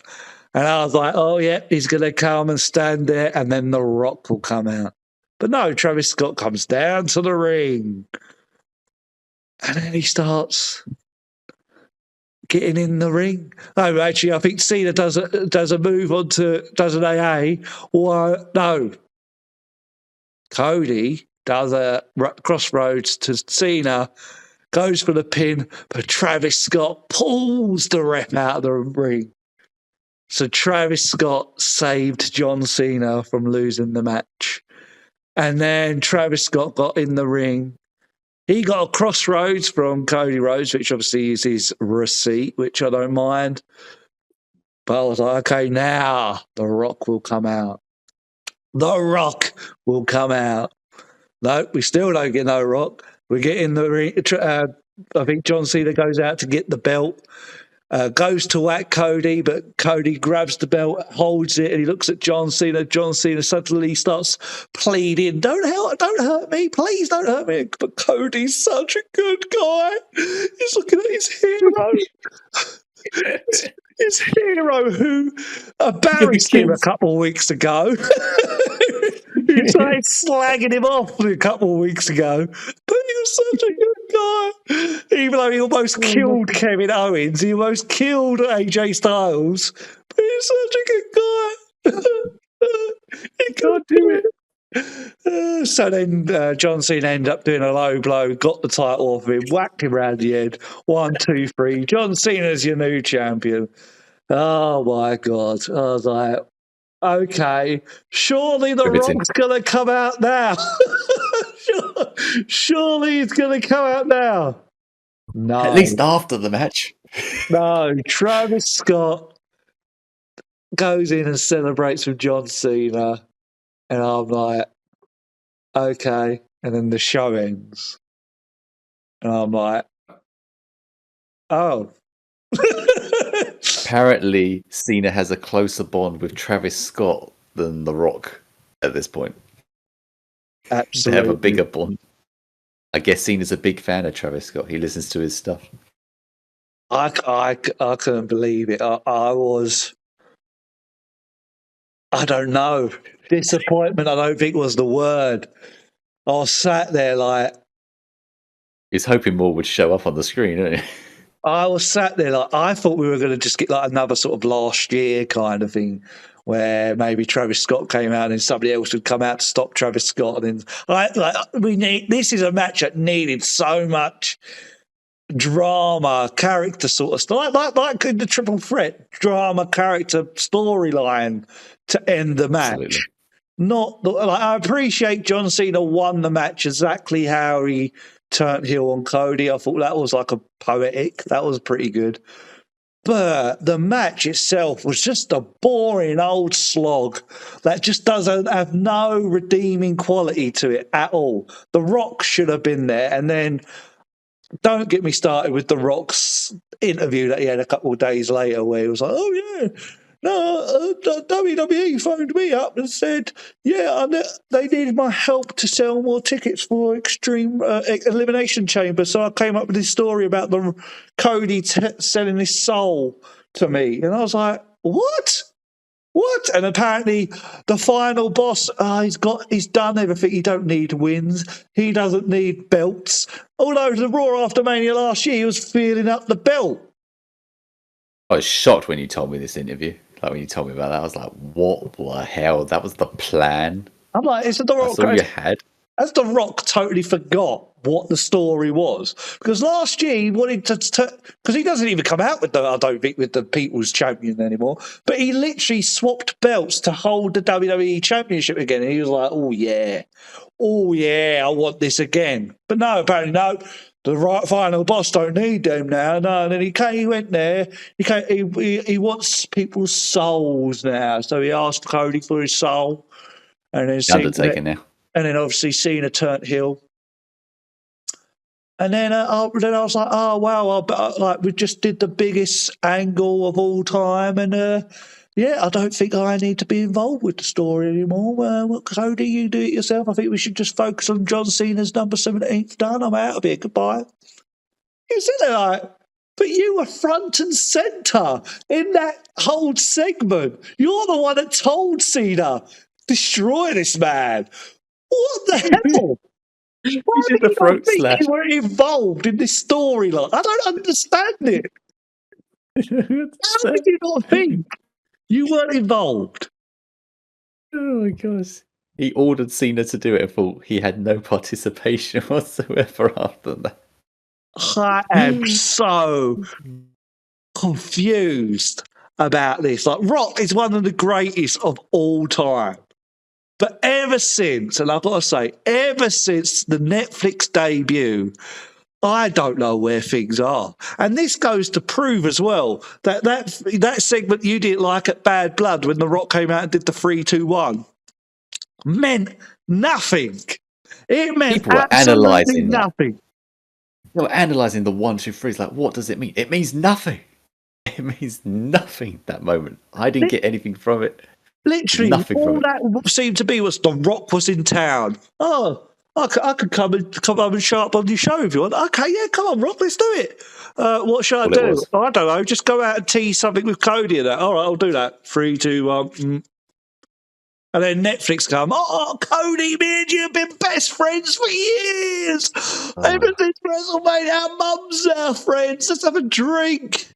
And then he goes on to NXT the night after, start crapping over the fans, going, oh, everyone sit down and enjoy the ride The Rock's going to take you on. And we're like, is this meant to mean anything? And then obviously the soul stuff happened, and we're like, okay, something might happen out of this. At least The Rock's getting involved and we'll get him at Mania. But no. I honestly think The Rock has ruined this story. Absolutely. Oh, yes, literally. Like the match itself between Cody and John, I wasn't expecting anything that special. I just thought, yeah, we're going to get like the drama at the end. That's what we're going to get. We're going to get like what we saw. I thought we'd get that for about 10 minutes, and then we're going to get some real good stuff. Maybe a couple of surprises. People were theorizing Stone Cold will come out and help Cody take on The Rock. People were saying Seth Rollins and Paul Heyman were going to come out. They were going to be revealed to be the third person. Like, there was so much that was there. So much theory. Yeah. But then it just turns out Travis Scott is the man. The man behind the plan, yeah. I literally have had enough of this celebrity involvement business that they're doing. It annoys me after every single match. These are the celebrities. These are the celebrities. These are the celebrities. And then in the main angle of your main event of WrestleMania 42, the final match, or 41, the final match, who's the big interference? Travis Scott, who most of the world don't know who that is. No. And he's out there. Why? And he's so tiny compared to all the wrestlers. It looks weird. It physically just looks weird when you see it. Why would anyone be intimidated of this man? And it's tarnished. And I feel like it's really have tarnished Cena's number 17. You know what? I'm glad he did win it because that's what I wanted. And I think hopefully these next few stories that will be good. But this was absolute bull. I couldn't believe this. What a downgrade. Oh, we really needed that Raw after Mania to hit, and it did, which was great. But this, just even thinking about it now and talking about it, The Rock, I don't want to ever see him again because he can't commit to a storyline. So what's the point of bringing him out? If you need to bring him out to do his Dwayne The Rock Johnson. Oh, look at me, shareholders. That's what I want to see him doing. I don't want him to get involved with Cody. He even teased that in an interview. Oh, yeah, the Selling Soul storyline. Yeah, we could get back to it at some point. Oh my God, you say that? I don't care. Yeah. Okay, no. And he really wants Cody to turn heel as well for some reason. And I was all for Roman versus The Rock. I don't even know if I want to see that anymore. Because can The Rock commit to that? I don't know. It has really tarnished my enjoyment of The Rock. Like, I don't care anymore. I just don't want to see him. I don't want to see him involved with anything anymore. Be your board director or whatever you are. As I said, maybe make an appearance here or there when you have to announce the attendance or something like that. I don't know, but I just don't want to see him getting involved with this story of Cody and that. There's so many plot holes now. And him feeling that he's going to do this big heel turn with John Cena, tell him to turn heel, basically, and think you shouldn't get involved with the storyline anymore is absolutely shite. Absolutely. I was so angry. Like the next day, it did settle. When it finished at first, I was like, that felt not quite right, that ending. And then the next day, it was just building in me when I was realising what was actually wrong. And I was sat there like, oof. But I will go just quickly because I'll let you rant in a minute. I'll go quickly on to what I thought was a lot more of a positive thing. I love John Cena's heel on the Raw after Mania, his heel promo, and he was counting down the days and saying, "Look, everyone, this is your last world champion." And then Randy Orton comes up from behind and does an RKO out of nowhere. Great stuff. Like, that was a great visual where the video was close up.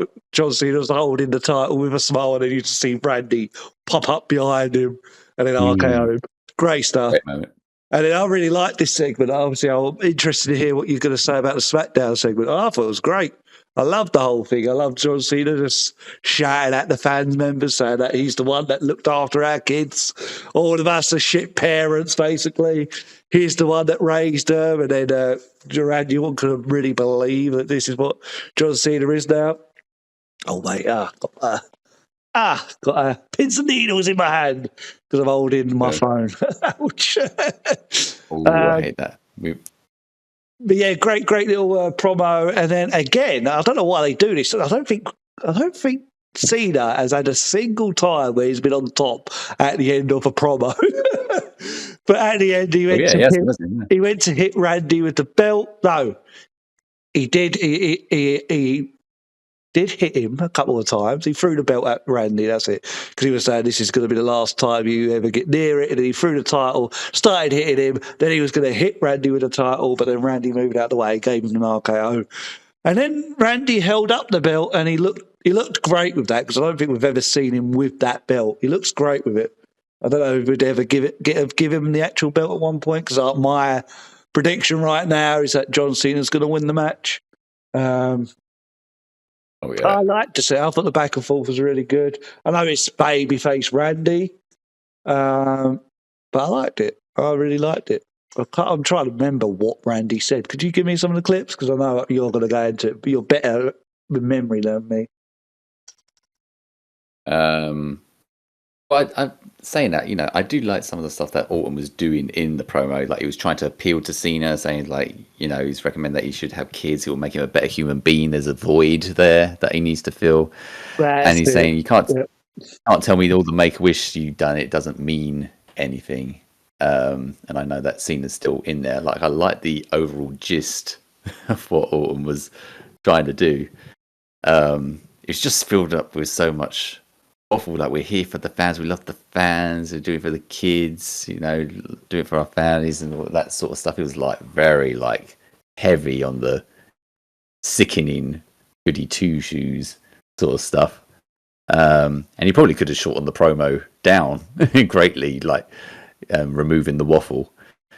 Cena's side was great, his retaliations and all that stuff. Parents shaming me, and what's the great line?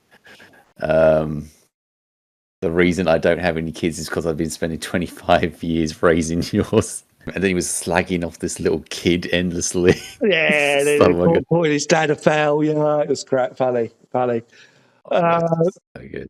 But yeah, no, I thought it was a very good promo between the two. Him saying you need kids, have a kid. Jesus Christ. John Cena, though, I don't know how old is he? He's almost 50 now. If he's going to have a kid, he needs to hurry up. But then he is retiring at the end of this year, so maybe he'll have time. But yeah, no, I thought the promo between the two was great. Well, I don't think we've now got Cena until the final Smackdown. Although, actually, it's only next weekend, and it's Backlash is next weekend. We're so close to it. So I think this Smackdown will probably get a Randy promo, and then I think we're going to have a face-to-face again next week, and then it's the match itself. And then after that, I don't think Cena's around until Saturday night's main event. So I don't know how they're going to build up that match when the Cena's not there once. But maybe they'll just say, "Oh, you'll face Cena," then that's when he'll come out. I don't know. But the match itself between the two, I'm very interested because I'm like, okay, it's a different dynamic between the two. It needs to be more story-based. It can't just be slow, methodical match for half hour, because otherwise I think people are going to switch off quite big. So I hope they can do something interesting with the match. Again, I don't think it's going to be a 5-star classic, but hopefully they can do something interesting. But yeah, I thought it was a lot more positive again, similar to the Becky Lynch thing, but much worse because the actual main event of Mania was so bad. It did lift me back up a bit with the Randy Orton and John Cena bits. So I'm much more positive now compared to what I was straight after Mania. But yeah, as I said, don't want to see The Rock ever again. That main event was bad. I hope Cody have a couple months off before he comes back again, just to freshen things up a little bit. And John Cena now can go on his Hill Championship tour where he could face Randy. I don't know if he's going to face Punk because I don't know how that story would get together, but I'm interested to see who they're going to have go up against Cena, especially with him as a heel. Which babyface are going to step up? We wanted Randy. They're giving us Randy. It's going to be in his hometown. Cena beating him in his hometown is going to be good. Can't wait for that. But yeah, looking forward to seeing how the overall match happens and the winner. And I'm pretty sure it's going to be John Cena. So, yeah, I'm looking forward to seeing where this match goes, where the rest of John Cena's thing goes.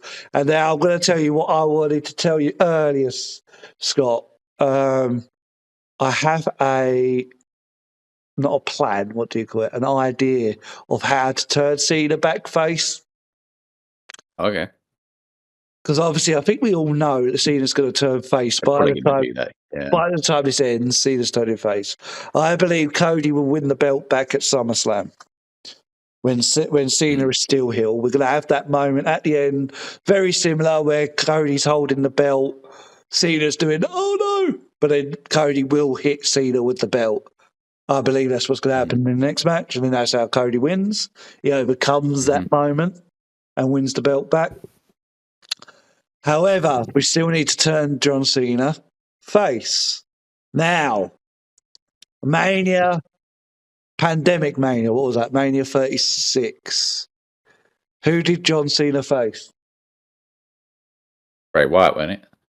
In a Funhouse match, which opened a lot of all this stuff that, like, if you go back to that match now regarding all this heel turn, a lot of what Bray was saying was correct.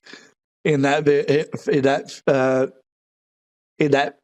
match, because it was a weird match when it was really like storyline focus, a destruction of John Cena's character, basically.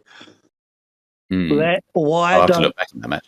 Why don't we? And I'm all for this. Have the Wyatt Sicks go after Cena and turn him face? That'd be pretty cool. I'd like to see that. And after Bray's the one that broke him down. Now the Wyatts, because that's all their whole thing. They come after people who who hurt their family. Cena's currently hurting his fans, They come back and they show him the light, basically. And by the end of it, and this is what, like the Fiend would turn anyone who would go up against, he'd change their characters. That's what that's what the Wyatt Six should be. That's why I said, let's put them in against the Judgment Day, because they're the ones that could turn Finn and show him the light that the Judgment Day is crapping all over him. And I'm all for give it to the Wyatt Six, like let them. And I think that would be a huge. Imagine that, like you see Cena still in the ring after losing, being a sore loser, still having to go at all the fans, and then you have all the glitches and the lights go off and Uncle Howdy and group comes out. I mean, it's certainly a direction I wasn't expecting. It'd be crazy. I mean, I have to picture in my head how exactly they do it, but. And it would be very heavy storyline. That's what we want. Very heavy storyline. Yeah. And then you could have a match with Uncle Howdy, and you could do these weird little things like you were doing in the Firefly Funhouse match, and he just can't ever get the upper hand on Howdy, and eventually somehow he makes Cena realise what he's been doing the last 6 months is not him, and he finally finds himself again. I don't know. I'm all for it, because obviously I want to see the Wyatt Six doing these big, massive things, and I think that would instantly make people appreciate Wyatt Six and go, oh, you're actually doing things with these guys, finally.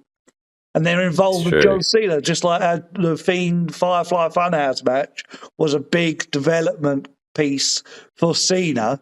You now make the Wyatt Six, who obviously is a tribute to Bray, You make them. I'm all for that. Obviously, I'm a massive Wyatt Sicks fan, so that's why I'm there, and I'm always constantly thinking of ideas. But this would be a idea I would absolutely love, and I can already envision Cena in the middle of that ring with a microphone, slagging everyone off, saying that he's going to go back for the title again or whatever he's going to say, and then, as I said, all the glitches happen. And then they come out, and I can just picture the pop. I can picture the people talking online, go, "What does this mean? What the hell's happening? This is a route I didn't expect them to go." You know what I mean? Right? Yeah, it would definitely be a surprising thing for sure. It would be like, oh my gosh, I didn't expect the Whites to be used in this capacity. So otherwise, how else would he turn good? That's something I'm thinking. How else would he turn good? The only other thing I could think of maybe is maybe through Punk. Maybe it's hard to see how they'd fit Punk facing Cena now that he's caught up in all this Seth stuff. I don't know how he'd suddenly get distracted by Smackdown and facing Cena, but maybe he could meet him down the road as a means to connect to him, to remind him of who he is. Maybe because other than Orton in this current roster, Punk's the only other person who could tap into that. But I don't sure how, in what capacity. I don't agree though, because remember that Punk promo after Elimination Chamber when he came out. You can always go back on that though. It's kind of like a shock on the moment sort of thing, that promo. And also, I do think we'll get a feud between the two at some point, unless, as I said, that Elimination Chamber match was their moment, because they had that big moment in the Elimination Chamber. But I'm all for it. I think the Wyatts turned him good, because they could always see the good in him. They know it's in there, and they just need to help pull it out of him. I think it makes sense, because I think at the moment Cena is just too far gone for him just to be turned to good by any mortal means, that you do need this supernatural stuff to come into him. Give him another sort of segment. We can't really call it a match nowadays, but a segment where he goes through his old times and like they're haunting him with his old memories and stuff. Like, I think it'd be perfect, but that's just me. Yeah, it would be really cool. I don't know if Triple H will go for it. Hell, it's hard to even see the Wyatts on TV. To get them on TV, if they put them on TV now, maybe. But even like getting on TV now and then getting them to that point within a matter of like, I don't know, several months or 4 months, if it was going to SummerSlam, not going to be easy. But it would be a hell of a thing. It would be like really tapping into. It would be a kind of like a nice celebration at the end of his career. Not that I'm a fan of the guy, but it's just like you go through, like you said, his memories, his accomplishments, and then that's kind of like his final hurrah. It's like an homage to him, and then that will kind of remind him of who he is. That could be like their whole thing. Like they could constantly Uncle Aldi cutting in and going, "Remember who you are," and like show him doing all the make the wishes and stuff like that, and like just ram it in his face. So that eventually. But I'm all for that. I think as a character piece, that would be fantastic. And it should be interesting how they do it for sure. Yeah. I mean, there might be moments where maybe he does something like really terrible and he regrets it, and then he starts to wonder what I've become, like a slow, gradual kind of thing. Yeah. There's a number of options they could do. But we'll have to see. Yeah. We'll have to see. But yeah, that's my opinion anyway on the match. The match was absolutely shocking. Bad. But I'm happy with where they're going. I'm glad Cena won. Because I think if Cody won, I don't know what the hell you would do with him right now. He needs a bit of a break anyway. So Cena won. Had it for a year. And also, we've only got Cena for a couple more, like a few more months anyway. We were on for another 8 months. We've got Cena, so let's see what else he does with his heel gimmick against other people rather than just Cody. Now we're getting it against Randy. So yeah, it's going to be interesting. And after Randy, who else is he going to face when he does these promos? Which I think you enjoy his promos a lot more than the in-ring stuff. So it'd be interesting to see the different dynamic that he has with other wrestlers as a heel compared to being a face versus the heels, you know what I mean? So that's my opinion on this. Absolutely shocking, bad match. What a way to destroy the good feeling of night 2. But overall, I thought Mania was okay. It was just overall an okay. We had some real strong moments, real bad moments. So yeah, it's somewhere sort of in the middle. I can't see it going any way. Like you can't say it's really that good because there was lots of lull moments, but then you can't say it was bad because you had some real great moments. So to me, middle of the road Mania. Hopefully we get a better Mania next year. We shall see. But yeah, I'm excited for what they're going to do here with Cena and Randy and what they're going to do with the rest of Cena's time with us and what are they going to do with the rest of this championship match, especially championship reign, especially as a heel. So yeah, very excited for that, for the future. But yeah, that's my opinions. And let me know what you think, Scott. Actually, it just came to my head on how to turn Cena face. We'll just have The Rock appear, and then he undoes the neck slash, and then he becomes face again. I think that's the perfect way to turn Cena back as he was. Just have Cena shit on The Rock, and everyone's like, ah! Yeah, actually, the minute he starts shitting on The Rock, well, he's a face again. Good. Damage undone. Where to begin? It's crazy that the last few years, night 1 final match has been better than night 2, at least in our opinion. I know a lot of people would disagree with that on Mania 40, but we weren't too high on Mania 40, night 2. But that tag match was insane. But here we are again, the night 1 match topping night 2 in what's possibly one of the worst Mania main events ever. I think a lot of people will at least put it in their top 3.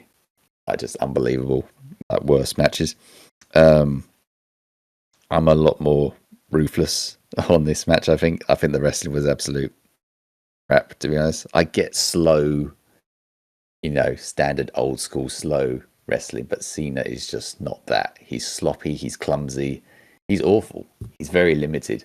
And I thought WWE wouldn't be this naive, and they'd have the wherewithal to know that, so they'd make this like a quick fire kind of match. Like they'll just wrestle for like 5-10 minutes. They both get their best stuff in. Then come the antics. This match was it 21 minutes? Holy crap! It's only the last several minutes they actually got it going with Travis coming out. Like flipping it, that was so much time doing naffle.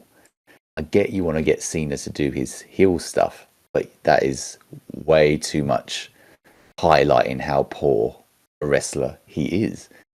He does an okay Hurricanrana DDT, sure, but my gosh, he looked clumsy. And then there's people like thinking this wasn't the issue, and they think it's all to do with the antics at the end. No, the match was bad as well. You even got fans on the Raw after Mania chanting they're sorry for how they treat Cena. It's like, these people are out of their mind. You just had a big showcase of why this guy sucks, and you're still... I swear they're brainwashed by the years of propaganda, I swear. I don't understand.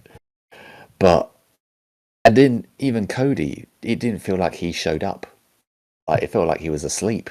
Like, I can't remember. Like, he just did a few of his moves for the vast majority of the time. Like, it must have been like about 10 to 15 minutes of Cena just doing his thing. It's like you could have showcased his heel style way better than this. I don't know. Like, I think Cena called the match. There was a moment where he said, I could hear him. I mean, this is another thing about Cena. Like, he can't hide his mouth during the match. I blatantly saw him saying, again, telling Cody to punch him again. So I guess he was calling the match. He's just so terrible. That's the thing with Cena. You always got to hear what he's going to say. It's always, you know that. That's a Cena's match. A Cena match is he's a bit sloppy. You hear him calling out spots, and you get a real damn bad STF, or STU, whatever it's called. It's a Cena match to a T, son. It's a Cena match to a T. I think what you're saying, why people just know that's what you're going to get. So people just appreciate that's what he brings to the table. I don't know. He's so shit they appreciate it. I can't get around that way of thinking. I can't. And then what's the structure of the match? Just kicking out of the AA endlessly. It's like including an avalanche AA and hitting Cody on the top unbuckled ring and an AA still kicking out. It's like, what the fuck is this match? Like, even like by their standards, they should be able to orchestrate a better match than this. It's bottom of the barrel crap. Of course, like, Cena was calling it, so it makes sense if it's just this shit. But it's just, I blame everyone involved for this crap. I blame The Rock, I blame Triple H, I blame Cody, I blame Cena, I blame Travis Scott. Everyone has their hand in this absolute mess. You could have at least done something for a match, but the match was just agonizingly slow and sloppy. And, the most we got out of it was just Cena doing his heel shit. And then it just makes wrestling look bad, man, because this is supposed to be the AA, the super movies always white folks out with.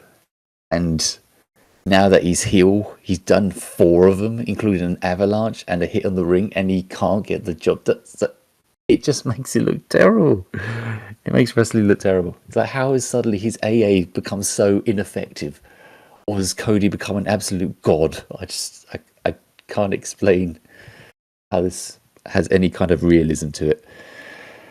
And then you just get into the end of it, and I don't think there's anything else that,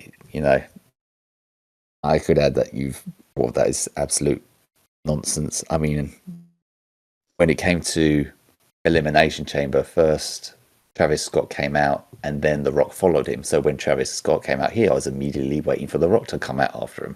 Of course, no, he doesn't do that.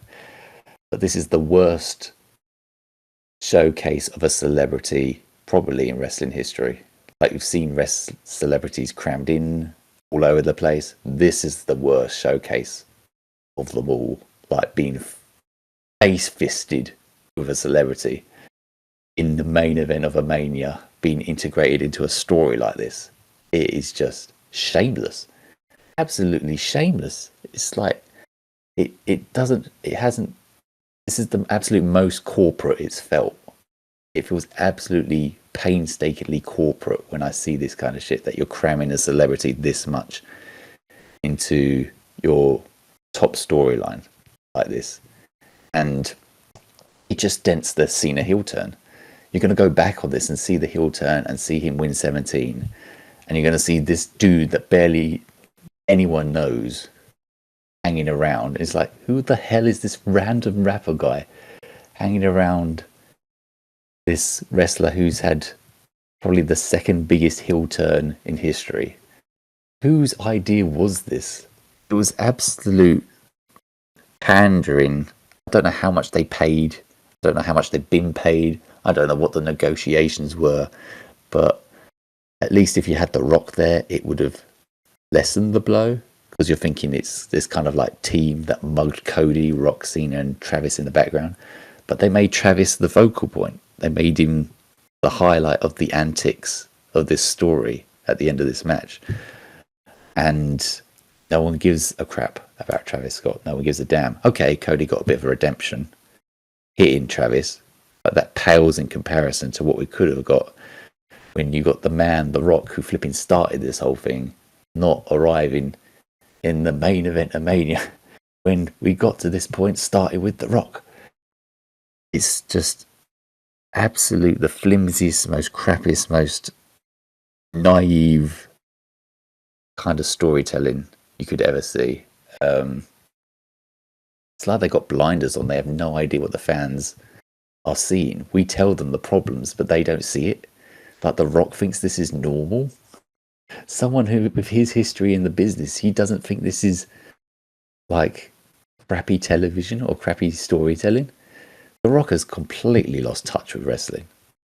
Like, to a high degree. He really is Hollywood Rock now. He really is Hollywood Rock. He's all about Hollywood.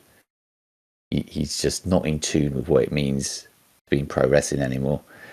We thought he was last year. Everything he did there. You know, you mentioned, Dan, like, you started to get peeved at Netflix. I was sooner than that. I was feeling like something was up on Mania Night 2 when he wasn't there for most of the match. It's like, where were you doing most of the match of Mania 40 Night 2? Brock, where were you? Just coming out of nowhere. And then, yeah, there's a good thing with Cody hinting they're going to meet again. But then that was it, really, wasn't it?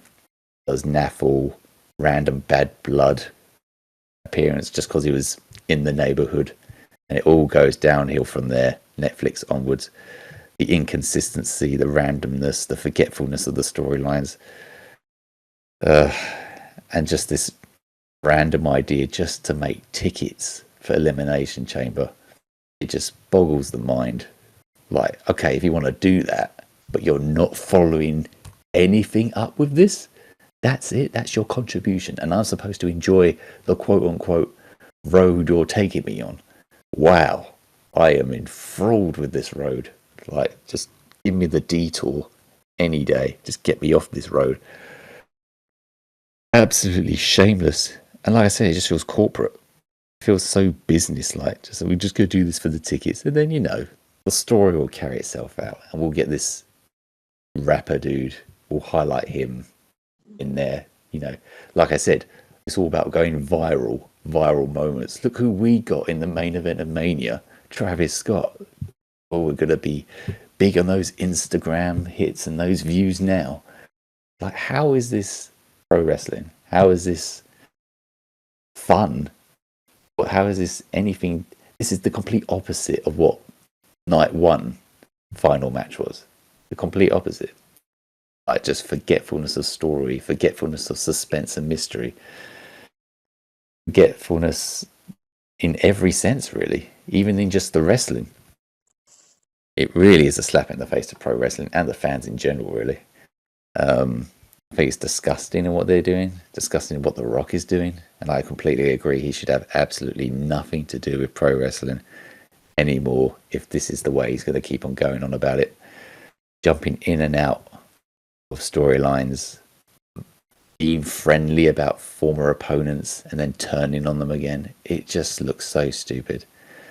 Especially since now you're on Netflix. It's just like you're wider to a bigger audience now. And this is what you're showcasing to them. This is how you're going to bring in fans. People were expecting The Rock. And they didn't get The Rock. So how disappointing do you think that's going to be for people? Especially when you hear so much buzz around Mania that The Rock's going to do something and he doesn't. Absolute bull. It was just an absolute travesty of a match in every sense of the word. And then Cody just looks awful. I mean, I get what they were trying to do. In the Smackdown before Mania, Cena was like, are you going to be a good guy for them, or do you want to win? And then they have the moment and he gets to choose, is he going to be a good guy or is he going to win? And it's a call out to Elimination Chamber. And then apparently Cody chose being the good guy and he paid the price. I get this, like what they were thinking. At this stage of Cody's character, where he is, like you said, down like with, he's hitting AJ in the head with stairs, even after AJ gave up the match. What he did with Kevin Owens, the weight of the belt on his shoulders, like he feels like he's affecting his character. He's getting moodier, getting grittier. It doesn't make sense to do this, not at this stage. He should be beyond that and just kicking Cena right in the balls. And it makes him look like an absolute pansy, to be honest. I think he absolutely needs a break following this. Just let the flames die down and then come back. And he needs an edgier character. He really does, especially after this.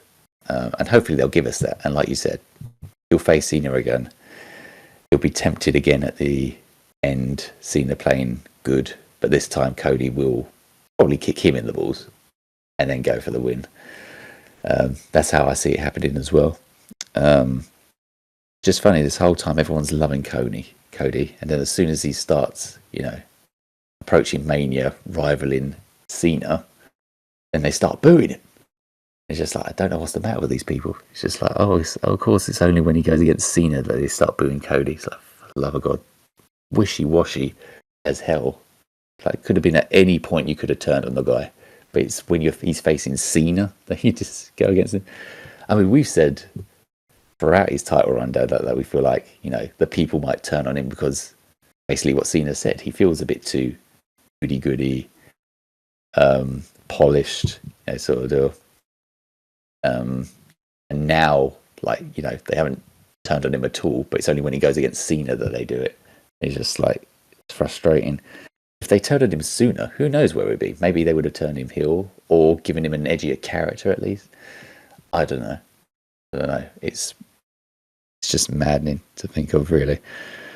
And the feud itself to the match wasn't really that good either. It was more like just a wrestling rap battle between two guys, really, rather than an actual storytelling feud. You're just interested in what they're going to say to each other, rather than, I don't know, actually physically doing stuff to each other or developing stuff like that.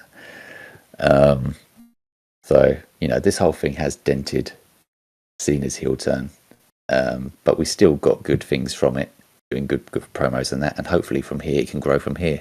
I don't want to see The Rock involved in anything. Nothing to do with Cena, nothing to do with Cody, nothing to do with Roman, nothing to do with Seth and Heyman. Nothing. I don't want to see anything. We're done. We're done with The Rock. It's over. All we can get out from this now is just salvage what we got from the Cena heel turn and just move on from here, really, and make the most out of it, what we got from heel Cena, and go from there. Yay, people got what they want. He's number 17. But like we discussed earlier, I don't know where it feels like more WWE propaganda again. I don't know why they're implanting it in our brains, like the higher the number, the greater you are. When literally you had Roman hold the title for 4 years, and that doesn't mean anything because Cena's won it more. When some of those times were like so short-lived. Probably the same case with Charlotte and New Day with their endless title runs, and it's like there's just, like you said, Dan, it's like Charlotte and Sasha hot potatoing the title. There's moments like that, but no, they're counted. They're counted. So the higher the number, the greater it is. And then there's also the fact that you're given all of these opportunities. But if you want to count that as success, you go for it. Good for you. He's 17. Great. So yeah, just a lot of negativity coming out of this, and I certainly felt low after it. And I was just like praying, thank God for that Reigns Punk Rollins match, because that was the saving grace. For the pay-per-view, really, there was other good stuff, but it probably would have been very low in my rating if it wasn't for that match. So yeah, I guess we'll just see where we go from here, really. Again, it was a good exchange between Cena and Orton. I thought Cena was very good. And I get what Orton was trying to do. I just think he was pandering very much, and it's very off-putting. Still looking forward to the match, though. I worry about how it's going to go. Hopefully, I mean, Randy's a slow. He's very methodical. He's the Viper. He bides his time and strikes. Combine that with now slow, sloppy Cena. I don't know how it's going to go. Hopefully it goes well. We'll see if we can enjoy these heel Cena matches. I don't know. Is it going to be more promo rather than match? We'll see. Still looking forward to it, though. Good main event. Backlash for sure. But yeah, what a godforsaken awful match. Jesus Christ, the disappointment is off the charts. Then even then you have the antics, the match, 20 minutes of sloppy Cena crap and AAs. Jesus Christ. Switch off the TV now. Can't stand it. Absolutely can't stand it. And I wasn't a fan of Cena to begin with. I've been praising him for this heel run. I'm liking heel Cena, but gosh, that even that can't save the awful ability he has in the ring. Jeez, Lou. So screw this match. Talk about a letdown for night 2. How did the worst match on the entire card of both nights end up being your main event? It's just like you're doing something wrong if that's the case. Thank God that's the last Mania I have to deal with Cena, though. Damn sure. Overall Mania, I agree. Very mid, very down the road. The middle of the whole show, from Reigns, Punk, and Rollins to Orton and Joe Henry, all was fantastic stuff. Loved it. The rest of it, aside from the main event, was meh. And then the main event was trash, beyond trash, beyond trash. So, yeah, definitely not the best Mania. Weakest Mania in the last few years. Need to do better. The build was weak, and Mania was mid. So that just shows that, there's still work to do with Triple H's WWE. And hopefully they're learning from this, because of Raw and SmackDown, like these Raws and SmackDowns after Mania, really good stuff. So let's just carry on with this high and move on from here. And as long as you keep The Rock out of stuff and know how to utilize heel Cena properly, particularly in matches, I'm sure we'll go a much better direction going forward.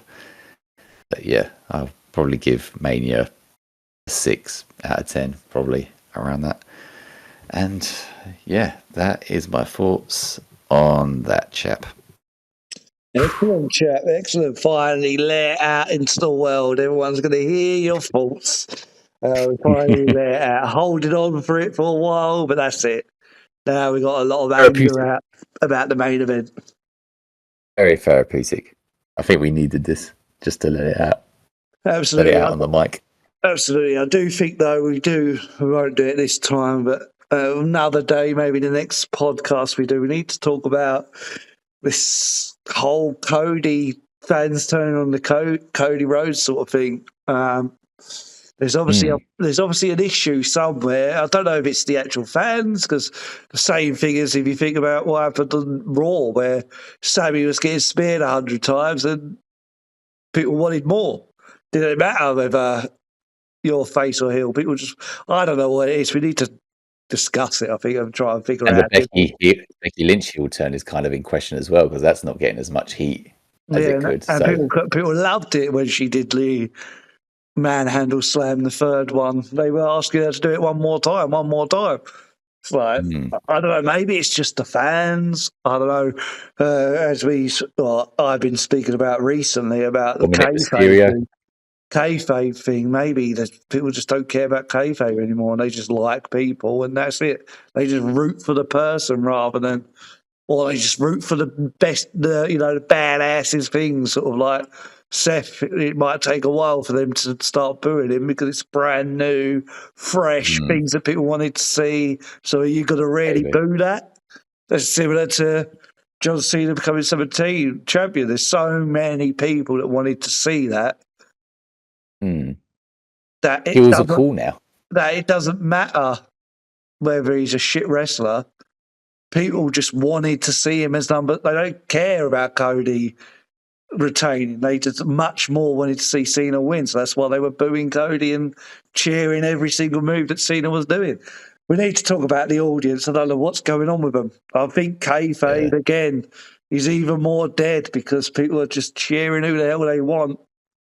And they don't seem to really be going with storyline. And Dominic Mysterio as well, completely 180 on him. But then again, it might. We'll have to figure it out. I don't know. We'll have to have a discussion about that. Seems like we're in a very strange time at the moment with wrestling regarding the fans, for sure. Yeah, weird Twilight Zone for sure, where heels are getting the more cheers than the faces, probably. Apart from Logan Paul. Logan Paul always gets the heel heat. So but again, it's because people don't like him personally. I don't know. But it does seem, worth a discussion, though. But it does seem like the a lot of people don't care too much about in-ring ability. And that's why they don't. That's why people like to watch John Cena, even if he is a bit sloppy. But yeah, it's interesting, very interesting conversation here. Right. But that might be another reason. Just quickly, just to get this thought out of my head, there might be another reason why AEW don't do too well, because people don't really care about the in-ring product. There is obviously a lot of people that do, but a lot of people also just care more about characters and whatever. And that's why John Cena has been successful. And even though we're not the biggest fans of him, well, you're definitely not a fan of him.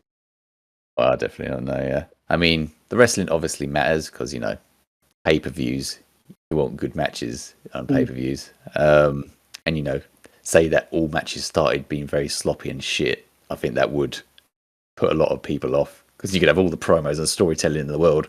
If the end result is a shit, sloppy wrestling match, it's really going to take you out of it. But to the same degree, it's going the opposite direction, where it's like if it's too much and it's to the point that it's little story and character and all that's all wrestling, then it starts to get, samey and, not such emotional investment.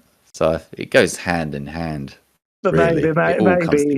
maybe a lot of people just, as long as they get 1, 2, 3 matches that are good, they don't care if the rest of them are sloppy pieces of crap. I don't know. Maybe. But I don't know. We'll have to discuss this and try and work out what's going on, yes, because I have no idea. Really interesting. But yeah, it's definitely been a great chat. So we've caught up. We've caught up with everything. I don't know. I'm trying to think anything on Raw and SmackDown that we missed, but I don't think we have. If there's anything else, I'm sure we'll cover it in the next one. I'm sure. I think the next. Obviously, it depends when we do the next one. I don't know. Probably just after Backlash, most likely now. We can cover that and whatever's going on with the shows, can't we? We'll try and make it more of a natural discussion next time, I think. Obviously, not talk over each other. Obviously, we're brand new at this podcast thing. We'll try and obviously, there's little elements in this conversation. A lot of it was, obviously, I'll give my thoughts, you give your thoughts, I'll give my thoughts, you give your thoughts. And then we did have little bits where we did go back and forth. So, I don't know. Does this format work? Let me know. Audience, let me know whether you enjoyed this. Obviously, if you're this far into it, where you're 5 hours into this podcast, then you must be into it. But we appreciate that. Yeah, we really do appreciate it. If you can listen to us for 5 hours, that's amazing. But I'm glad we got our thoughts out. We finally covered Mania, gave everything that we needed to give. We've covered Raw after Mania, SmackDown after Mania, this week's Raw. So, I think we're all caught up now. So I guess it's just a matter of us keeping up with everything whenever we can with our calls. We can cover whatever we've missed with each call. And probably calls that might be shorter than this because it's not like covering a full 2 nights and Raw and SmackDown after Mania or anything like that. These are the special ones. We might do this again. It'll probably be just after SummerSlam because that's a 2-night event. It's because I've also made WrestleMania is 2 nights, isn't it? So normally say like Backlash, that will be much shorter because it's going to be only like 5 matches. Compared to 14, which we've had to go through, plus obviously the odd bits that we had to mention on Raw and SmackDown. So I really enjoyed this convo with you, Scott, and doing this podcast. Obviously, it's much longer than the one we did before as well. But really enjoyed this. So can't wait to do this again. And obviously, we'll be back as soon as we can. As I said, this is going to be more of a monthly podcast rather than a weekly thing. We don't have a schedule, unfortunately, because our lives are so busy that we can't actually schedule this. But they'll come out hopefully around about once a month. Yeah, definitely. And then if a day comes where our lives and our schedules are better, then I'm sure we can make it more of a regular thing, can't we? But light steps as we go. Absolutely, absolutely. But hopefully, everyone, you enjoyed this podcast. As I said, if you're 5 hours into this, I'm sure you did. But yeah, thank you everyone for listening. Make sure you come and follow me over on TikTok. It's just at Beneath the Ring. I do daily wrestling content on there. I'm also doing a series where I'm watching and reviewing every single WrestleMania match. I'm only on the third match, so I've still got a very, very long way to go. But I will be watching the fourth match soon and getting into that. So, yeah, make sure you follow me over there for more content, for much more regular content. And yeah, we'll see Scott again in the next podcast. Yeah, watch Dan's content, everything on there. He does really great stuff, really great videos. You'll not be disappointed, yes. But yeah, this was a lot of fun. Great fun doing this with you, Dan. It's always great talking wrestling with you. And excited for future conversations. It's going to be a fun time for sure. So thanks for listening, whoever's listening. And yeah, have a good one and enjoy wrestling. One thing I will say just before we go is I'm glad that Mania did end up being really sour, and so did Raw and SmackDown, because otherwise this would be so much more negative. I don't know, we'd be so upset right now.